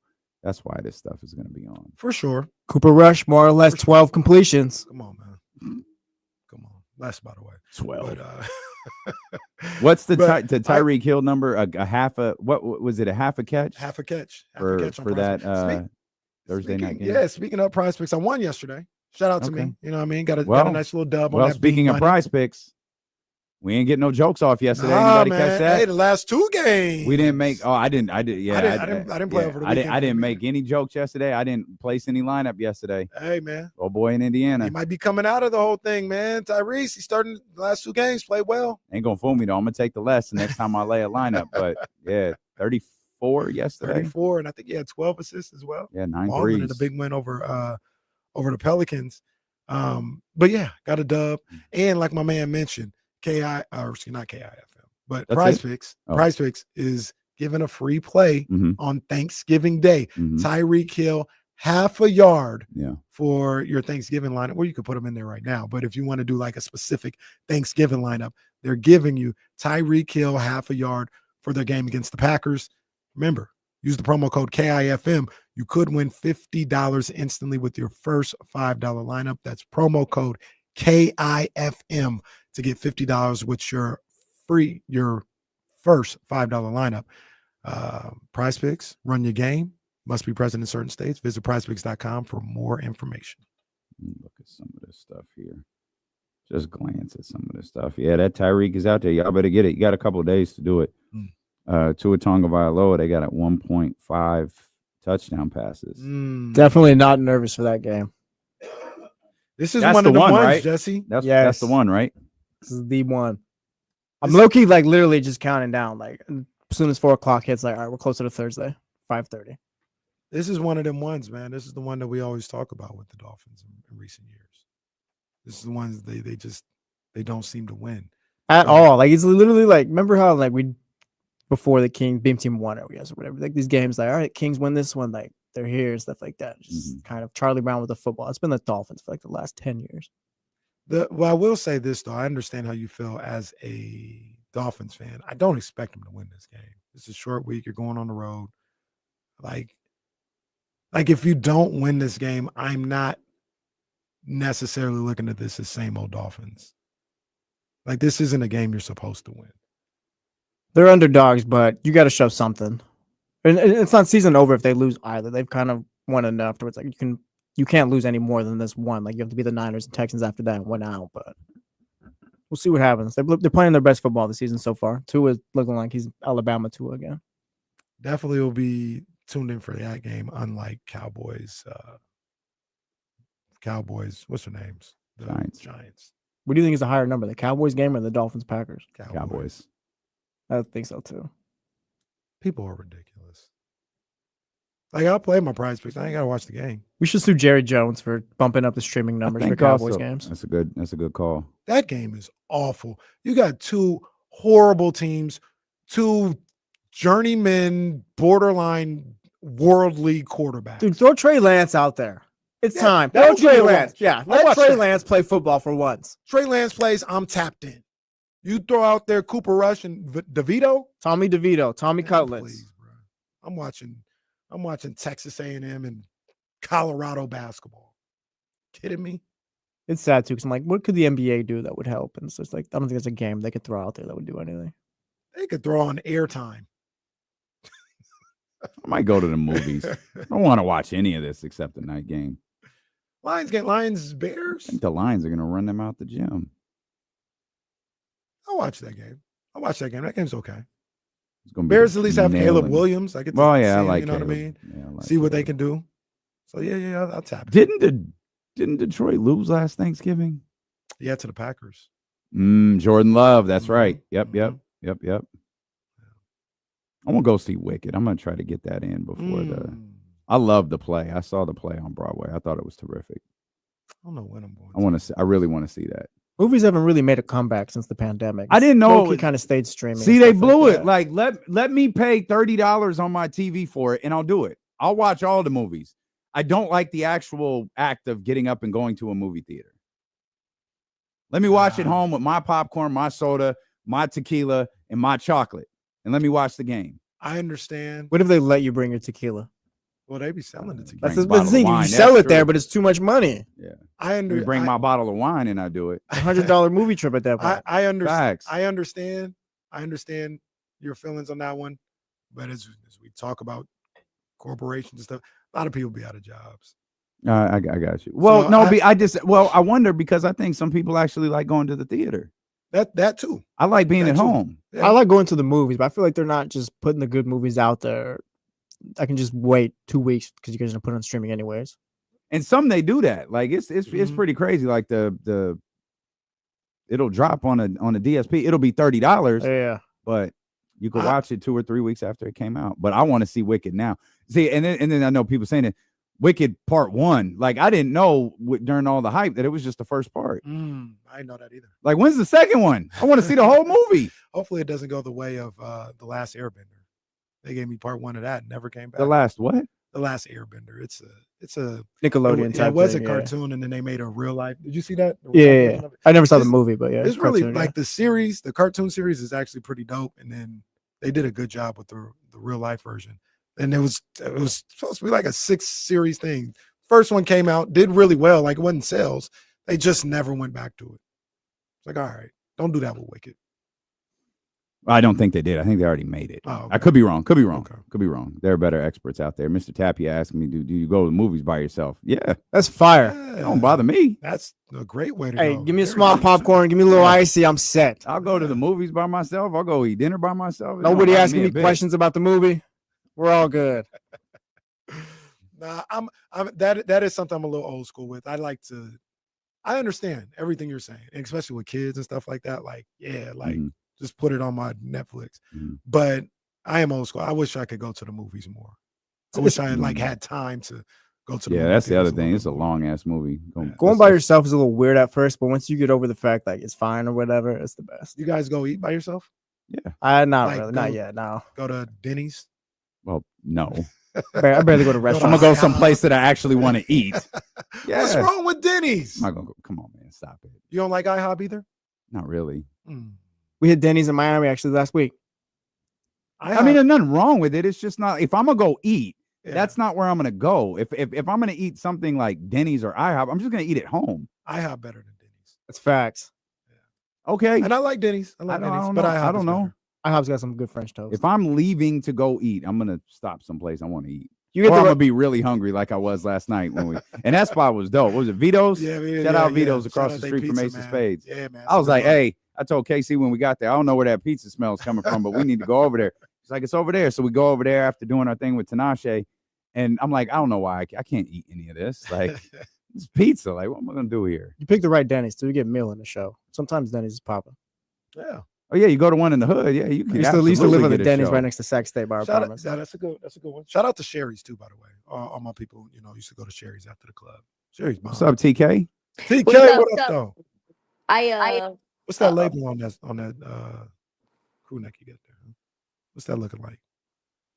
I think I have an issue with my mic. Do I not? You Am I sound okay? fine. Okay. I was hearing feedback and I thought it was me. This is Mad Happy. Okay. I actually got this at a used athletic store in Portland, and I was looking for clothes to paint in. Clearly, I'm not gonna paint in this, but I was like, oh, I don't want to. I'm doing videos for the internet. I'm putting stuff up. You can't be thirst trapping in a paper bag. So, you got to get something that is like, I don't care if I get paint on this, but also, I'm gonna be cute. I got you. yeah, gotta be cute. That looks And comfy. That looks really Yeah, comfortable. I like that. That looks nice. Is it terry Looks cloth? warm. Yeah, it's a terry cloth. It was like $25 for this thing. Good look. Great look, and I wear it all the time. Yeah. Looks good. What you got going on for the holiday? I'm going over to my neighbor's house in my little Oh community. God, this isn't the election neighbor, is it? No, it's better. Hot tub. These neighbors are like 70 and awesome people. I got a sale on a 17-pound turkey. It was like $6 or something. So they wanted me to bring the turkey over. They thought I was going to cook it, which I was definitely not.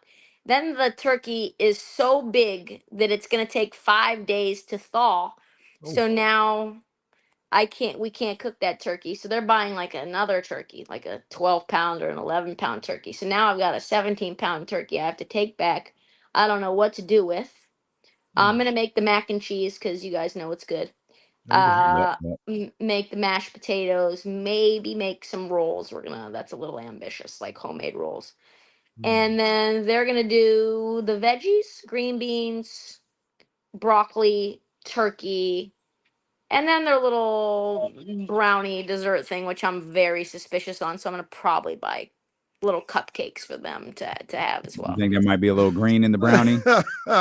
Well, they definitely are those type of people. Very hippy dippy. I ain't gotta be all judgy about it, but that's all right. Mark's over there toking and smoking in their living room when we're having, whatever like dinners that I come over for. And they always want to give us these desserts that are like orange creamsicles and stuff. I'm like, dude, it's November. I don't want an orange creamsicle. Well, Okay. orange can mask the taste of weed too, because Okay, see, this is what we're doing. Yeah. that's probably what it is. I think they're trying to do some Diddy stuff. And well, okay, well that's a lot. Yeah, hopefully. And once again, are we in VA or are we in Portland? We're in VA. We're just outside. I'm just a little under the weather, so I've been horizontal for a lot of the day. Well, all right, ma'am, you can't talk like that here. You know better than that. That's fine. I think we're all under the weather. Kenny and I were standing in the rain giving out food, which was wonderful. But like, like the Salvation Army bells? No, like the Elk Grove Food Bank. Like Nino Brown. Yeah, like Nino Brown. And it rain or shine, and it was rain, and it roughed me up a little bit. It wasn't the best look, but we here, man. We playing through. Kenny and I are fighting. It's great. It's terrific. And the Kings suck. So Kenny and I are fighting, and the Kings suck. So it's terrific. Great. That's the icing. You guys are fighting over Drake? Yeah, that's been like a 6-month argument, 7-month argument. Yeah. But it's now like resurfaced because Drake's being a bitch and he's suing. Yeah. Yeah. Pretty much.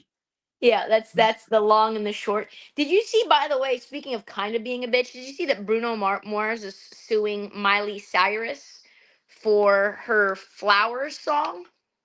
No, I didn't see missed that. Oh. Yeah, so the lyrics and the music, actually, if you play them side by side, which you guys should definitely do on your show, on KSFM. But like, if I was your man, and then play Flowers right after. Okay. I should have bought you flowers. And then hers is like, I can buy my own flowers. I can hold my own hand. And he's like, I should take you dancing and hold your hand. She's like, I can dance by myself. I Okay. can, yeah. And you're like, and she's like, the lyrics were totally just random. You know, they're just like normal like stuff. And but the melody is sort of the same, only it's just a little bit more upbeat. It was like when Vanilla Ice was like, no, theirs is doom doom doom doo doo doo doo, and mine's doom doom doom doo doo doo. It's like, you remember that? Oh yeah, that was amazing. No, it's not the same beat at all. At all. That's like he won his lawsuit. What was it? Ed Sheeran won his. Ed Sheeran won against Marvin Gaye. Yeah. Oh yeah. Marvin Gaye, I don't think he's ever lost a lawsuit. Marvin Gaye was Wilt Chamberlain going into that lawsuit. I think that was his first loss. I love that song. He was the 60 Celtics. Yeah, he did not lose. Tyson versus Buster Douglas. What was the song that he was suing Ed Sheeran over? I think it was he has a song. Oh, am I thinking of Robin Thicke? No, it was which one had the Thicke, guy to wasn't give it up? It was Ed Sheeran, and it was it's one of my favorite songs, but I never remember the title of the song. But maybe I till 17. Oh yeah, I know that one. Yeah. And they I forgot the Thinking Out Loud is the name of the song. Thinking Out Loud. And Marvin Gaye said that sample. Well, that's what Google's AI says. Did Jesse give you the name of that in the chat, or did you think that up yourself? No, because it really is one of my favorite songs. I love that song. I love that song from Ed Sheeran. And then I was like, that's the Let's Get It On one. Yeah, I was like, nah, he didn't. I don't know about that. And then I think one day on the show we played it. Both of them. I was like, oh, well, he gotta take that. Hold on, I gotta. We need to refresh. But he won. He ended up winning. Okay. Would you do that? Well, who knows? I don't. Is this okay? Yeah, I can. Yeah, I hear it. We're gonna I hear get it already. capped. I hear it already. Oh, we do way worse, dude. Like when it's really bad, we just play music. Like Yeah, when it's just the Kings on a losing streak, you just like D'Lo and Casey. I'll see you later. We're just gonna just play sad songs. no, we'll play Flashback Friday records. We'll play records that'll make us happy. There wasn't no record that was gonna make me happy today, so I just started the show. They stink. Your Kings, our Kings, they stink. You know, I was just talking to a Spurs beat reporter right before I came on with you guys, and I asked him. His name's Matthew Tynan. I think he's got the best Spurs Substack out, by the way. Like, if anybody wants Spurs content, like, he's really good. He's the only reason I know what's going on with them. Like actually the nuances and the details of the team. And shockingly, top 5 defensive rating team. Just nuts. Anyway, so I asked him his most disappointing team outside of Philadelphia, and he said the Kings. He was just like, as someone who watched a lot of DeMar in San Antonio, this is his opinion, not mine. I just want to preface that by saying that. He said, I just couldn't understand how DeMar was going to flow in or fit into this like very free-flowing offense where DeMar kind of becomes the system at some point, and he kind of becomes the center of gravity, and how that was going to work with a team that, when they were playing really well 2 years ago, was very much like a free-flowing system. And what are you guys? What's the record right now? 8-10, yeah. And he's like, and this is really just the the easiest part of the schedule, and it's going to get a lot tougher from here. So if they're 8-10 right now, it could be a bloodbath moving forward. Yeah, Which, it's not a great it's time. no, it's pretty frustrating, man, because I thought they were better coming into the season. I still think they're better than the way they've played in the last week and a half, 2 weeks. But they're not doing a whole lot right. They can't hit shots. They can't stop the three. Now, the free throw shooting is spotty. It's hit or miss. And it's frustrating to watch these guys because the expectations were higher than what they've come out of the gate playing with. Do you think this team, and you guys can answer honestly, because I don't actually know how I feel about it. Do you think this team has an identity? No. I don't have the. I don't. Do you want me to follow? Like, no, they don't have one. Well, Kenny, it's not defensive. It's not the high octane offense it was 2 years ago. They don't have one. Well, I don't know if this is an identity or not. You guys can help me out. I think their identity is a high scoring offensive team, and they're not executing. Like, that's who they are. They're trying to identify as a high offensive scoring team, but they're not. That's who they are. That's what they're going to be if they're going to win. Like, we look at them and we say, what's their identity? How are they going to be the best version of themselves if they're scoring at a high clip? And that's who they are. They're just not executing who they are or they're supposed to. What kind of high octane? Let's talk about that. Okay, so say that's where we're working towards.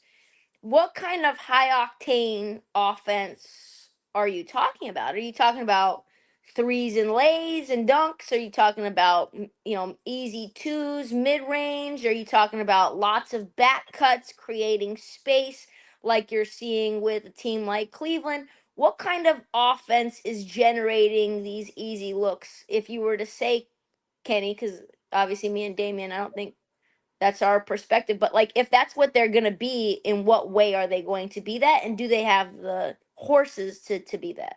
They were supposed to be an offense that actually can give it to you any way you want it. Well, if you want ball movement, if you want ball movement in the DHO game, they got that. You want to hit threes, they got Keegan, Kevin Herter, Keon Ellis, those guys will get threes. If you want to go ISO, they got De'Aaron Fox, they got DeMar DeRozan. They can do that too. They were supposed to be a jack of all trades on the offensive end. And the ISO game is okay. But to me, when I look at them, Trysta, the thing that is kind of just done them in is they can't shoot to save their lives.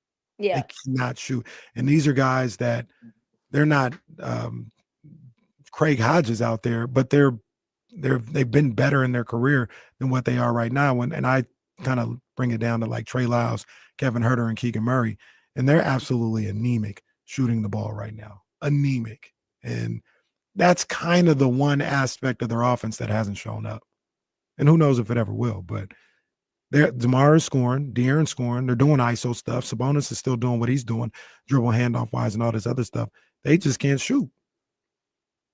That makes a very ugly visual game for sure.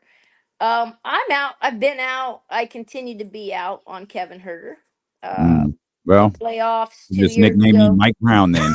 Yeah, it's like I'm out. Like, he's got to go. He's Mike Brown joining us here on Sacramento Sports Leader ESPN 1320. By the way, how about Harrison Barnes getting Player of the Week? Okay. Come on, man. Come on.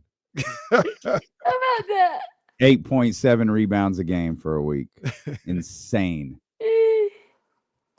Anyway, I just thought I'd add a little salt to the wound. How does this team get better? They got to make some moves. You don't think the roster is constructed as good enough? Well, obviously, you just said you don't like Kevin Herter. So no, I think Kevin Herter is not a guy that I can trust, and that's really a lot of history backs that up.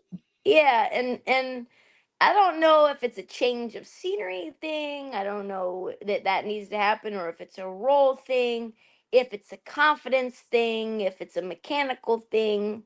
But Kayvon in Sacramento that needs to come to an end, in my opinion. It's just not working. That's the It's problem. just I don't think Kayvon is here. It's Kevin. Kevin is here. Kayvon is not. we haven't seen Kayvon since 2 years. It's been a 2 minute. years. Remember that game winner he hit, and it was like, oh yeah, Red Velvet's effing here. It's like ice water in his veins. The highlights were going crazy. I just think maybe mentally he's sort of diminished. There's not maybe a sense of self isn't just not there. So he's got to go. Like he's got to go somewhere else, to a contender that, like to Milwaukee or something, a place that could, figure out a way to use him, or even like a Cleveland, the team that, could use some more shooting wings. Miami, you're not going to get anything back for him that's going to really like be useful right this second, but that's probably fine. I think it's addition by subtraction with him. Like can't. Man, I don't know. I don't know if he's reached that status. You can't have him on the floor and trust that he's going to make shots. Then why would those other teams?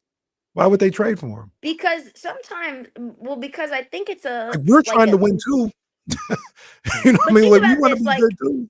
Think about this. Like sometimes a change of scenery makes all the difference in the world, right? Like those battle scars, a new message, a new person, a new place, a new set of teammates, new, just like, how, like, I don't know if you guys have ever done this, but have you ever tried to like sort of revive or reform yourself the next time you date someone? Like, I'm going to take the trash out more this time around. Or I'm going to like this new person doesn't know that I can't make threes, like they don't know.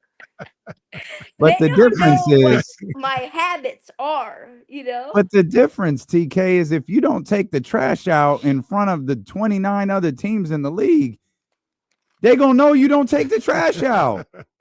That's true. But it could be just a voice in your ear. Well, hey, maybe Trista's right, because goddamn, Harrison can rebound now. Maybe TK's on to something. This is what I'm saying is sometimes players, for whatever reason, based on the ingredients on the team, right? The stew that they're put into the pot with, for whatever reason, they just change. You're seeing a negative reversion in KCP. KCP, his whole career, has been a 40% 3-point shooter. For whatever reason, the anemic 3-point shooting has infected him in Orlando, and I think he's shooting like 8% from three or something crazy. It's awful. Look it up. I think it's sub 10% like 2 weeks ago. And so he can shoot the ball too. That's crazy. I know, and he can shoot the leather off the ball. So I don't know how that makes sense, but I think most people would say I think KCP can shoot. Maybe he just can't shoot in Orlando. Maybe he doesn't like the arena. Maybe there's like, who knows? Who knows what it is? But there's always GMs that think and coaches that think that they can change that player. They look back and see what Kevin was in Atlanta, and they say, I think he can get back to what he was in Atlanta. Let's take him. KCP is shooting 22% from beyond the arc. 1, 2, 3. 3 of the last 5 years, he's shot over 40%. The 2 years he didn't, he shot 39%, 38%. This is a 40% 3-point shooter. He's shooting 22% from beyond the arc right now. Yeah, it's insane. So I think there's something to that. Well, he got swapped out for Keon Ellis last night, so I guess maybe this process has started. Of course, I don't know how much more Mike likes Keon than Kevin. So does Mike like anyone? I mean, who does he like? I mean, look, he likes the other guys on the team. Which one? I think he likes Malik. And I don't know if sometimes we're talking. I don't know if it's a don't like Keon. I think it might be a don't trust or don't believe what they've seen. Yes. More than that. Damian pointed it out, over the summer, and it seems like he's spot on. It's more of him and Monty looking at it like, no, that's a cool little story. That's cool. Cute. That's cute, but you know, he's not a starting 2 guard. Like y'all kind of bugging when you say that. And that's how they look at Keon, potentially. And Definitely. yeah. They're looking at it like they're seeing the Rando report. Guys that are ran in the league that you need to know. Like, this is Keon Ellis, you know? Like, they're like, he's a fun feature in SI, you know? He's a nice. SI for he's kids. a, Oh man. he's a Last feel page. good. Yeah, he's Keep a an eye feel on good. Keon Ellis. Yeah, literally keep an eye on him. But he's not starting. Like, that's if you don't need to say keep an eye on him if he's gonna be in the starting rotation. He's gonna be in your mind's eye. I like Keon. I like Keon. Too. I do too. I think he can be a starting 2 guard on a good team. Yeah, I think he can be. Do you think this Kings team needs like another player? I know you said addition by subtraction with Kevin Huerter, but do they need? Yes. We talked about Cam Johnson. I like Cam Johnson. I don't know real what quick, the sorry. Nets are Sorry. gonna do. Do they need something to be a good team? Yeah, I don't think they need. I don't think the Kings need something to be a good team. They may need something to be a contender, but I mean, come on, man. How much more do they need? They got De'Aaron Fox, Domantas Sabonis, DeMar DeRozan. We like Keegan Murray, Malik Monk. To be above 500, they need a little bit more. No, they don't. These guys need to be better. Clearly, they're not as good as. Sorry, TK. Go ahead. Who is shooting anywhere close to sniper range? And what is his Nobody. current 3-point percentage? None of them are. No one. None of them are. Yeah, you need at least one, and you need really more than one. So De'Aaron's probably leading the team at this point. And that's insane. That's insane because that was never. Well, don't get mad at me. I just think it's a stat. No, I know. I mean, but that's that notion that De'Aaron Fox and I, as you guys know, am like I ride for De'Aaron, and his 3-point shooting has really gotten a lot better in the last few years, and I love that for him. But if he is your leading 3-point shooter, and that's the guy that has the ball in his hands a lot, where he's going to have to take a lot of tough shots. Yeah. You need to figure out some way to take the pressure off of him from the perimeter. So, go ahead. When DeMar shoots, hang on. Don't look at him. Keon is 44.6. How many attempts per game? Like what, 2 maybe? Yeah, 2.5. Like De'Aaron is 6 attempts per game, and he's at 34.5. Yeah, shooting a number of consequence. Yeah, it's De'Aaron at 34.5. I look at this situation where if we look at like they because Trysta, I'm looking at it like I think these guys are better than what they played. I think they need to step up. They need to play better. Keegan Murray need to knock down some of these open shots. They need to find more cohesion. Like they need to play better, this group. But if people are telling me they ain't got enough, to be honest with you, then everybody should be open for a trade. Like everybody's open. Trade Keegan's ass. If that's the case, like if this ain't good enough, I just named 5 players that I think are really, really good. If that's not good enough and you need more, then what are we like so beholden to some of these guys for? I think you're right, Kenny. I think you're right. I think outside of Fox and Sabonis, open for business. And once again, I don't agree with that. I think Keegan is a guy that you keep around, but I also think he's better than what he's playing. He's young. Again, like I don't know. Maybe Kevin is infecting him. Damn. Man, that's wild verbiage to use 2 days before Thanksgiving. Or any Tuesday, but that's fine. All right. Well, let's hope that's not the case. He's straight colonizer status. Oh, dear God. Oh, my God. Here, have this Oh, man. Oh, that's terrible. What type of pie are you going to eat Thursday? Pause. That was wild. What type of dessert are you going to have on Thursday? I'm going to probably do red velvet cupcakes. Oh, okay. we go. Yeah, Okay. I'm not making Well, it. you don't hate Kevin Herter as much as we thought. Yeah, I'm gonna. Yeah, I didn't even try for that one. I don't trust. I don't trust white people to make dessert, and that's all that really. I mean, you guys know. So I'm not Mhm. gonna have anything that's made by my 'Cause neighbors. you mentioned well, especially your neighbors, the potheads, who you were a Yeah, little suspect of the brownies. I got you. exactly, and that's what they're pitching is blonde and chocolate brownies, and I'm out.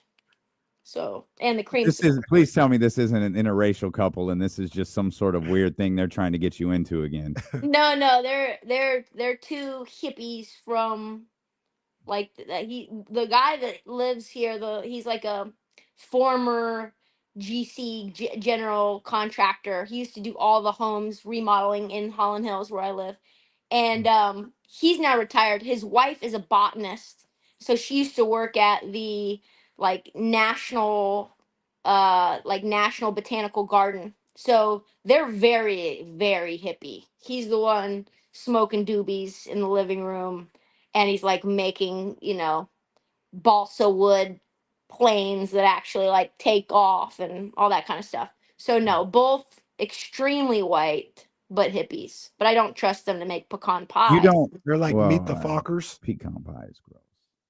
It could be good. I don't like sweet I don't potato think pie that much. I'm not a big sweet potato fan. Yeah, I'm not either, to be honest with you. Pumpkin pie is trash. That's the one that I'm not a big pumpkin pie get fan. excited for this Not year. me. It's gross. I don't like any of those pies. I don't like any of those pies. I don't like Fruit any- pie, I'm gonna fire, go like to apple or something like that. That's fire. yeah. I'm gonna go to Alexandria Cupcake, and I'm gonna go over there, and I'm gonna get some little mini cupcakes and bring I've them. actually been there before. That's dope. Nice. I've Yeah, been the there place before. is good on King Street. Yeah, this place is fire. You don't smoke or edible or nothing?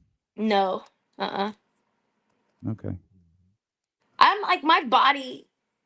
I just had an appointment. This is we're gonna get personal. I just had an appointment with a neurologist today because I've gone from having like 3 migraines a month to like 10 migraines a month. Oh, And man. one thing that is surely going to give me a migraine is drugs or alcohol of any kind.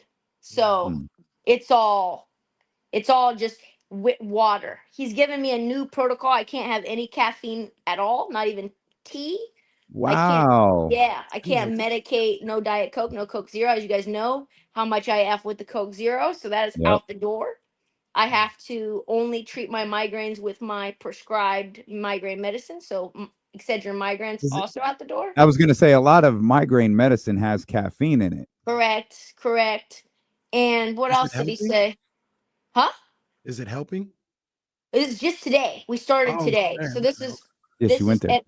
yeah, and I have to drink. He said, have water on you at all times like you're a soccer mom. And I said, okay, I can do that. So this is liter 2 of the day, which usually I usually only have like 1 liter of water. So So all we've really done in the process, so we've eliminated caffeine. That's what we've done. You already didn't drink alcohol. So we yes, just eliminated caffeine. correct. And Do we know that drugs would give you a headache? oh yeah, Oh, I used to smoke like I was like 14 years old getting high before basketball practice. Are you kidding me? Oh. Yeah, no. I know that. But I remember having gummies during the pandemic, and I woke up with a massive headache afterwards. And I Wow. was using those whoops, and the whoop score was really low, like your heart rate variability or whatever they call it, just Yeah, that plummeted. happens on my Aura Ring too. Yeah, you know what it is. If I don't time the edible right, yeah, like it's actually not relaxing at all if you don't time it perfectly. Like your heart rate is up. Now my heart rate starts to I like get like heart palpitations. So it's just better for me to do all the things that I do with a clear head. So we've just eliminated stuff and he gave you a special medicine. Yeah. I have a Okay. medicine that's like $140 per pill retail, but my insurance covers it. Yeah, I know. So it's like I remember because I changed my insurance. We're getting real deep. Changed my insurance, came to the pharmacy, and they were like, "You owe us $1,390." And I was like, "No, I don't. I'm not gonna get it then." So I called the manufacturer. The manufacturer's like, "Oh, we got you, girl." They sent me a little coupon, and now I went to Safeway for free. Can you believe it? It's incredible. Sorry, Jesse. I had no clue what time it was. We just sitting here talking. I had no idea. He's like, hit the break. This girl's not talking about nothing. You just blew right past the break. Like Better than talking about the Kings. So no, it's too still bad. talking about Trista's migraines better than talking about the Kings. Yeah, that's why Four-game I'm not losing watching streak. them. Huh? That's why I'm not watching. How about your Dubs? You think that's real? That's a discussion in this building. I don't think it's real, but the last time, here's the thing. This is how our Dubs got started. Is the last time I really said it with my full chest was 9-1 you will not be. And they played it around the locker room, and that's how me and the butcher boy got into our little beef and all them. They had me on their show, and they're yapping and calling me a clown. And what happened to our Dubs? Our Dubs won the title that year. So I only have good things to say about our Dubs, because Lord knows I want nothing but the best for them. And you only have good things to say about Butcher Boy, too. You know it. Butcher Boy, put him in AdSeg. Let people sort it out. I'm watching Mayor of Kingstown. It's a Mayor of Kingstown reference. Yeah, I was trying to remember where I heard that from. I didn't watch that whole season. I came in on like the last 4 or 5 episodes. And my wife was watching. I was like, "What are you watching?" And that's how I watched it. But good show from what I saw. Can I ask you a non-NBA question since we got you for a little bit? Yeah, of course. It's hard to like really say anything about the guy because he's won 2 national championships. I don't know if I like Dan Hurley. He behaves like a buffoon on this. What he did yesterday and the way he was acting yesterday is a joke. It's a joke. Is there a question? No, it's a statement. Well, what do you think? Do you agree? So I think I told you guys this story before, but for people who didn't hear it, I'll say it again. 2 years ago, Thanksgiving, I was back. Was it 2 years ago? I think it was. I was back in Portland to see my mom for Thanksgiving. She ended up, sadly, getting COVID. And so Phil Knight had his, I don't know what you even call it. It's in a regular tournament. It's a tournament, but it only happens when he like has a monumental birthday. So it was the Phil Knight 85, and he had like a multi-team, like 2 tournaments for the men's side, 1 tournament for the women's side. And that was when North Carolina was ranked number 1 in the country. They were in it. Purdue was Zach Edey. They were in it. Alabama, Nate Oates, Brandon Miller, they were in it. UConn was in it. But UConn at this point, when they played, Dan Hurley was on the hot seat. He didn't have a good year the year before. They weren't really like being talked about, and they were playing Alabama in Portland. There's like the Moda Center, and then there's the Memorial Coliseum right next door where like the Portland Winterhawks, the junior league team, plays. And that gym is like smaller than my high school gym. Not even gonna lie to you. So I'm sitting watching UConn Alabama, which is insane that it was in that gym. That just tells you what people thought about UConn. And we're in that little gym, and I'm probably 5 feet away from Dan Hurley.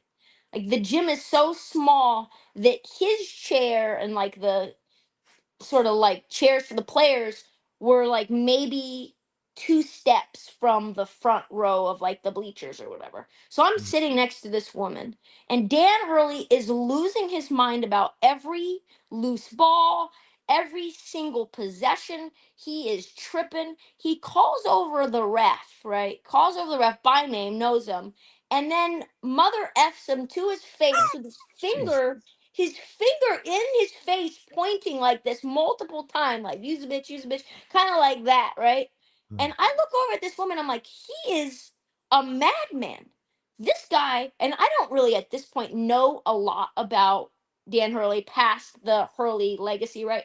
And I look at him like, oh, what is he on right now? And I don't even know why I asked her, but she was like, oh, he's definitely getting thrown out today. He is definitely getting ejected. That was Dan Hurley's wife who told me that. I'm sitting next to his wife, and she's like, no, he's tripping.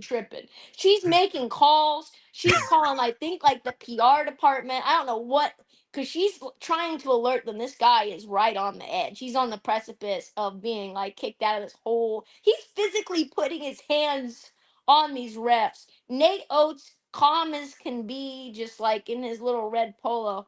And I said to Brent Berry was working in the scouting. I think he was, I always get his role wrong because he was not an assistant GM, but I think he was like VP of something at the Spurs.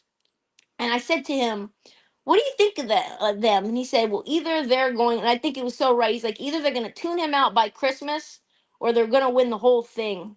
And they did. And so I've followed Dan Hurley pretty closely since then. And I've watched every press conference. I see how hard his players play for him. I see the type of recruiter that he is and how he wants to build a team and how he thinks that one player can really ruin the chemistry of a team. They can become a cancer. I love him. Like, I really do love him more than any other coach. But what he did yesterday, I think, was just on such a big scale that if he would have done what he did against Alabama, you would have been saying that 2 years ago. Because I don't think that was even televised. He was unhinged yesterday. He's Absolutely unhinged unhinged. all the time, though. That's who he is. And that's, I don't know what it was. Oh, look at him again. He's about to do it again. He's about to do it again. Come on, man. Are you serious? Like right on cue, he blows a gasket. Look at him. This dude right on cue, live, blew a gasket as Trysta's telling that story. And they might lose this game. It's hard to like really say too much because he's won 2 national championships in a row. So I mean, I guess it's working. Like you said, the players seem to love him or whatever.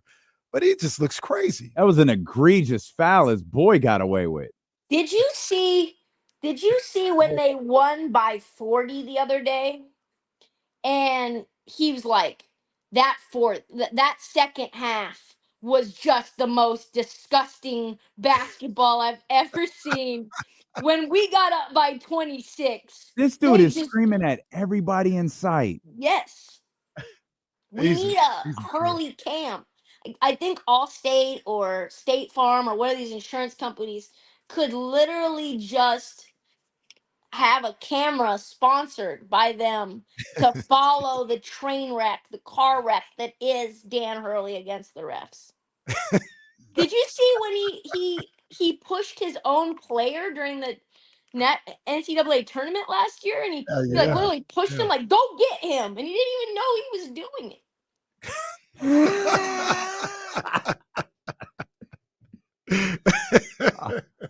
Oh man, Dan, I'm dying to see who he fights if Colorado somehow hits a shot right here.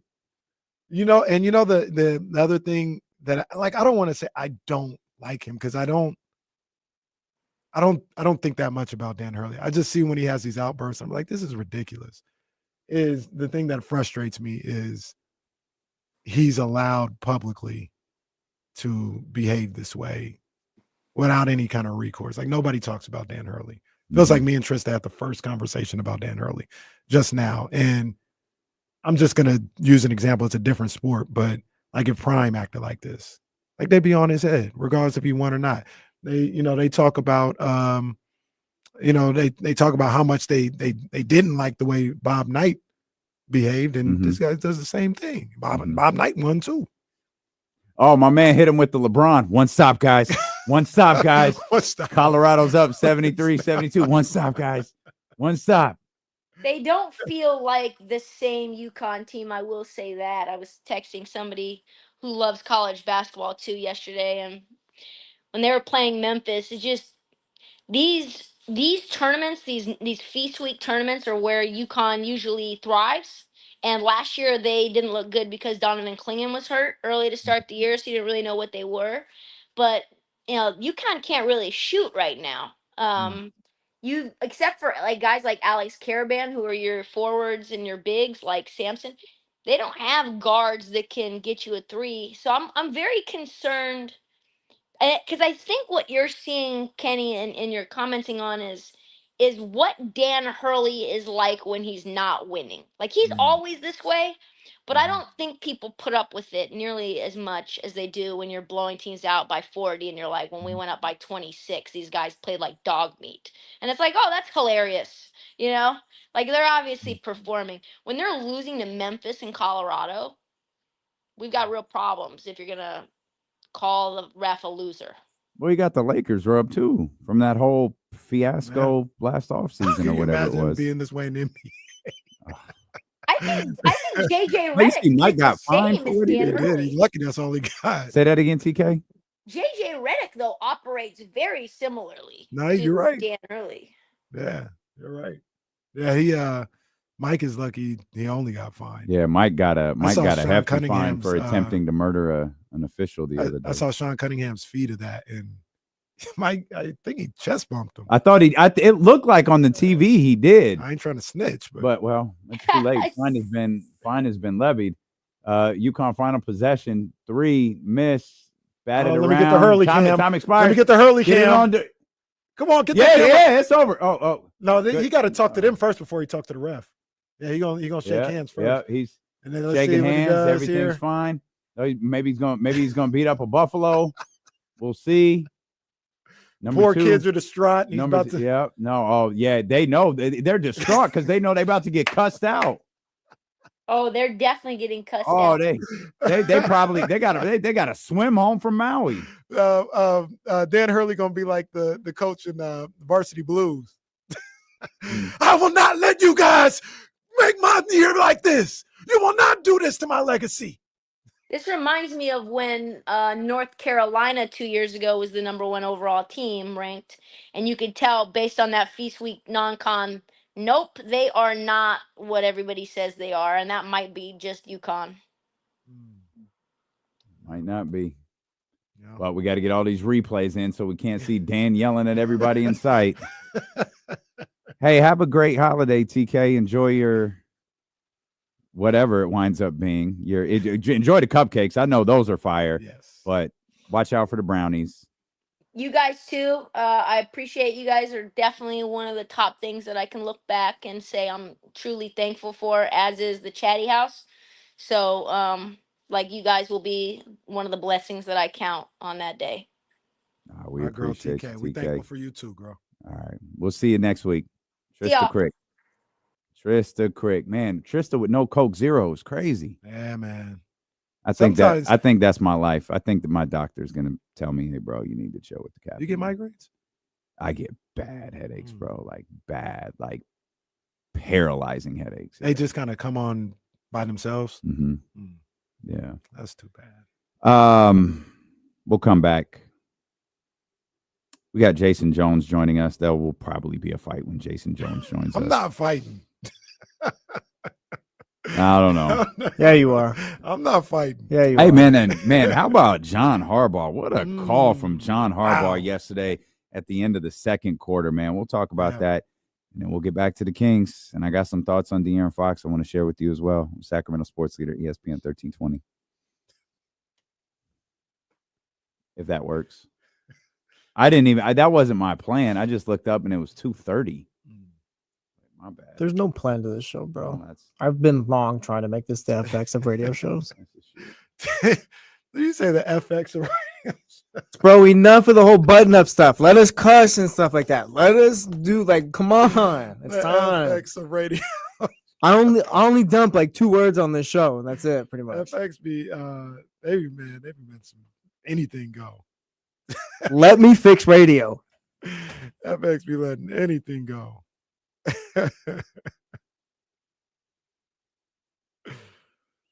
Oh man. And everyone watches FX's shows too. This is true. This is true. Oh man. Woo.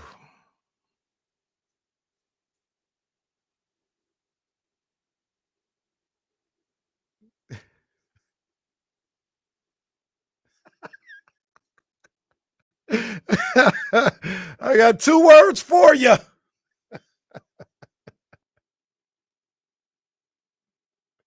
Yeah, goodbye. Goodbye. We got it. How much longer do you want us to yell at Kevin? Yeah, we Okay? got it. Trust me. Well, Chester, take a Tylenol and call me in the morning. I don't give a shit.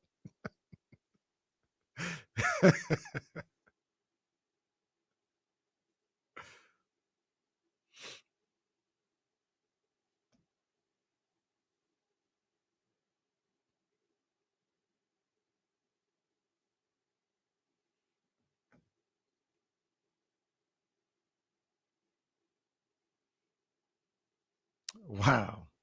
Are you guys for real? Oh, man, that's crazy. So Jae Crowder? I'm gonna hate whatever. I'm not mad at it at all. If Jay can Not do at what all. Jay's used to, like what he used to be able to do, then yeah. And there's a spot available because Trey gonna be on for a while. I like Jae Crowder, but I think he's cooked. Yeah, that's the thing. But I like him. Is this Well, we're all friends here? Is this Doug McDermott?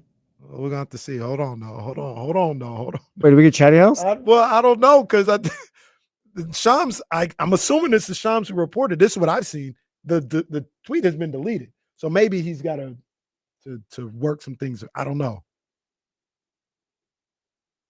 Can you imagine the Kings sign and unsign Jae Crowder all in the span before Damian's back? We won't even tell him about it either. We'll just move on. No, yeah, we didn't go. Yeah. We're not even gonna mention it. Oh man. Hey, I don't. No, this is He funny. tweeted it again. He tweeted it It's again. back. Yeah, It's yeah. back. Okay. Deuce okay. retweeted this one, so we're good. It's back. It's back. Tell Dame we Break the fixed glass. it. Tell him Break it's the fixed. glass. Yeah. Break the glass. The cavalry has arrived. The cavalry has arrived. It's good now, fellas. It's good. Miss P has ended her boycott as well. Hey, Monty read Twitter's like, fine, you wanted him? Here. He listened to the show. Yeah, here. Listen to the show. The cavalry is here.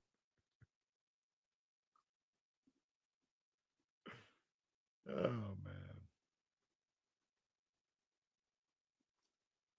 Oh no, yeah, they're close to it, Teal. They're not. It's not official yet. Maybe that's Shout out Scooter. Yeah. Maybe that's what Sham said first. Maybe he said they've reached a deal. Yeah, because I just read He the had wording to- on his He tweet. had to come back and change that.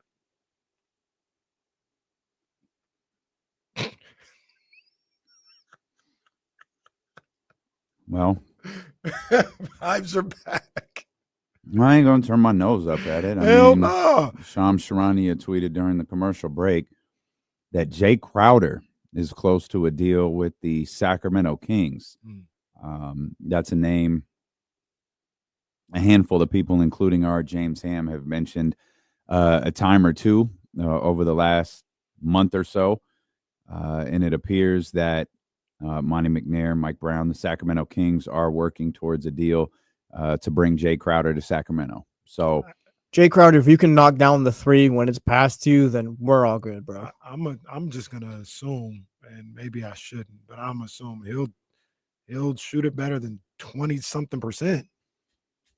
yeah, think I don't he know. will. I don't know. The thing that I can't get over with this basketball team is how are all of you shooting bad? I don't know. Like there's That not is even crazy. one guy where you're like TK asked, like, who's the sharpshooter? There's not even one guy you can point to. There's zero. They're all bad right now. Played 53 games last season, shot 35%, I'll take it. 34.9. But If he hold on. shot I at will a take it. at a if he shot like a fair volume, that would lead the team right now. Excuse me, 50 games. Played 50 games. Three threes a night, 3.3 threes a night, 35%. Sign me up. I Sign mean, me up. that's Again, I'm not gonna look down at it. I'm perfect. I'm no. perfectly fine with this. No. So we like Jae Crowder. Right? Yeah. And I think he might not be what he used to be, what I'm thinking of Jae Crowder. He may be past that. But number one, Trey Lyles is out for Yep. I'm Yep. not He's gonna be out a reporting. while. Yeah, He's gonna be yeah. out for a little while. You need that. You're already not playing a lot of guys. You need that spot filled, and you need it filled with a guy that can potentially shoot. Doug McDermott ain't it. So yeah, Jae Crowder's out there. Go out I'm there and sorry, see what your boy Doug McDermott ain't it? That is my boy. That's my boy, but he's not it. He ain't gonna defend nobody. He's still gonna shoot 43% from beyond the arc until December 1st. He's at 40 now. Should have only shot once. It's better than going out and doing nothing. And honestly, like, I don't know, I kind of see it as Monty sees there's issues here too. Like, there's not a trade to be made right now, so I guess this is probably the next best thing for the time being. We'll see what it amounts to. But Sean tweeted, he used a little bit different wording. Sources confirmed that the Kings have signed free agent Jae Crowder.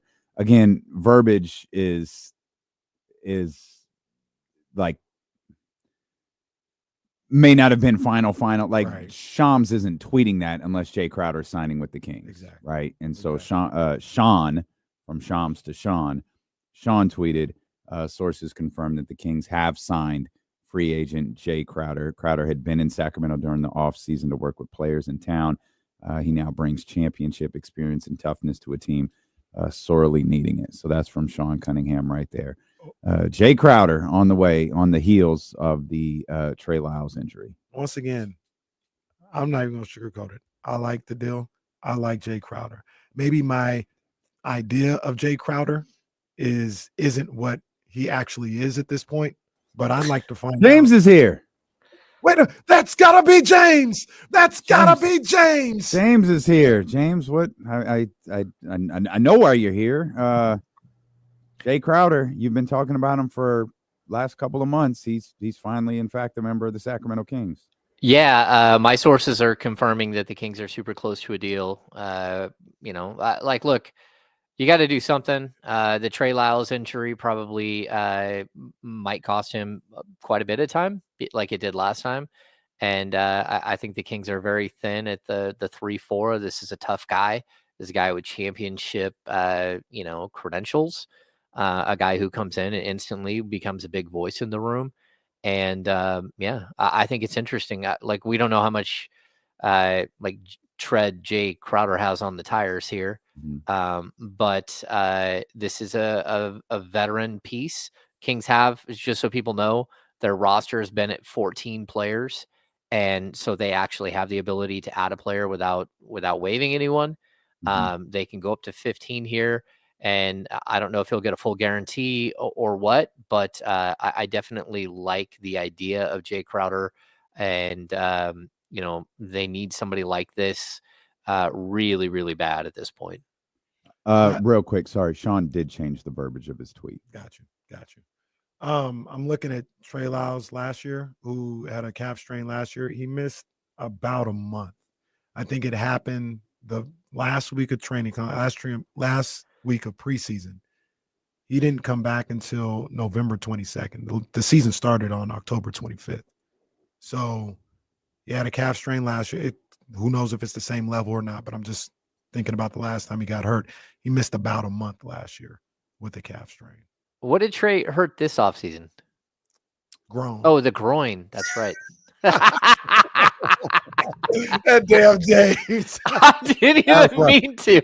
Hey, I didn't even mean to. That was well done, James. Kenny was on his way too. He's gonna do it again. Yeah.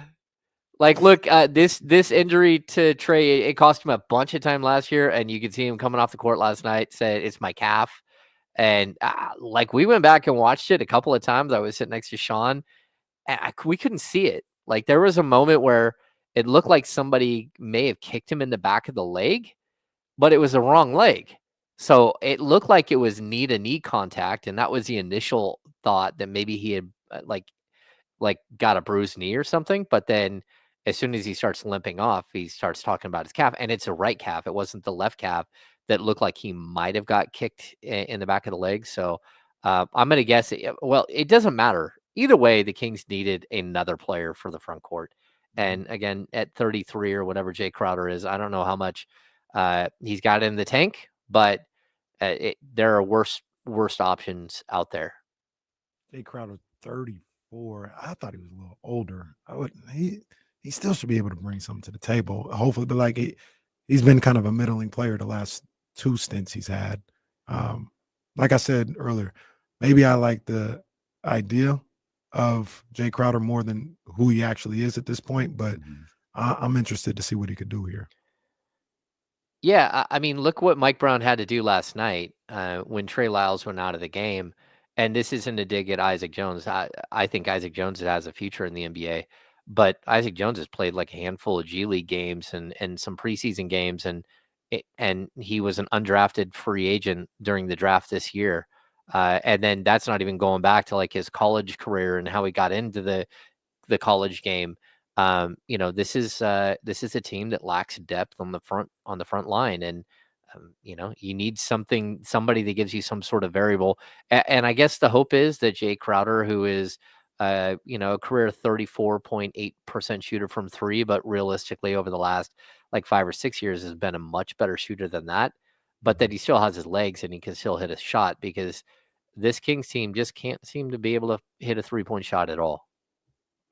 And James, I'm frustrated. I think a lot of Kings fans are frustrated, and I like the idea of Jae Crowder coming in, but I'm not exactly sure like what he's walking into. Like what we can't figure out, Hammer, and this is what we spent a lot of time talking about today, is 2 weeks ago I didn't think the Kings were bad. Now you can't convince me otherwise. Like when they were losing games at the beginning of the season, like the games to Minnesota, the games to Los Angeles, like those were different. Like when OKC decided they wanted to turn up the gas a little bit, Kings had no response to that. I thought they had played a pretty good game. Like De'Aaron wasn't great yesterday, but DeMar was. Like Domas was good. I thought there was enough happening for them yesterday, and then OKC said, "Hey, let's just turn up the gas a little bit," and the Kings had absolutely no response to that. And that hadn't happened earlier in this season. That didn't even happen last year. Like they would fight themselves, they would find a way to like stall out those runs and get back in games. Last night's game, I was really discouraged that they didn't have a response to that run that the Thunder made at the end of the third. And really that ended the game. Like the game was over going into the fourth quarter. The Kings had nothing coming out of that. Yeah, it felt like, again, me and Kyle talked about this earlier, that all of their attention shifted directly to the officials. Like they just felt like they were slighted, and it took them out of their game mentally. And against a team like OKC, man, things can get out of control really quickly. They're very similar to that, the Golden State Warriors teams, through their runs, where if you could be up 6 at half, and then by the end of the third quarter, you're down 20. If you don't come out of halftime and play about, crank it up, you're going to lose to them. And I feel like the Kings kind of, again, for whatever reason, they've been turning their attention to the officials a lot lately. And I know even like Mike Brown yelling and screaming at the officials just got his $35,000 fine. Mike Brown was yelling at an official, and the official had nothing to do with the fact that like the team they were playing was like 13 of 19 from 3 in the first half. Like that dude there was nothing he did that made you trail in that game. Whether, Colby Jones got fouled on a breakaway attempt or not, I don't know. I didn't see the replay up close and watch it 6 times. But that doesn't matter. Like, don't get frustrated at the guys, with the whistle. Get frustrated with yourself in that situation to be better and figure out ways to get around it. And I know it feels like it was unfair. And, at the point that all of that stuff started to transpire, there was like a 17-7 foul disparity where the Kings had been called for 17 fouls and OKC had only been called for 7. But that's how they're calling the game. They're not giving you anything, and you got to know that. By that point in the game, you very well knew that they weren't giving you anything, and they were going to probably call more whistles on you down the stretch than they were OKC. Like, that's the reality of your situation. So be better in the situation and stop worrying about it. Just play ball and hopefully you don't foul out. But that's not what the Kings did. It just snapped them out of the trance and they were done and game was over. You're like, wow, that happened quick. Yeah, that was unfortunate to see. Basketball gods giveth, basketball gods taketh away, as our guy, ravishing Jay Gaten reports. hearing from league sources that Kings guard forward DeMar DeRozan experienced some lower back inflammation after last night's game versus the Thunder. DeMar is expected to be listed as out versus the Timberwolves tomorrow night. Whew. So not great. Jay Gate. Man, this thing spiraled fast. Like fast. Mm-hmm. Yeah. Well, Cooper Flag, am I right? Well, do they even have the pick? How does this work, James? Isn't it now? It's top 12 protected. All right. Yeah. Well, Hey, you know what though? Let's just take somebody that's hurt. You could Number one pick. Who Let's can't do that. dress you could just put Kevin Huerter right back in the starting lineup. There it is. and do what? Like what would you do there?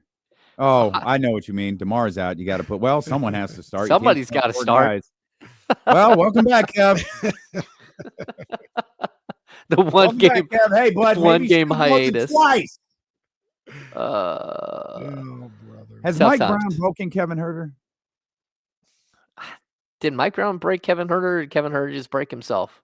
I don't know. I mean, he gave him the starting job, right? Didn't have any training did. camp. He did. Didn't- Yeah, gave him the starting job, gave him 15, 17 games to figure it out. Yep, So, you're right. He did. Yeah. So tough times in Sacramento.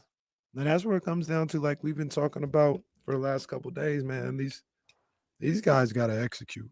These guys got to get it done. It ain't gonna be no handouts. Ain't nobody gonna have no pity party for them. They got to play better. No. And aside from Jae Crowder being signed, there ain't a whole lot of changes that are gonna be made. Mm-hmm. You know what I mean? Like these guys have to figure out how to get out of the doldrums that they're in right now.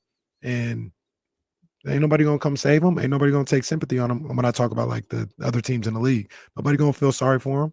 Minnesota, they got their own issues that they're gonna be trying to take care of on Wednesday night. So they better be ready to play.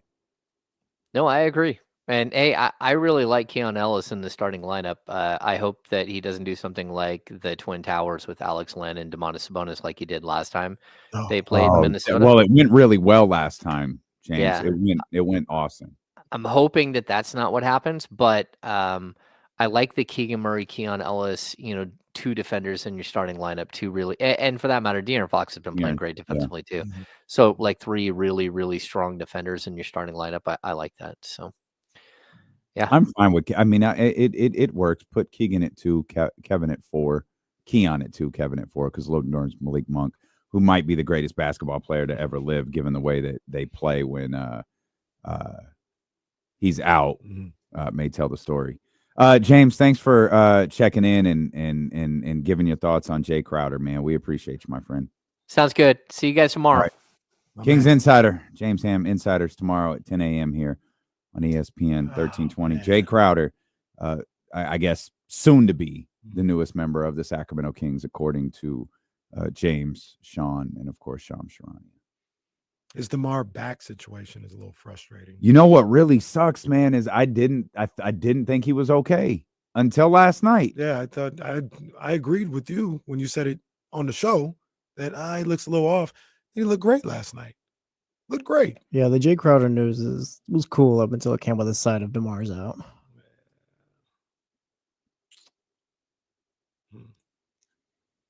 So Well, I don't know. So they also shout out to ESPN 1320 insider Mrs. Mac 10. Well. She keeps dropping the bombs. They said there's an evaluation for Trey Lyles that'll happen in 4 weeks. He'll be reevaluated. Wait, who said that? Miss Mac 10. Shout out Miss Mac 10. Oh, here's the update. Okay, I was like, if there's not an email in my folder, no, I saw the email and saw that, but I saw Miss Mac 10 before I saw the email. 3 to 4 weeks. Yeah, 3 to 4 weeks. And the DeMar DeRozan note is in here too. All right. Well, but look, hey, nobody feeling sorry for him. Ain't nobody crying for them, Argentina. You got expectations still that you need to take care of. Can they even reach those expectations at this point? Like, are we asking Jae Crowder to come in and play 10, 15 minutes? Can. Yeah, here's where my thing is I don't know what to like say. Like I don't know what to like to tell you. Like, hey, no, the Kings can still hit those expectations. I don't know how to describe to you how that's going to happen. Like we're already out on Kevin Herter. Kevin, man, I don't know what to say about Kevin Herter. Like, man, this dude he's a cat. He's got 9 lives. James is right. Unless Mike does something stupid tomorrow and it's Doug McDermott, like Kevin should start tomorrow. Yeah. It should be De'Aaron, Keon, and Kevin. And Kevin has another opportunity to, hey, get right, man. And it like Jesse's shaking his head. I don't think he's going to, but he's got another opportunity. He's got another life. He's got another chance to do it. I don't think the same way about Kevin Herter. I guess I'm a one-man Wolfpack that maybe you, Jesse, and Trysta think about him. I don't know what's going on here. And I didn't follow him that closely in Atlanta. Mm-hmm. But we've got more seasons of seeing him be a good to decent basketball player than what we saw last year and what we've seen in the last 2 weeks or so from Kevin Herter. Mm-hmm. And I'm not saying he's got to be beating team 1 Kevin Herter, but I do think he's better than the way he's played. I don't know what's going on and how to get him out of this funk and make him a little bit more consistent. But I'm not all the way out on Kevin Herter, especially like I don't necessarily know if I want him starting, but especially, if when DeMar can get back and Herter goes back to the bench.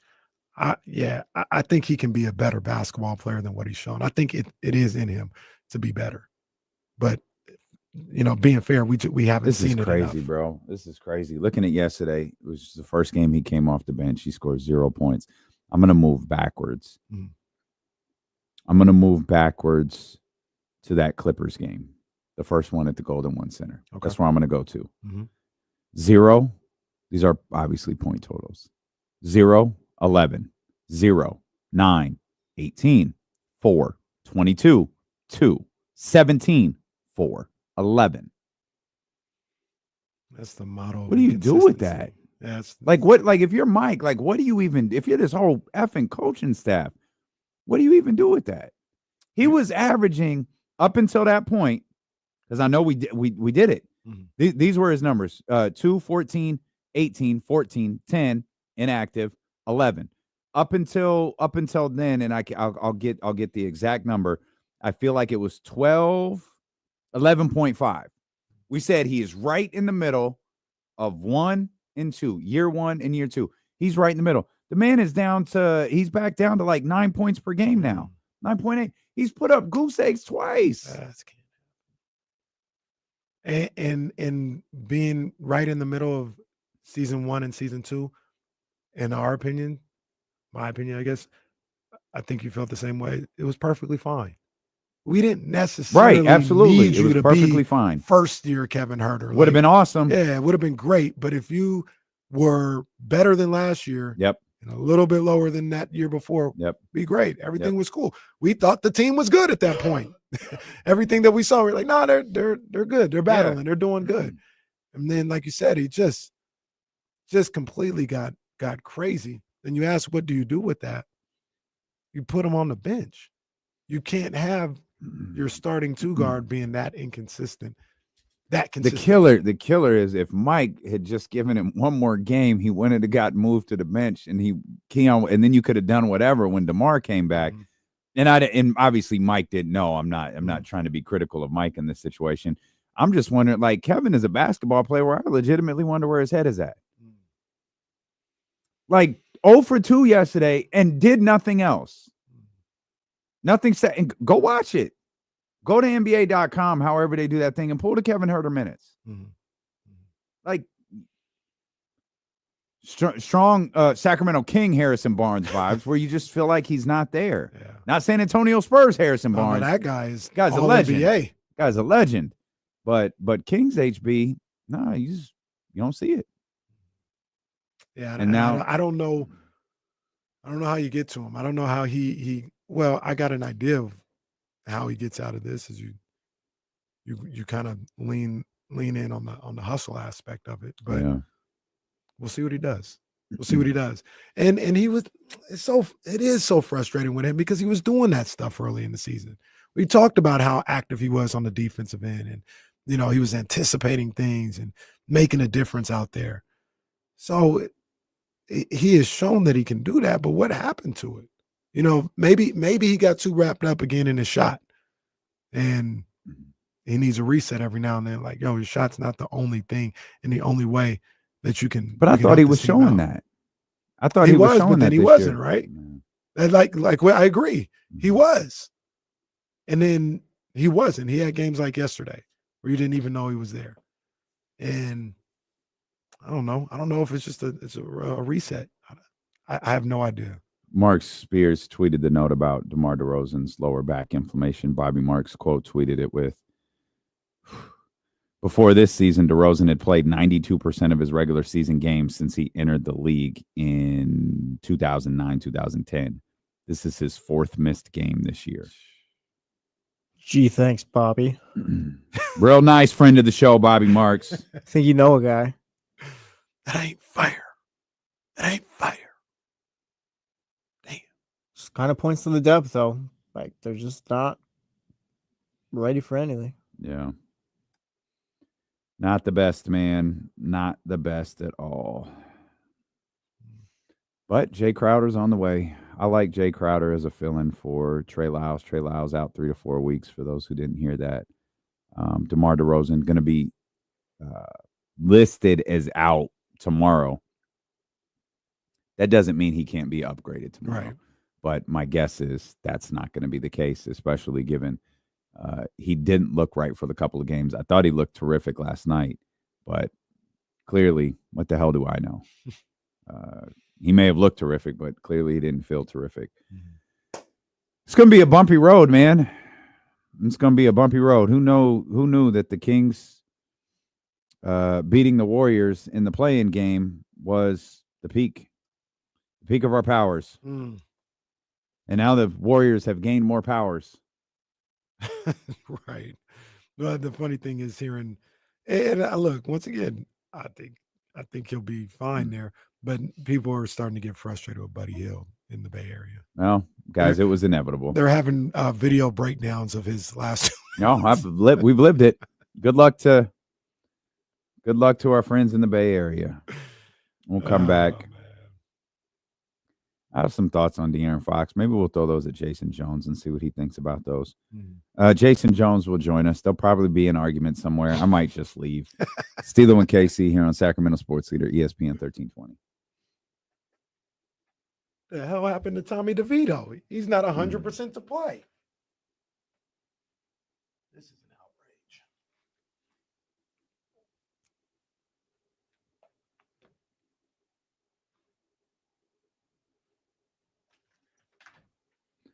Ooh, I just saw an announcement is coming on the 3rd. An announcement is coming on the 3rd.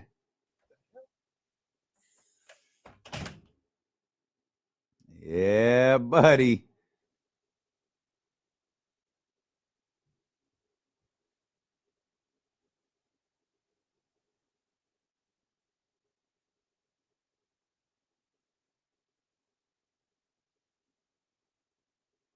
How the fuck we left out of this? Hey, hold on. Better get us some keywords for this.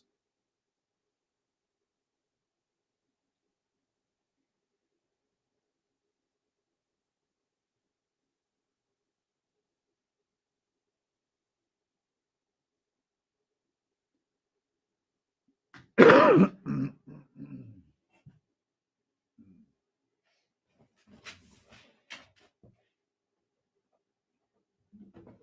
on, y'all. I need a piece of chocolate.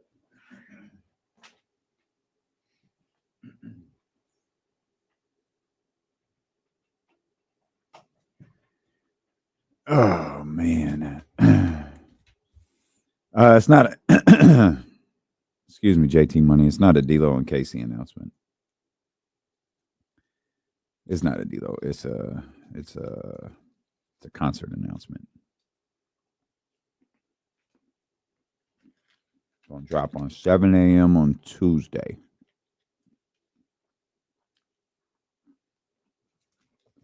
That's a good one.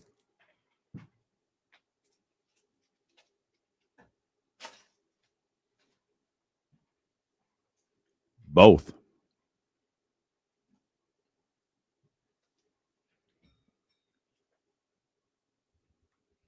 Casey announced he's going to get his ass here on time.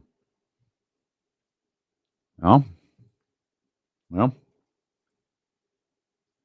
I don't know, Zay. I don't know.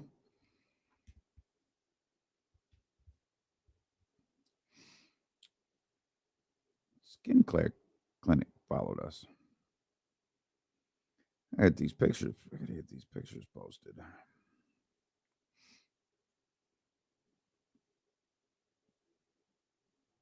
Squabble up. Squabble up. Squabble up.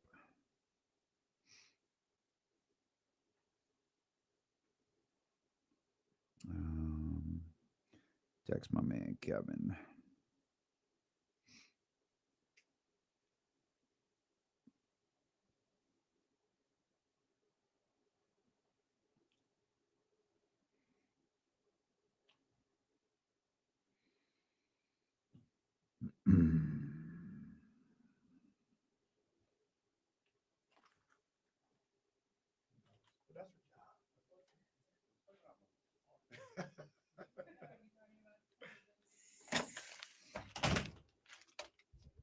That bow scared the shit out of you too? Yeah, I said, what the hell was that? Yeah.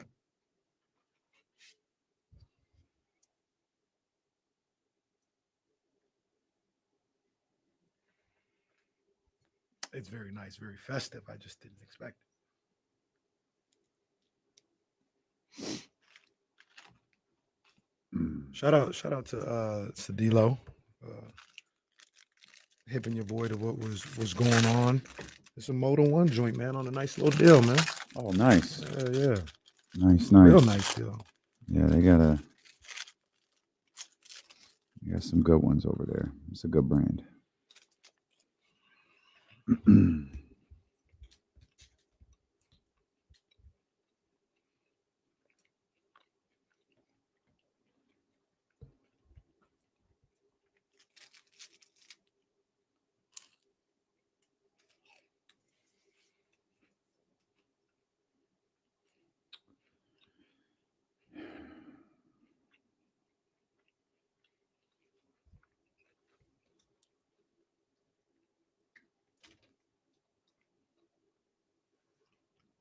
Well, good news, everybody. The office closes tomorrow at 1.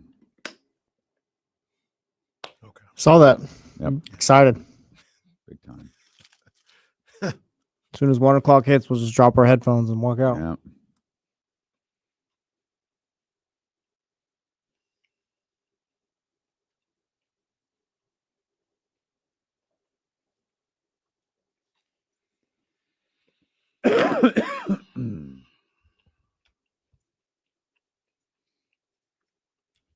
Yeah, we're here tomorrow, Bryce.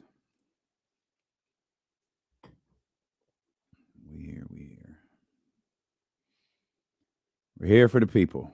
That's what we do.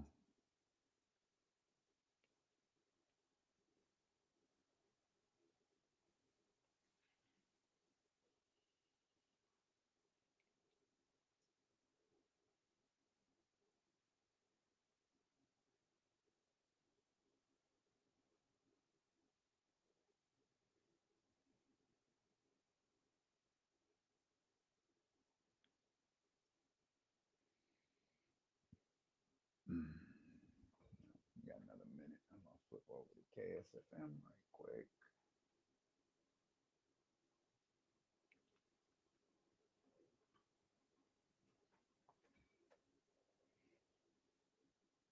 Come on, Ashley. Come on, Ashley. Yeah, that a girl, Ash. I see you, baby. There we go. I see you, Ash. Don't even have to beg this time.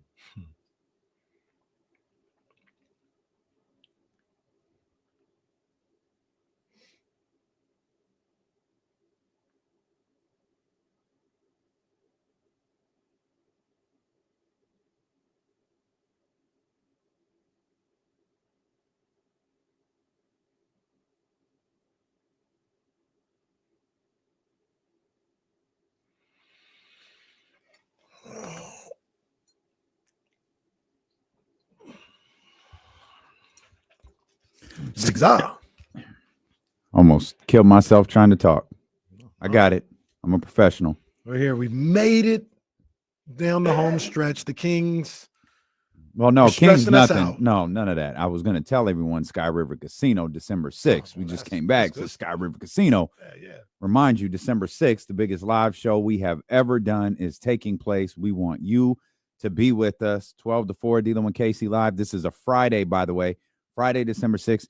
Get your paid time off. Do whatever you got to do. Just make your plans to be here for this one. Hang out for the day, man. We're going to have a blast. 12 to 4, D'Lo and KC. We'll go right into Flashback Friday out on the patio, live on 102.5 with DJ Complex from 4 to 6.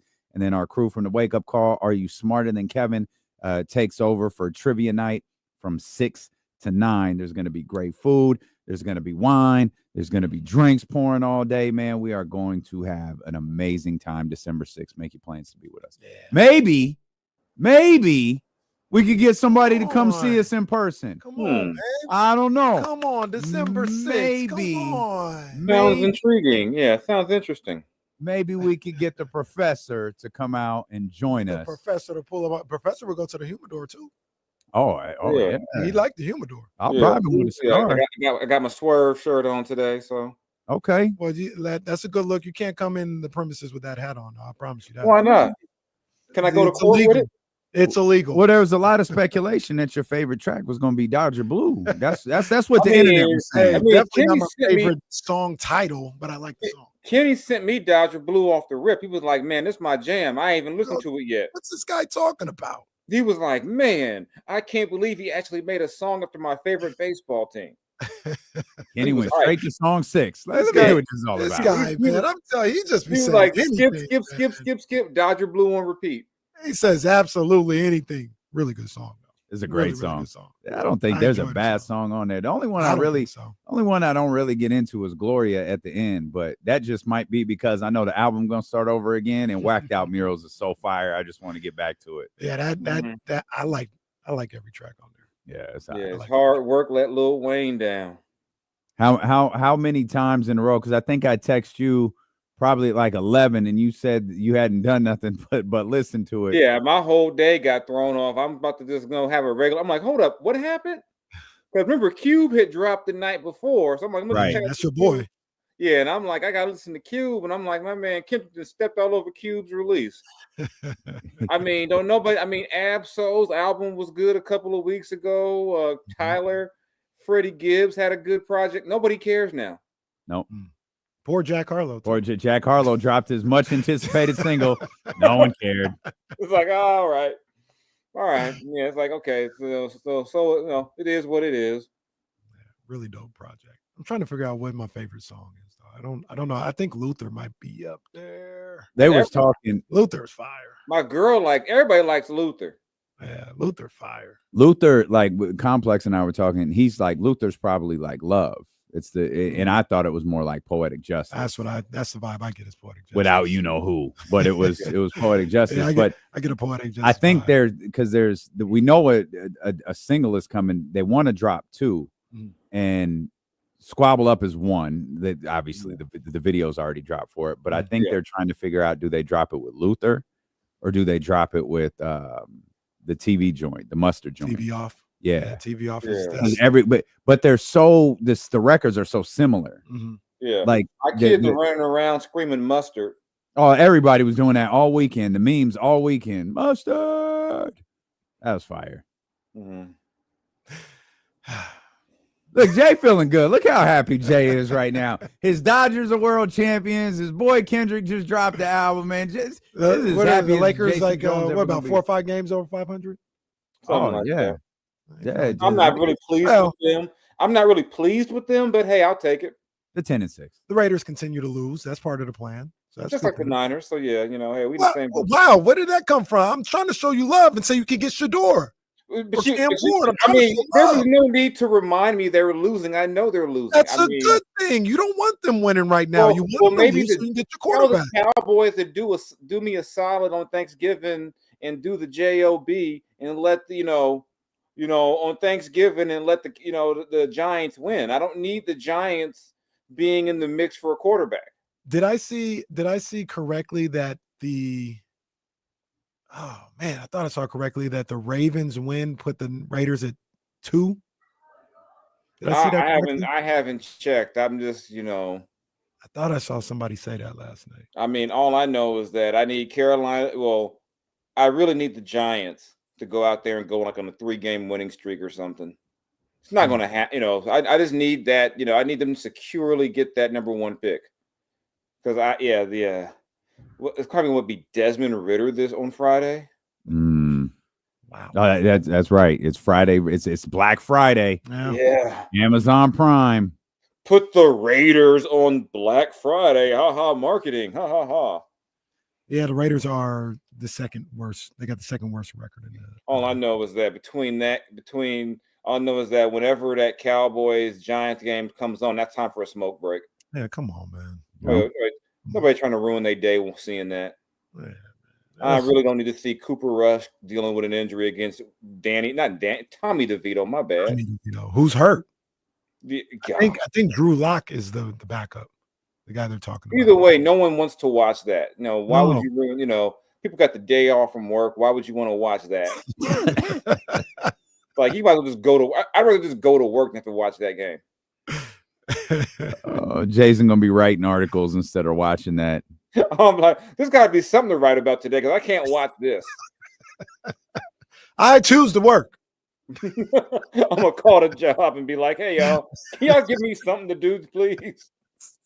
Why? Because this game is on TV, and TV's really but Dolly Parton might perform. Remember when Dolly performed last? The internet going nuts. Dolly Parton performed. I think it was last Thanksgiving, right? Cowboys game. Yep. That ain't enough for me. The Lions game. Shabuzi? Yeah. Okay. I don't care. That's fine. It's cool. It's fine. He got a new single. It sounds more like a hip hop record than a country record. So I don't know. Well, can we just get back to the game?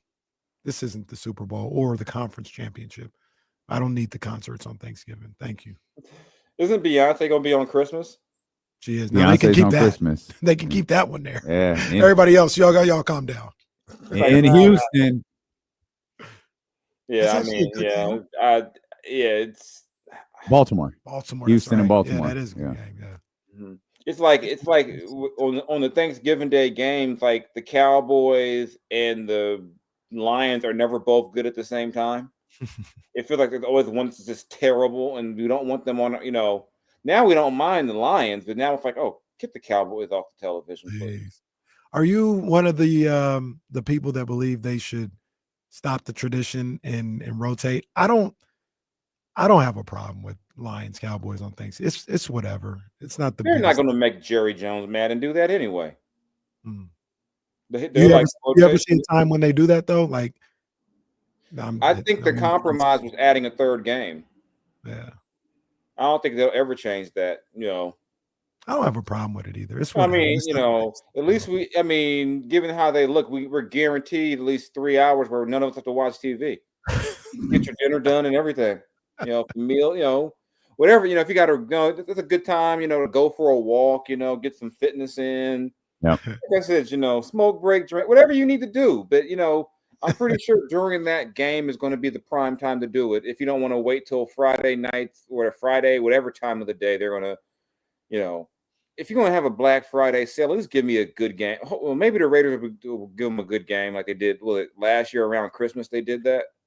I don't know. I don't know if it's going to happen because Patrick Mahomes got mad the other day and said, "I need more blowouts." I think they're going to beat the Raiders' ass. Yeah, they haven't had one of those. Have they had one yet? No, they have. I mean, they haven't like really. That's right. I think they won pretty comfortably against the Raiders, but I mean, they haven't done like what Detroit did to Jacksonville. Right. Well, pretty much no one had that really about 3 or 4 times. They've done about 3 or 4 times. But like I said, like we started this whole thing, that goes according to the Raiders' plan. Stay down there. You good at 2. You good at 2. Mark Davis told you at that Aces game. Like you told me at that Aces game, you might be home already. I'm like, and that was like week 4. I'm like, wow, Mark. He's like, yeah, it's okay.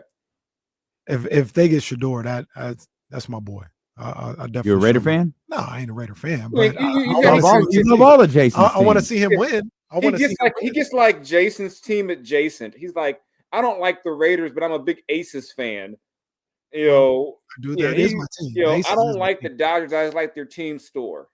You I know, don't even like anything I about. don't like the store of Lakers. the team. What are you talking I just like LA a lot. You know, yeah. I see. What does that have to do with the Lakers? I see you working. I see you working. It's okay. Come on, man. I see you working. This guy. I'm just saying. But I came in peace. I didn't wear a Dodger shirt. I wore You wore that stupid ass hat. But I came to show you, hey, you're doing what you're supposed to do. Lose these games so you can get your franchise quarterback. I gotta be a stupid I was ass showing hat, love. man. I was showing love. Wow, that's love. We all show love in different ways, I guess. Yeah, some of us show love by calling lawyers. So hey, There it is. There it is. We're here. Show me you never got laughed at on the playground. We're here. Took a little longer than I expected, but we're here. That gotta be the man. What's up with your boy? That gotta be the weakest ending to a rap beef in history. Look at it how you want to. Like I said, somebody said it perfectly. He gonna lose the internet, so it's whatever. Like He's already lost. He just keeps on stacking the L on top of This the isn't L. the internet. I'm right here. This is He's litigation. right here. Like, we're not on the internet. We right Both here. of you guys, like both of you guys, look at this and be like, I don't understand why he's doing this. Hey, If you don't understand why he's doing it, then all right. Ja Rule didn't do this. Ja Rule was he up for it? I ain't even gonna go there. Like you guys are looking like you guys are. I just think you guys are seeing it wrong. That's all. What are we missing? We don't think that deep, Jason. That's what it is. Yeah, we don't ain't think woke. that We deep. You ain't got to woke. think deep about it. It's right We ain't there. using our third eye to understand how a guy No one was talking about this. who benefited from using bots is now mad about bots. What is? No one was talking about anything about populating not like us. And now all of a sudden he's suing. Is like, yeah, this was all fake. The song wasn't real. Like, come on, man. Who said that?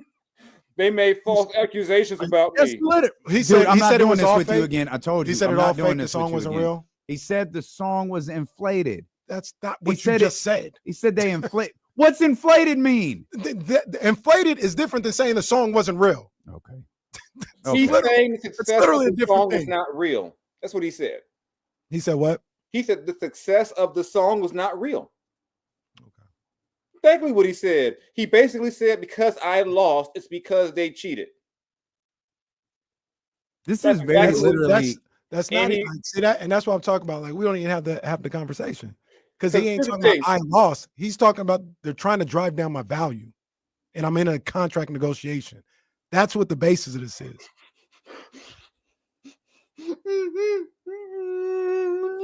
They might value.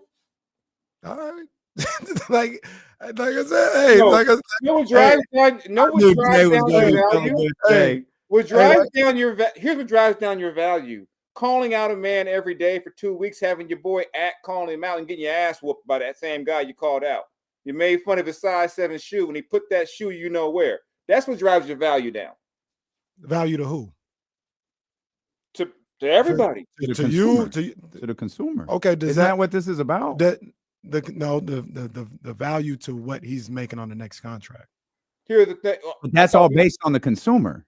Yes. If we don't have an audience, why would Odyssey pay us? No, that's what I'm saying. And he's saying they contributed in that. Not that's the reason why. I don't care how you slice it. I don't care. This is the weakest thing in hip hop history.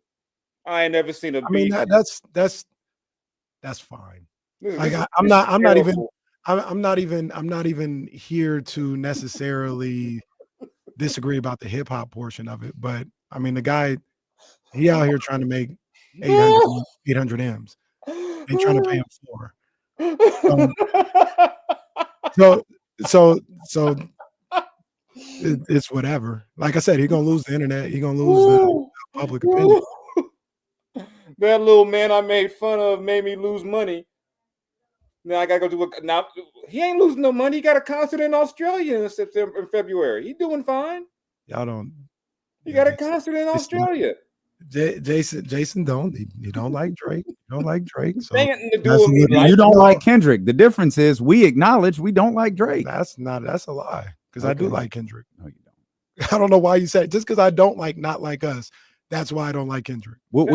There's a 1,000 people watching the show. Yes or no? Does Kenny Caraway like Kendrick Lamar? Of course they gonna yes say or no? no. Of course Yes, they gonna because say they've no. been listening to you for the last What 6 have I months. said? What have I said bad about Kendrick? You know, that's the funny part. You don't trash Kendrick Lamar. So you how just do I don't, not like him? Because you don't believe anything he says. What are you talking about? Don't believe anything he says? It's been, oh, Drake this. Oh, boy, I heard Whitney. Boy, yeah, she get her ass whooped. And everything Drake said was true. And That's what I said. man, that's not what you said? I never said everything Drake said is true. Kamar is in the group chat where you asked me specifically, you just believe everything Drake said is true. I said, do I believe that him and he hit on Whitney? Yes. Do I believe the kid is Dave Freeze? Absolutely not. Like, no, I don't believe everything he said. I have a question then about that. He's mad that Universal didn't stop the false song. Did he not put out false stuff too then? I don't know if he did or not. Okay, so let's just assume that he did. Let's just assume that he did for argument's sake. Let's assume he put out false stuff. Does that change? Does that make it right for them to be able to do what they need to do? I think it makes What's him. that mean? What I don't even understand what you mean. He's saying basically they created payola and they funded or had some type of they participated in Not Like Us and all this other stuff. So if Drake says something that was false in Family Matters, does that mean that's okay for them to do that? Well, because that's your argument. Because he said something in that song. No, you're saying it wasn't as good. That's the point. That's not. Why are we talking about that? I just asked a specific question. Is it okay for them to do that? And if that's what this has been your MO the entire beef, is you operate under the belief that everything Drake says is what actually happened. What did I just say? You just talked about payola, which is the accusations in the lawsuit. I said, he asked me if what he said in Family Matters was true. I said, for argument's sake, let's say Drake was lying. I'm telling you, is if that's the case, you're saying they're okay to do payola because of what he said in Family Matters. That's all I'm asking. So we know that they did payola. That's the we point. have to ask these other questions. I'm asking because that's the basis of the goddamn We don't know. lawsuit. We don't know. We don't need to know. I'm asking you, is it okay? Of course it's not. It's That's illegal. all I asked you. That's it's all I illegal. asked. That's all I asked. It's all I. You know what? I don't like your stupid ass opinion, so I shoot you in the face. Does that make it okay? You just asked the dumbest effing question. Now it's dumb. Now it's It a dumb is question. stupid. You I just asked asked you a if question. Drake. He said, Jason just said, oh, how is he going to argue when he Jay, did the same thing in Family Matters? Jay, the King signed Jae Crowder today, man. How you feel about Jae Crowder? I mean, don't Swear to God, if Drake never comes up on this dumbass, I don't bring his ass up. Man. Because I know these is how the conversations go. I don't bring him up. You at don't all. listen.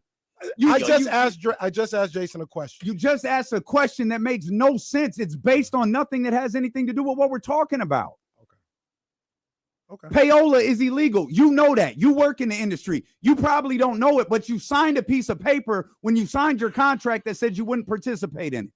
Jason asked the question. He said, how can you sue somebody when you made false allegations in Family Matters?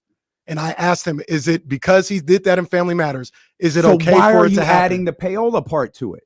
Because that's what the suit is for. That's literally what I just said. And I'm telling you, Jason just said, and why are you suing when you two did the different same things thing? he's I'm filed. asking you, it doesn't matter if he did the same thing. Is it right or not?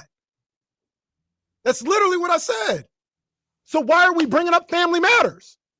That's the question. There's two separate things. There's two separate things. The one today was his claim was that they knew that there was false things in the song and they let it come out anyway. And that's why I said, how is he going to complain about things being false in a song when he probably put out false stuff as well? Because he's got the financial backing to do it. So just because it happened, just because he did it, doesn't mean you can't sue the company for it. That's my whole point. Oh, he can do it. Because you did it. Because you did it, you can't sue the company for doing something wrong. He can do it. He's just weak for it. That's all I'm saying.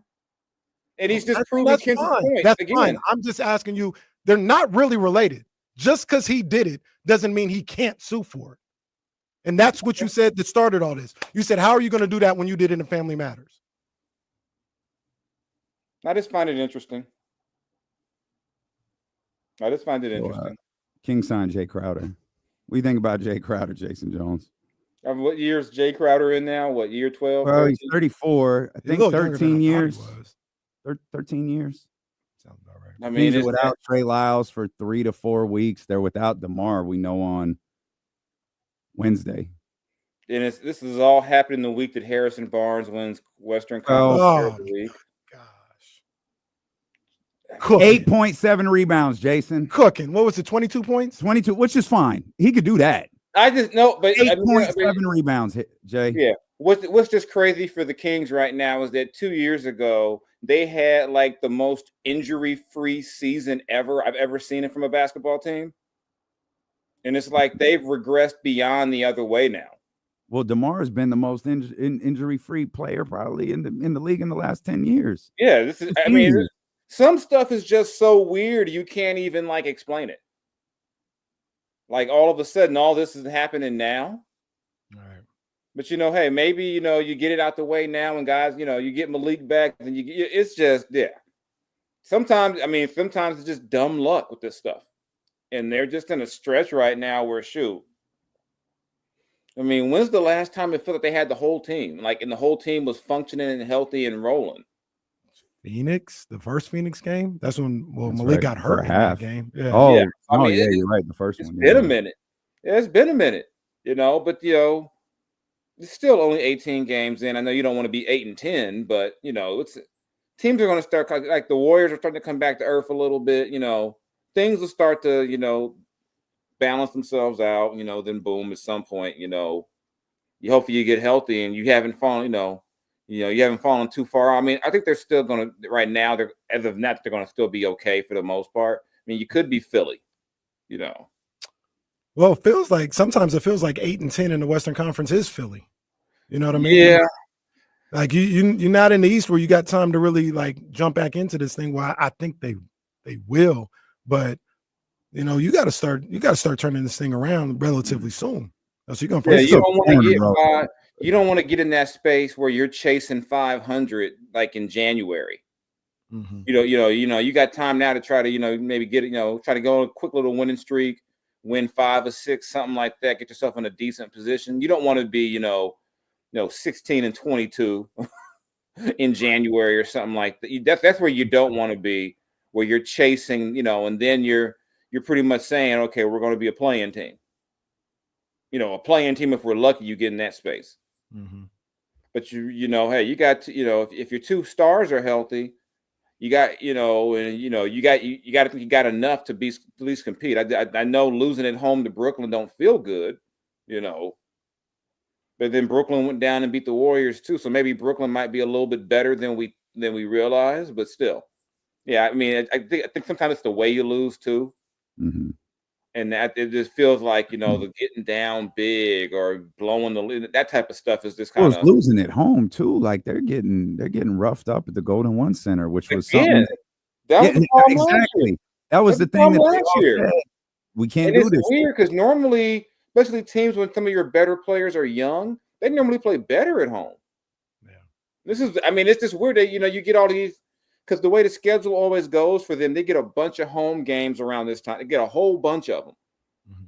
And you can't blow all those home games. Yeah. Because eventually you've got that 7-game, whatever, 5, 6, 7-game East Coast swing coming. You've got that, that long, couple of those long trips. And usually you want to go, you hope to go maybe 500 on those long trips, 500 or better. But you don't want to have to say, okay, we got a 6-game trip. We got to go 5-1. And and they're not making it easy on themselves right now. In December, they got a bunch of home games too, and nobody can really even get excited about that, get hyped up about that. Like, oh, they'll be at home for a lot of December because they're 4-6 at home. This is always a key part of their schedule because they always have a bunch of home games around this time of year. Because in March they're not going to be at home, so it always goes this way, and I know about this with the Lakers. I always said, if they're not good by the time that Grammy trip comes around, I'm just like, whatever with them. Because when you have an event at your arena in the spring, you always have those home games front loaded. Like the Lakers know they can't be at home because of the Grammys. Mm-hmm. So they already know you're going to get a bunch of home games. So if you're like 500, how they've been, it's going to be a problem. And I think, the Kings, you can't count on De'Aaron having to score 50 and 60 a game. You don't want to do that. They got make some outside shots. No, That's the killer. They can't throw it in the ocean right now. You know what I mean? And that's and some of the guys that are the shooters on their team, they've struggled. They've struggled to say the least. And I don't know how to fix that. This team having so many games where they have like 10 or fewer made threes. They're just not going. That's just having games like where they make 8. That's just not going to because if you're not going to make the threes, you got to make it up at the free throw. You got to figure out where you're going to get those points from. Yeah, but this is just I try to always say, hey, wait till Christmas, but I understand the angst because the West is not easy, and you don't want to get to Christmas like 8-9 games behind. And it feels like that's not too far away the way the conference looks, but it feels like some things in the conference are leveling out. Everyone's kind of had these. There's a handful of teams that have been really consistent. The Lakers have been one, the Thunder have been one, and the Warriors have been the other. Denver's kind of had moments of ups and downs. The Clippers, like they had a run of like 5 straight or 6 straight. Kings haven't had one yet. Their run is going in the opposite direction. And that's the problem. Even if it was just treading water at 1-2 games above 500 as you figure things out, it's like, it's not the best. You're not going to be happy with that. But like to drop 4 straight, knowing you got Minnesota coming up, you got this holiday, you got Portland after that. It's like, come on, man. Yeah, like you said, they haven't had that good stretch yet. Not at all. And it's just kind of like, okay, so, what's going to be that thing that says, okay, now we got it. Yeah. And, like I said, sometimes it's not who you lose, how you lose. How they're losing is just disheartening. I mean, it's just like, man, really? You got it, it's just like, wow. It's just, it's, but I mean, I think the one thing that could help them is that the West, it kind of does come back to like, of course, Denver went to LA and beat up the Lakers. That's what they do. Then they go home and get destroyed by the Knicks. So it's like, I think the Nuggets are like only like 9-7. So, I mean, I think, you're not out of it yet, but you lose a couple more, I mean, and low key, beating Minnesota will go a long way because Minnesota hasn't found their legs either. Like standing wise, you're able to get one against Minnesota. You pull them a little further back, you push yourself up a little bit. You got Portland the next night. You could kind of wash this, or 2 days later, you could kind of wash this thing out pretty quickly. But you have to establish something, and that was my frustration to start the show was I don't know how to believe they will. Yeah, I mean, when you have that kind of breakout year they had a couple of years ago, the challenge with that is that it gets tougher every year. And what we've seen is, they had that big, couple of seasons ago, you missed the playoffs the next year. And now this year, you're fighting uphill again. I mean, and so it's like, what can you figure out internally? You're not, I mean, and they made additions. I mean, like you said, some of it's just like fluky. Like, I don't remember DeMar DeRozan ever being hurt before. Right. So, you got, so some of it's just, it is, but it's how you, sometimes it's how you lose.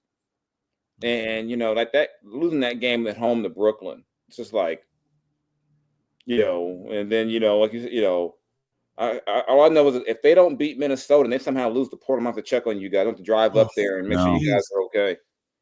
We'll drive up here on the 6th. We're trying to get you out with us. Okay, I see what I was planning on possibly not being in town that weekend. So if I'm still in town, I'll swing through. I'll see if we can get one of your frat, but Jay Dillard to come out and hang out with us. We'll get your buzz out with us. The Qs was all at the Sac State game, man. I had to fight him. Well, yeah. I was like, hold on, Tim. What's going on over here? I would have FaceTimed Jason. Hey, like you need to settle something with me and your bros over here because we gotta. And hey, easy de-escalation. Like, gonna need you to move, bro. But yeah, I didn't even know you caught that. That's pretty funny. Yeah, because I was down in the Bay doing community service and checking on the Cal Stanford game.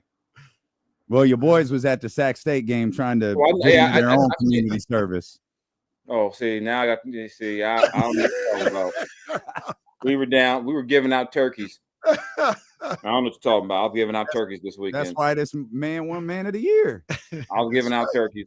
It's Man of the Year right here. That's right. Jay, we appreciate you. We'll send you all the time for the Sky River stuff, man. People would love to see you if you could come. Okay, if I'm around, I'm gonna try. I try to get down there. You know, maybe I'll break out the Swerve's house shirt again. There you go. There we go. I ain't mad There at you that. go. Yeah. We appreciate as long it, as I can bring Kenny his Dodger hat. Well, like There I you go. said, you bring that in there. I'm World calling Series security. champion one. Get the make sure. Make Oh sure you yeah, got- like this one. See that with the patch. Yeah, There it is.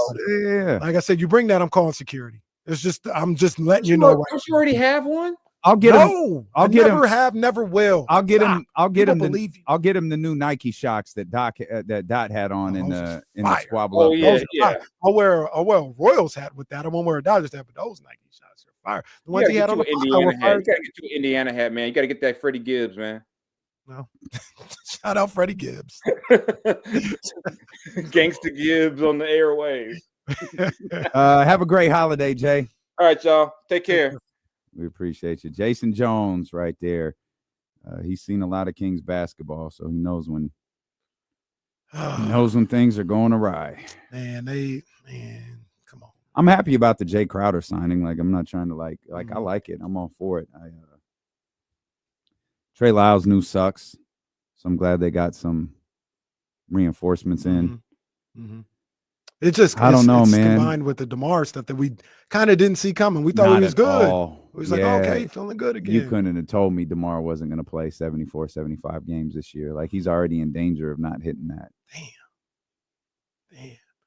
And then, like you said, that's just looking at it as a whole. But last night we all thought, oh yeah, DeMar is back. Like, he's feeling good. And then Jake Gayton comes out of nowhere talking about, yeah, he's probably out for Wednesday. What? Yeah. So it's frustrating, but we talked about it earlier, and still holds true, man. It's up to these guys. They're gonna have to change their fortunes. I really do hope. I think Hammer brought this up when he joined us for a minute. Like, don't do something stupid here. Like, starting Kevin Huerter makes sense.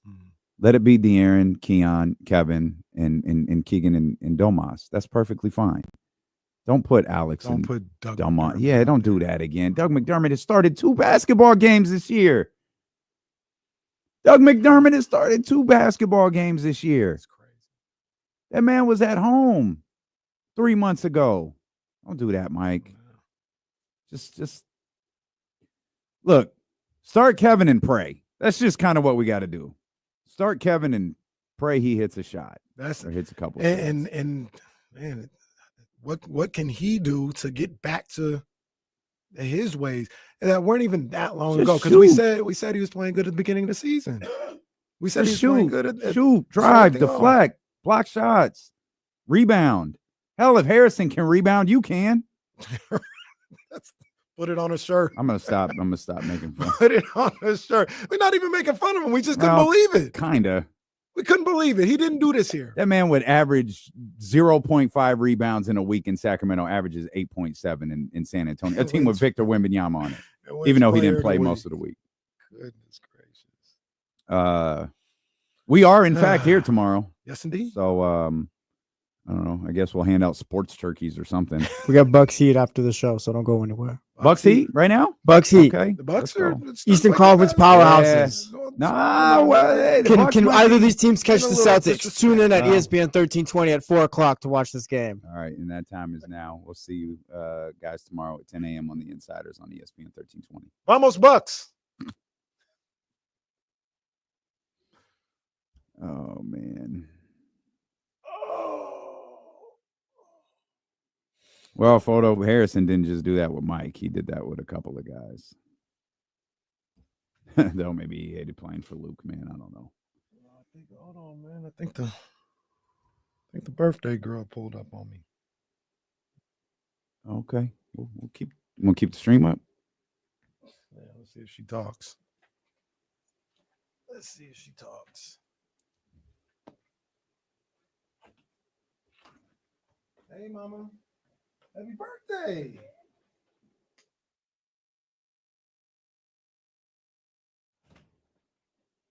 Say hi to. You want to say hi? Say hi, Uncle D-Lo. No. I like your hair. All right. You want to say happy birthday to everybody? Or everybody say happy birthday to Ryan. You want to say something? Reese, you want to say hi? Hi, guys. You want to say anything? I like your sweater, everything. Got to pull. Got to pull. There you go. Oh, there goes Cheryl L. Grove in the house. The whole crew is here. Hi, Mom. All right. Well, you're not talking, so we can go. Cheryl, oh, there goes Cheryl in Baltimore in the house. Cheryl in Baltimore in the house. What's good? What's good? You don't want to come over and see everybody? Y'all say. That's a tough That's the chatty house right there. You see? Yeah, go ahead. Everybody, chatty house legend. Cheryl in Baltimore in the house. Be more in the house. Aaron, be more. Hey, what's up, Be buddy? more in the house. How you? What's up, buddy? Good thing. Good? Yeah, I'm good. I'm great. So I'm happy with my to see you. family. That's what's up. That's what's up. That's the birthday girl. You saying anything? Not speaking at all? Give D-Lo a hug. I don't want to go over and mess something up. You okay? Hey, how you doing? I'm so happy you're here. I'm just over here getting KSFM stuff ready. What's up, baby? Yeah. Is Jasmine too good to come in here and see us? Jasmine's is too good to come in and see the chatty house. Where's that? Chad said no cameras. No. Oh.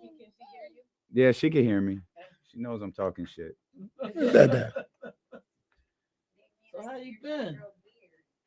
I'm trying, man. You might have a better beer before I do. That's how it works. That's how it works. All right. Well, thank you for coming to see me on your birthday. Oh, man. You're going to have to hold her through this KSFM stuff. She ain't gonna... She gonna have to go. Here go, mommy.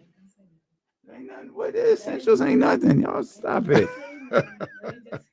We gotta we gotta go. We gotta go to KSFM. We'll see y'all tomorrow. We'll be back tomorrow.